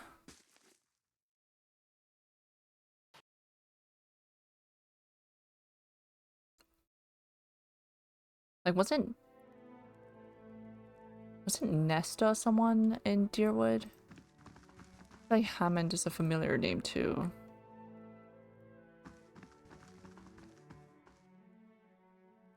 The shopkeeper's clothes seem a little nicer, if not terribly warm, compared to what you've seen around Stalwart. His hair is immaculately coiffed, and his rosy cheeks look like they've barely been touched by the mountain winds. Welcome, welcome. I've got arms and armor, all top quality. Or perhaps you'd like to see potions. Always a pleasure to meet respectable company out here anyway. Show me what you got for sale. I'm actually not interested in what you got for sale. There's a little girl, Mila, that comes around here. I heard she's been causing trouble for you. She's out of control. Though I suppose one can hardly blame her, what with the way her own mother's always screaming at her. I mean, where do you think the little rascal learns that kind of behavior, Only person I've ever seen give her a proper talking to is that wild woman who loiters by the hut just south of here. Asuka, that's her name. I don't know what it was about, but the girl's eyes were this big. But I suppose someone's got to do it. I told the girl's mother I'd be speaking with Mayor Tarfos if I caught her picking around my shop again, so I guess it worked. Wild Mila, you ain't over here. Are you about to be blood sacrificed? In the woods? Join some cult? Join the Iron Flail? You about to find a skeleton?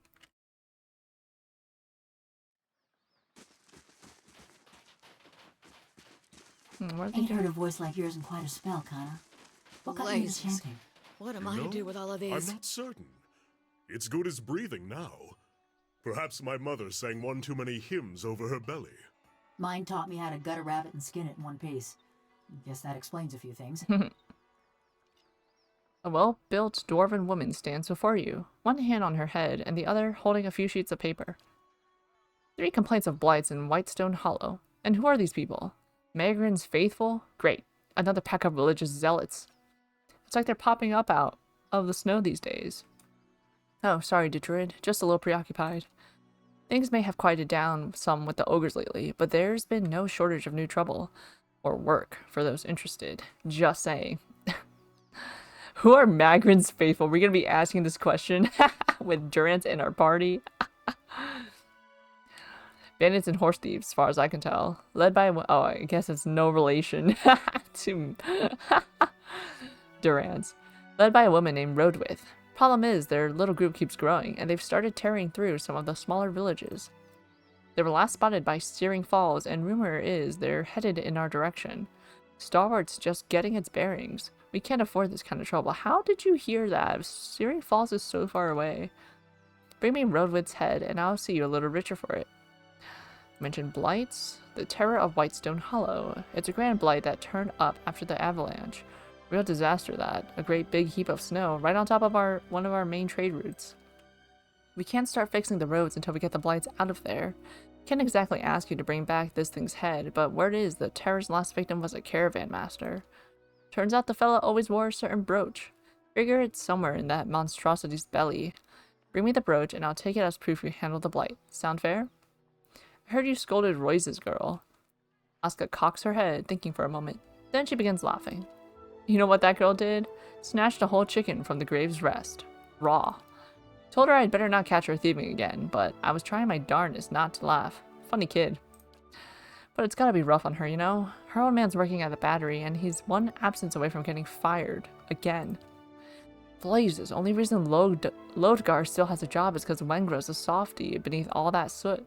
But Mila, she showed up at the battery the other day and nearly got him sacked. Since then, I've seen her keeping to herself. Spends a lot of time at the temple, come to think of it. Got me on this wild goose chase.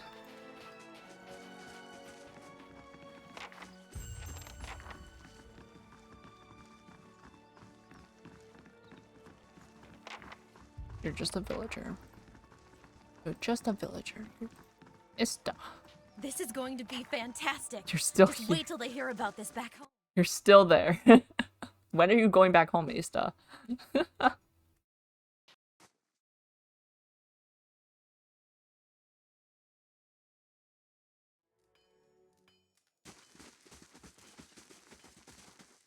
I hear Royce's girl Mila sometimes comes here.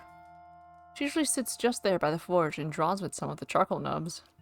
Poor girl's lonely. The only other children in town are a few years older, and the others that would have been her age were all hollowborn.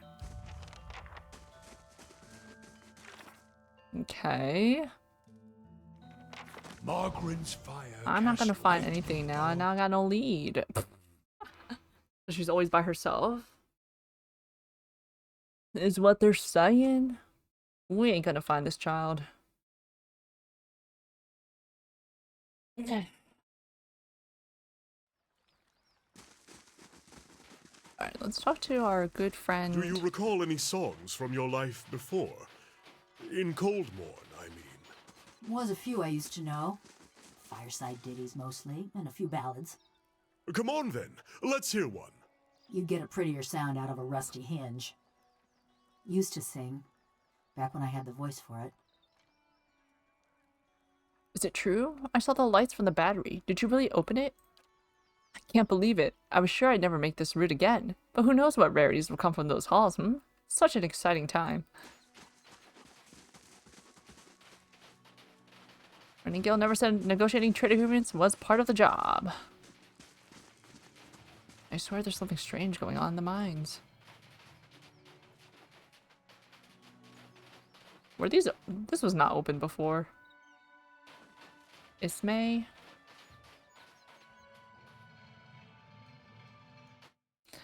We'll take a look.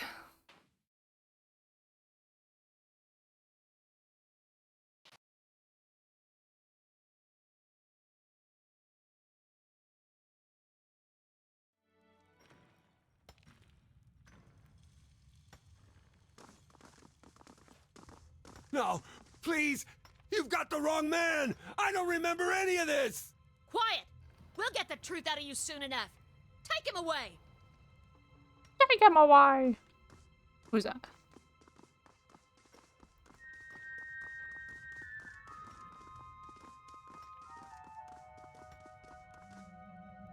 Well, you're Ismay. A stern-faced woman approaches you. Her already impressive frown is only emphasized by her slight underbite. She folds her arms. Be careful where you wander. These mines are still crawling with all sorts of pests. We haven't been able to clear them out yet. Of course, you have experience with that sort of thing, I hear. Guess we have you to thank for opening the battery. I'm Ismay, the foreman. We've been keeping busy around here since the battery's fires were lit. A little busier than I'd like sometimes. What's going on here? Things are hard enough around here with the local wildlife. Last thing we needed to deal with was a murder of all things. Tell me about this murder. Murder tends to be inconvenient. You probably saw Gamel getting carted off. Found him by the body of another miner, Samuth. We've lost quite a few miners recently. Most just vanished. Samuth's the first corpse to stick around. We may have caught Gamel, but we haven't been able to find the bodies.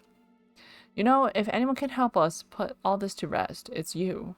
I'd like to be able to give these miners' families some answers, even if it's bad news.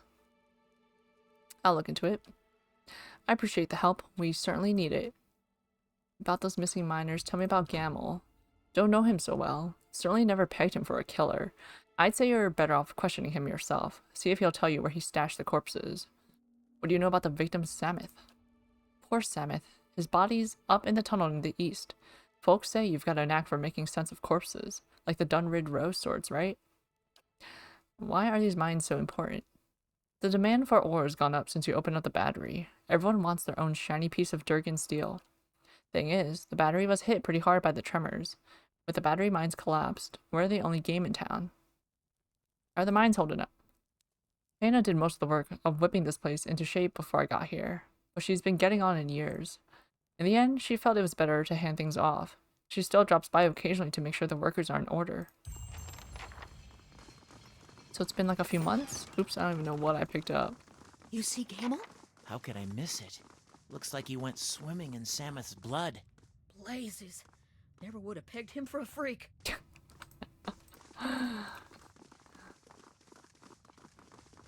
Gamel, what up? What up, buddy? Tell me the truth. It's fairly clear why Gamel is under suspicion. His face is spattered with blood. His hands are bound, but you can see blood and scraps of flesh under his fingernails. Gamel's posture is hunched, and tears have dug tracks through the layer of gore on his face. You find yourself the target of a pleading expression the moment you're in sight. Please, it's like I told them. I don't know what happened. I can't remember a thing. There's no way I could have done that to Samuth. If you're innocent, I'll do my best to prove it. You're covered in blood. How do you explain that? Gamel swallows, ducking his head, and falls silent.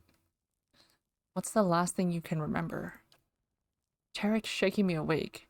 I was on the floor. Samuth was curled up nearby, and he was dead. That's all. There's hours just gone, out of my head. Are you a shifter? Who's Tarek? He handles construction in the tunnels. There was a cave-in in the north, and he and the others have been working on clearing it for a while now. He must have been grabbing supplies for the crew when he found me. Where are the other miners? I don't know. Nobody knows where the miners have gone. I swear it. I didn't have anything to do with it. Tell me where they are, and I'll ask the foreman to be lenient with you. If I find out you're lying, I'll kill you myself. I believe you. You do? Thank you. This has all been a nightmare. What do you do here? Me? I'm just a dragsman. Load the carts, get the ore from here to there. I do whatever they ask me to, really. I haven't lived in Stalwart long. Heard they needed more hands to work the mines. Thought I could make a fresh go of it. Maybe even see the battery. Why is this happening to me? That's all. You're getting possessed. You're all getting dominated. Alright, to the north is Arisk or whatever. Or whatever. Look out! Zarips! Wait. Say. Easy work.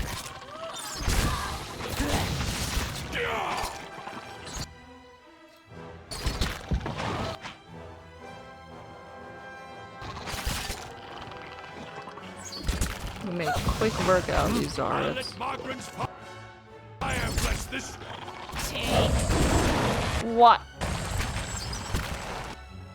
This isn't working. I'll teach you a lesson.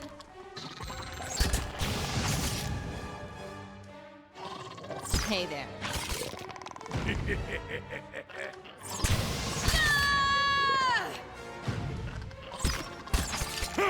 This isn't working.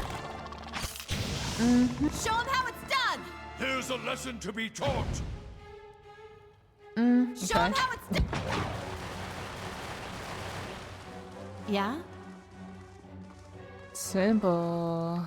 So simple.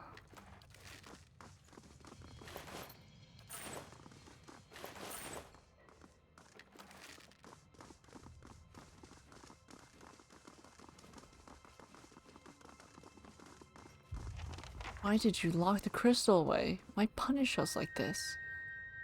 Someone must have the crystal. Where is it? Confused miner. Come on, folks. Get moving. Let's get this done. Gamel. Never would have thought. Need something? We're trying to get this place cleared out. What are you doing in here anyway? I heard you were the one to find Gamel. I have some questions. Huh. Glad someone's finally taking an interest in what's been going on around here. Sure. Ask away. Where did you find Gamel? Found him out to the east, hunched over Samuth's dead body. The state of him. Thought he'd gone feral or something. One of your workers was acting a little strangely. Noticed that, have you?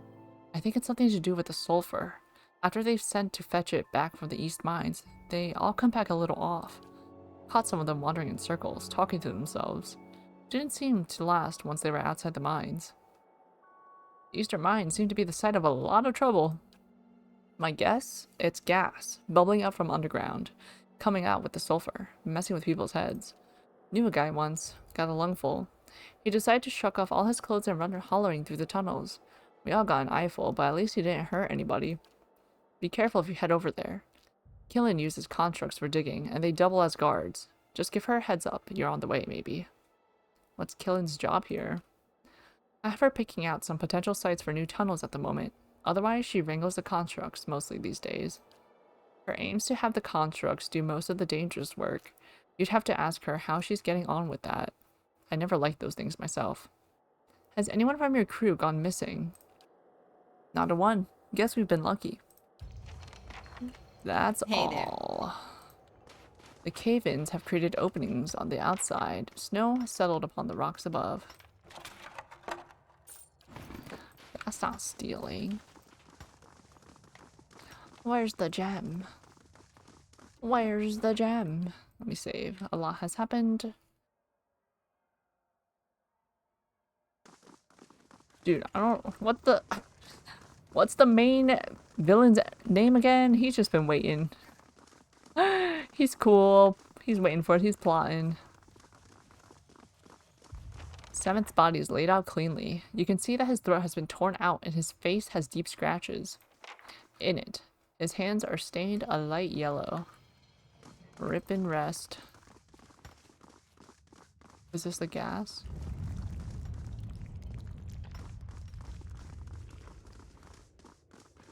I'm worried about these tremors. Yeah, you guys should probably get out of here. With the earth shaking and all. Maybe the tremors were what the whatchamahoots felt. The Pagrunin. The dwarves felt. In the battery.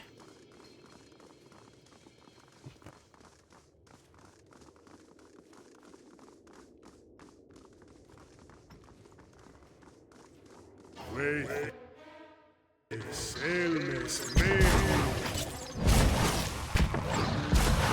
Simple.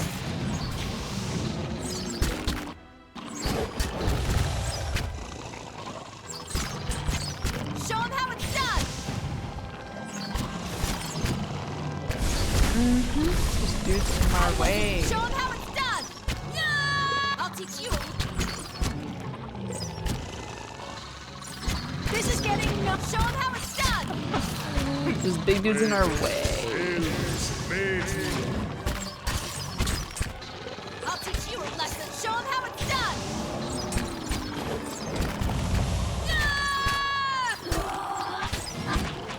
I'll teach you a lesson.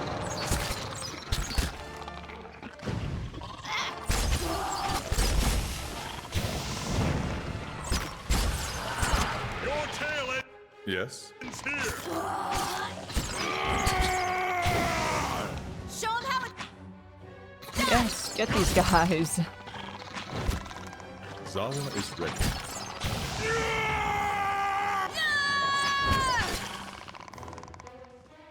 Show him how it's done! I'll teach you a lesson. Hey there. I'll teach you a lesson. You guys are trapping yourselves. Goofy.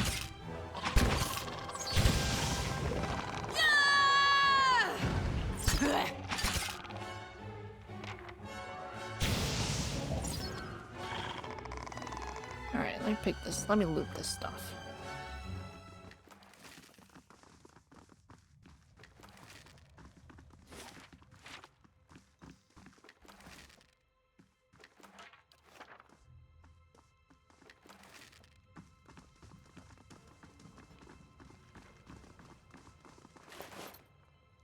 A set of fragmented notes is scribbled almost illegibly on a scrap of parchment. Tunnels. Remember lamp. Keep hand on right wall hallway.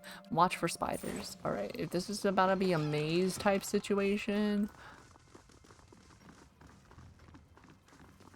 we'll be fine. Because we are in third person isometric perspective, so we are okay. Show him how it's done! I'll teach you a lesson. Aye. I'll teach you a lesson.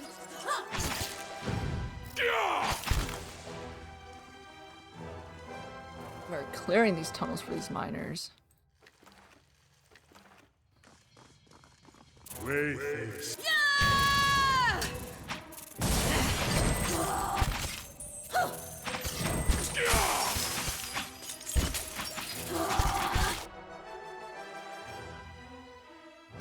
Moon spider. Hanarua's cat has fallen. Ah.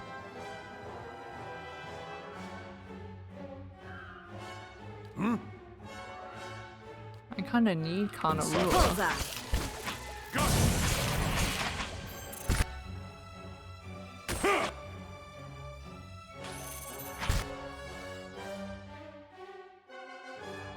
I kinda need Kanarua is all I'm saying.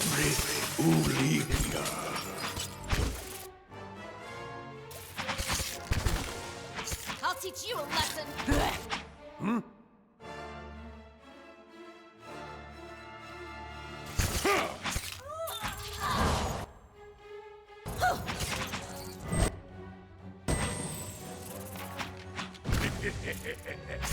Yeah? Show 'em how it's done! I don't want to attract this guy's attention. Oh god.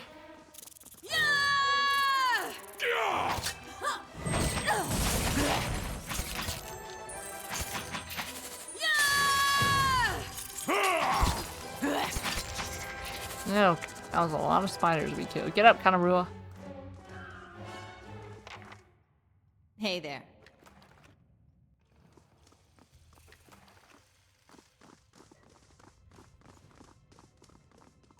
Durans, kill that moon spider. Good job, buddy. Excellent work. Wait. I'll teach you a lesson. Got you.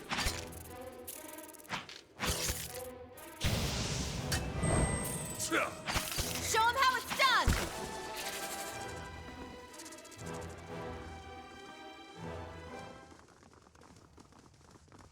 Yeah.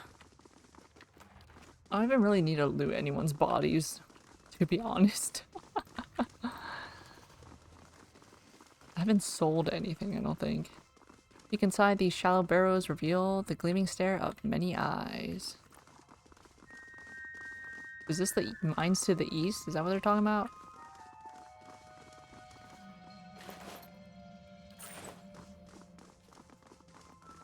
Whatever these miners have taken, it must be very good. You want some of that. Zawa. Let's go ahead and huff some of that sulfur right up. Hello? Hello?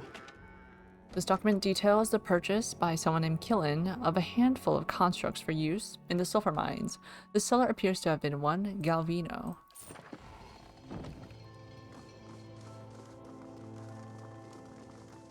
Oh, Galvino.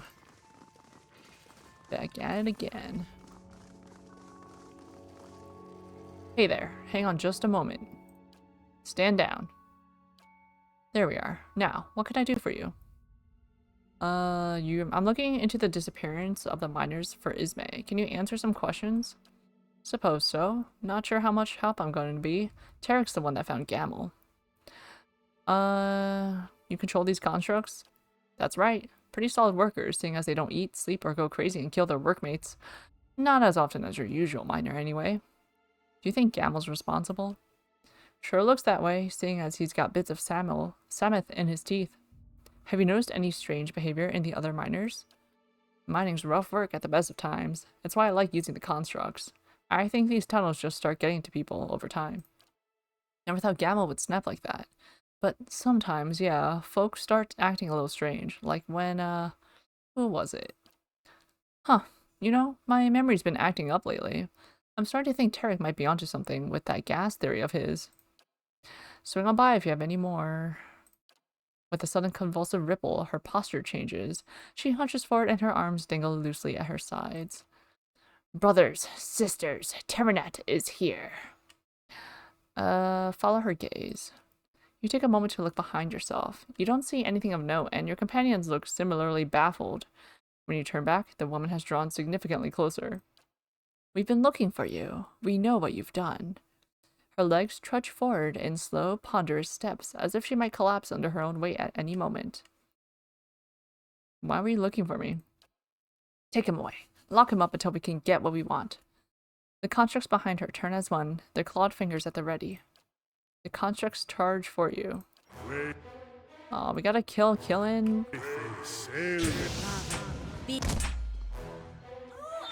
She's just a victim.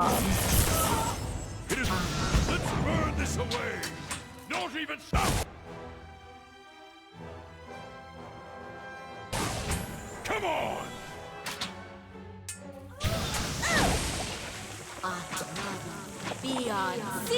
Oh, these two are just standing here, staring. Mama taught me. Well, unfortunately, we have to kill you. Or do we? Oh. Ooh, I don't know what happened. Oh, the bodies disappear, right. I have no issue killing a normal human, but not the dog. Ooh, you know, if they're red aggroed, then they're going down. Well, the loop rope did not help you much. Hey Nor there. did it, killing. Faded. What's going on?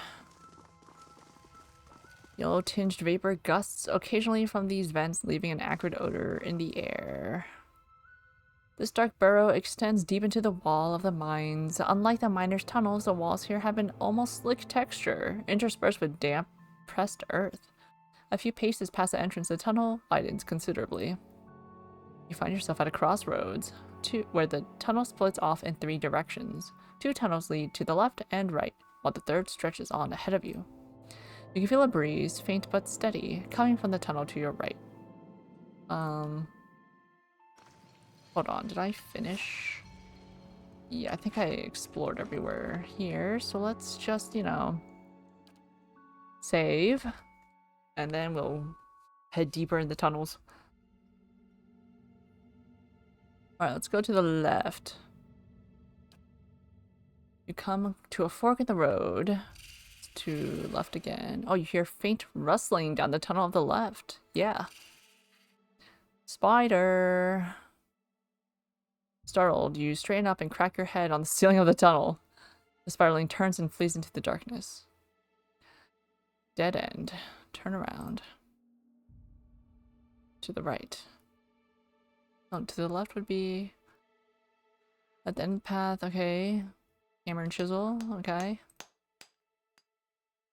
Oh god. Right, the maze. This we cannot make our way through a maze isometrically if they do it like this. We're just following the left. Oh. Okay. 3 lefts make a right, you know what they say.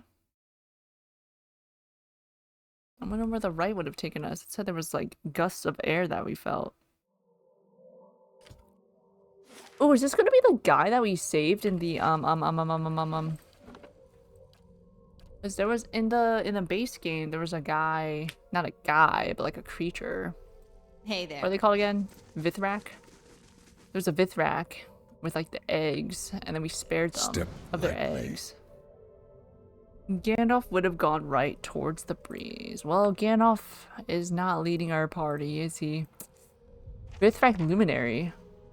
Someone must have the crystal. Where is it? Oh, freak. I need a prayer against treachery right now.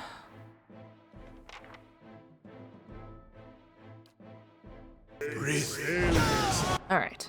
Now we can beat this guy to the pulp. I know you're hiding the crystal. Give it to me! Wow, those guys died immediately. Special warbow. Huh. Interessant. Give me your brains.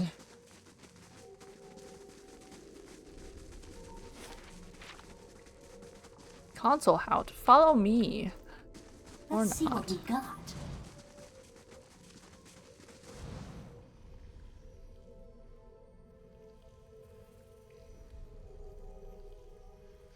Oh, no.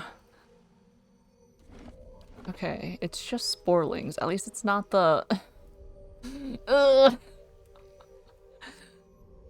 My hardest fight was none of the bosses, but the mushrooms and the endless paths.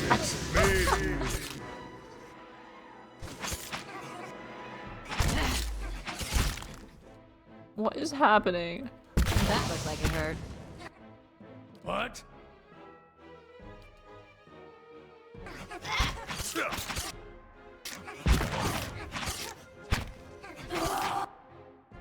Hey there.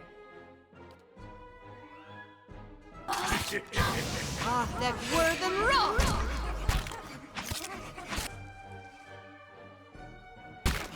get interrupted. Following The your- druid, come on. Come on now.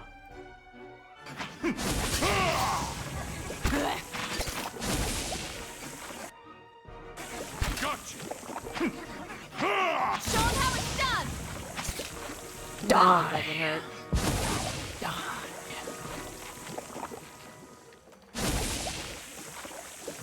I do not like mushrooms.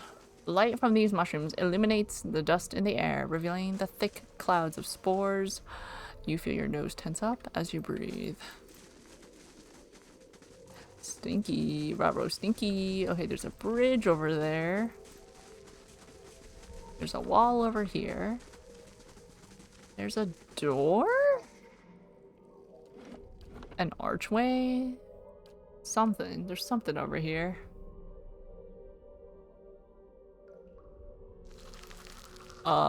Ew. Whew. Good thing I sold most of my jewelry. I don't know what that means, but okay. Dominated miner, radiant swirling. Wait a sec.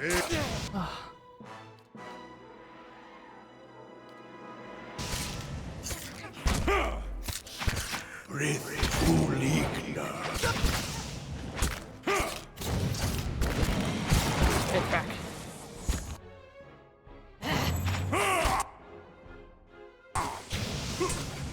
Spectral pike? No. Get the Vithrak.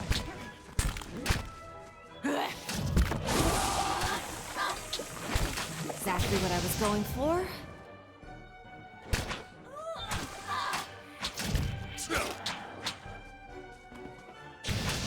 I am no use here. I am no use here. What do you mean? Alright, Durance. Good on ya, buddy.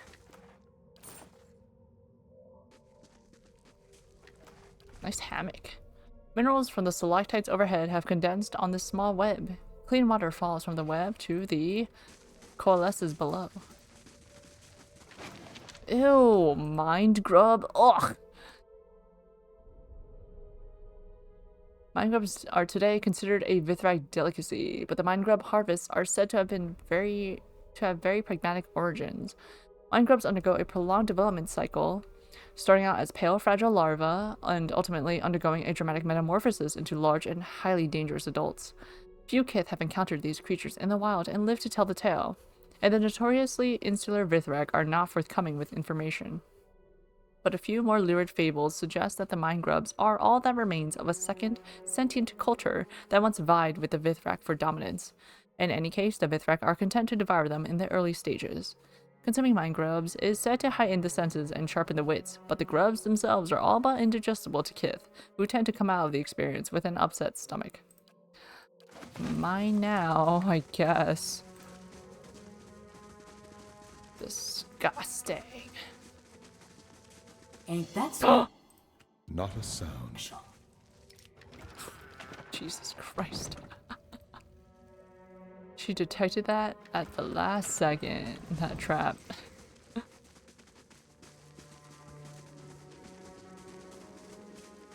Easy does it.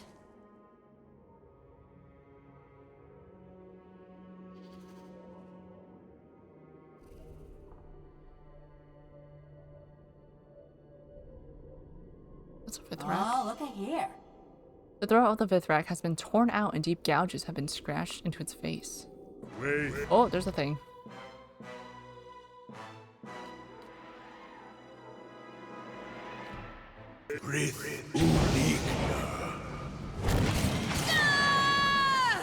Yes? Go around, please. Go around. Hey there.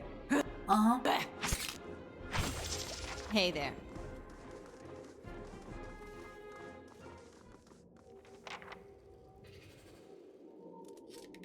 Got it done. Got it done. Nice. Hey there. Give me your brains. Tiny spiders run across the web in droves. Yucky, disgusting. Yeah?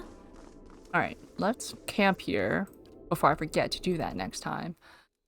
I think this will be a good place to stop for today. We will me save. We will continue to explore. These mines are messed up. Like, I don't know about this, y'all. Stalwart got these mines right in their town. And they got Vithrak. They got strange mushrooms. They got murders happening here. But yeah, so we'll continue this next time, which I believe should be next week. Yes, that is correct. Same time, same place. Thanks so much for hanging out, guys, for watching, lurking, chatting, VOD watching. I appreciate all y'all. Have a good one. Goodbye.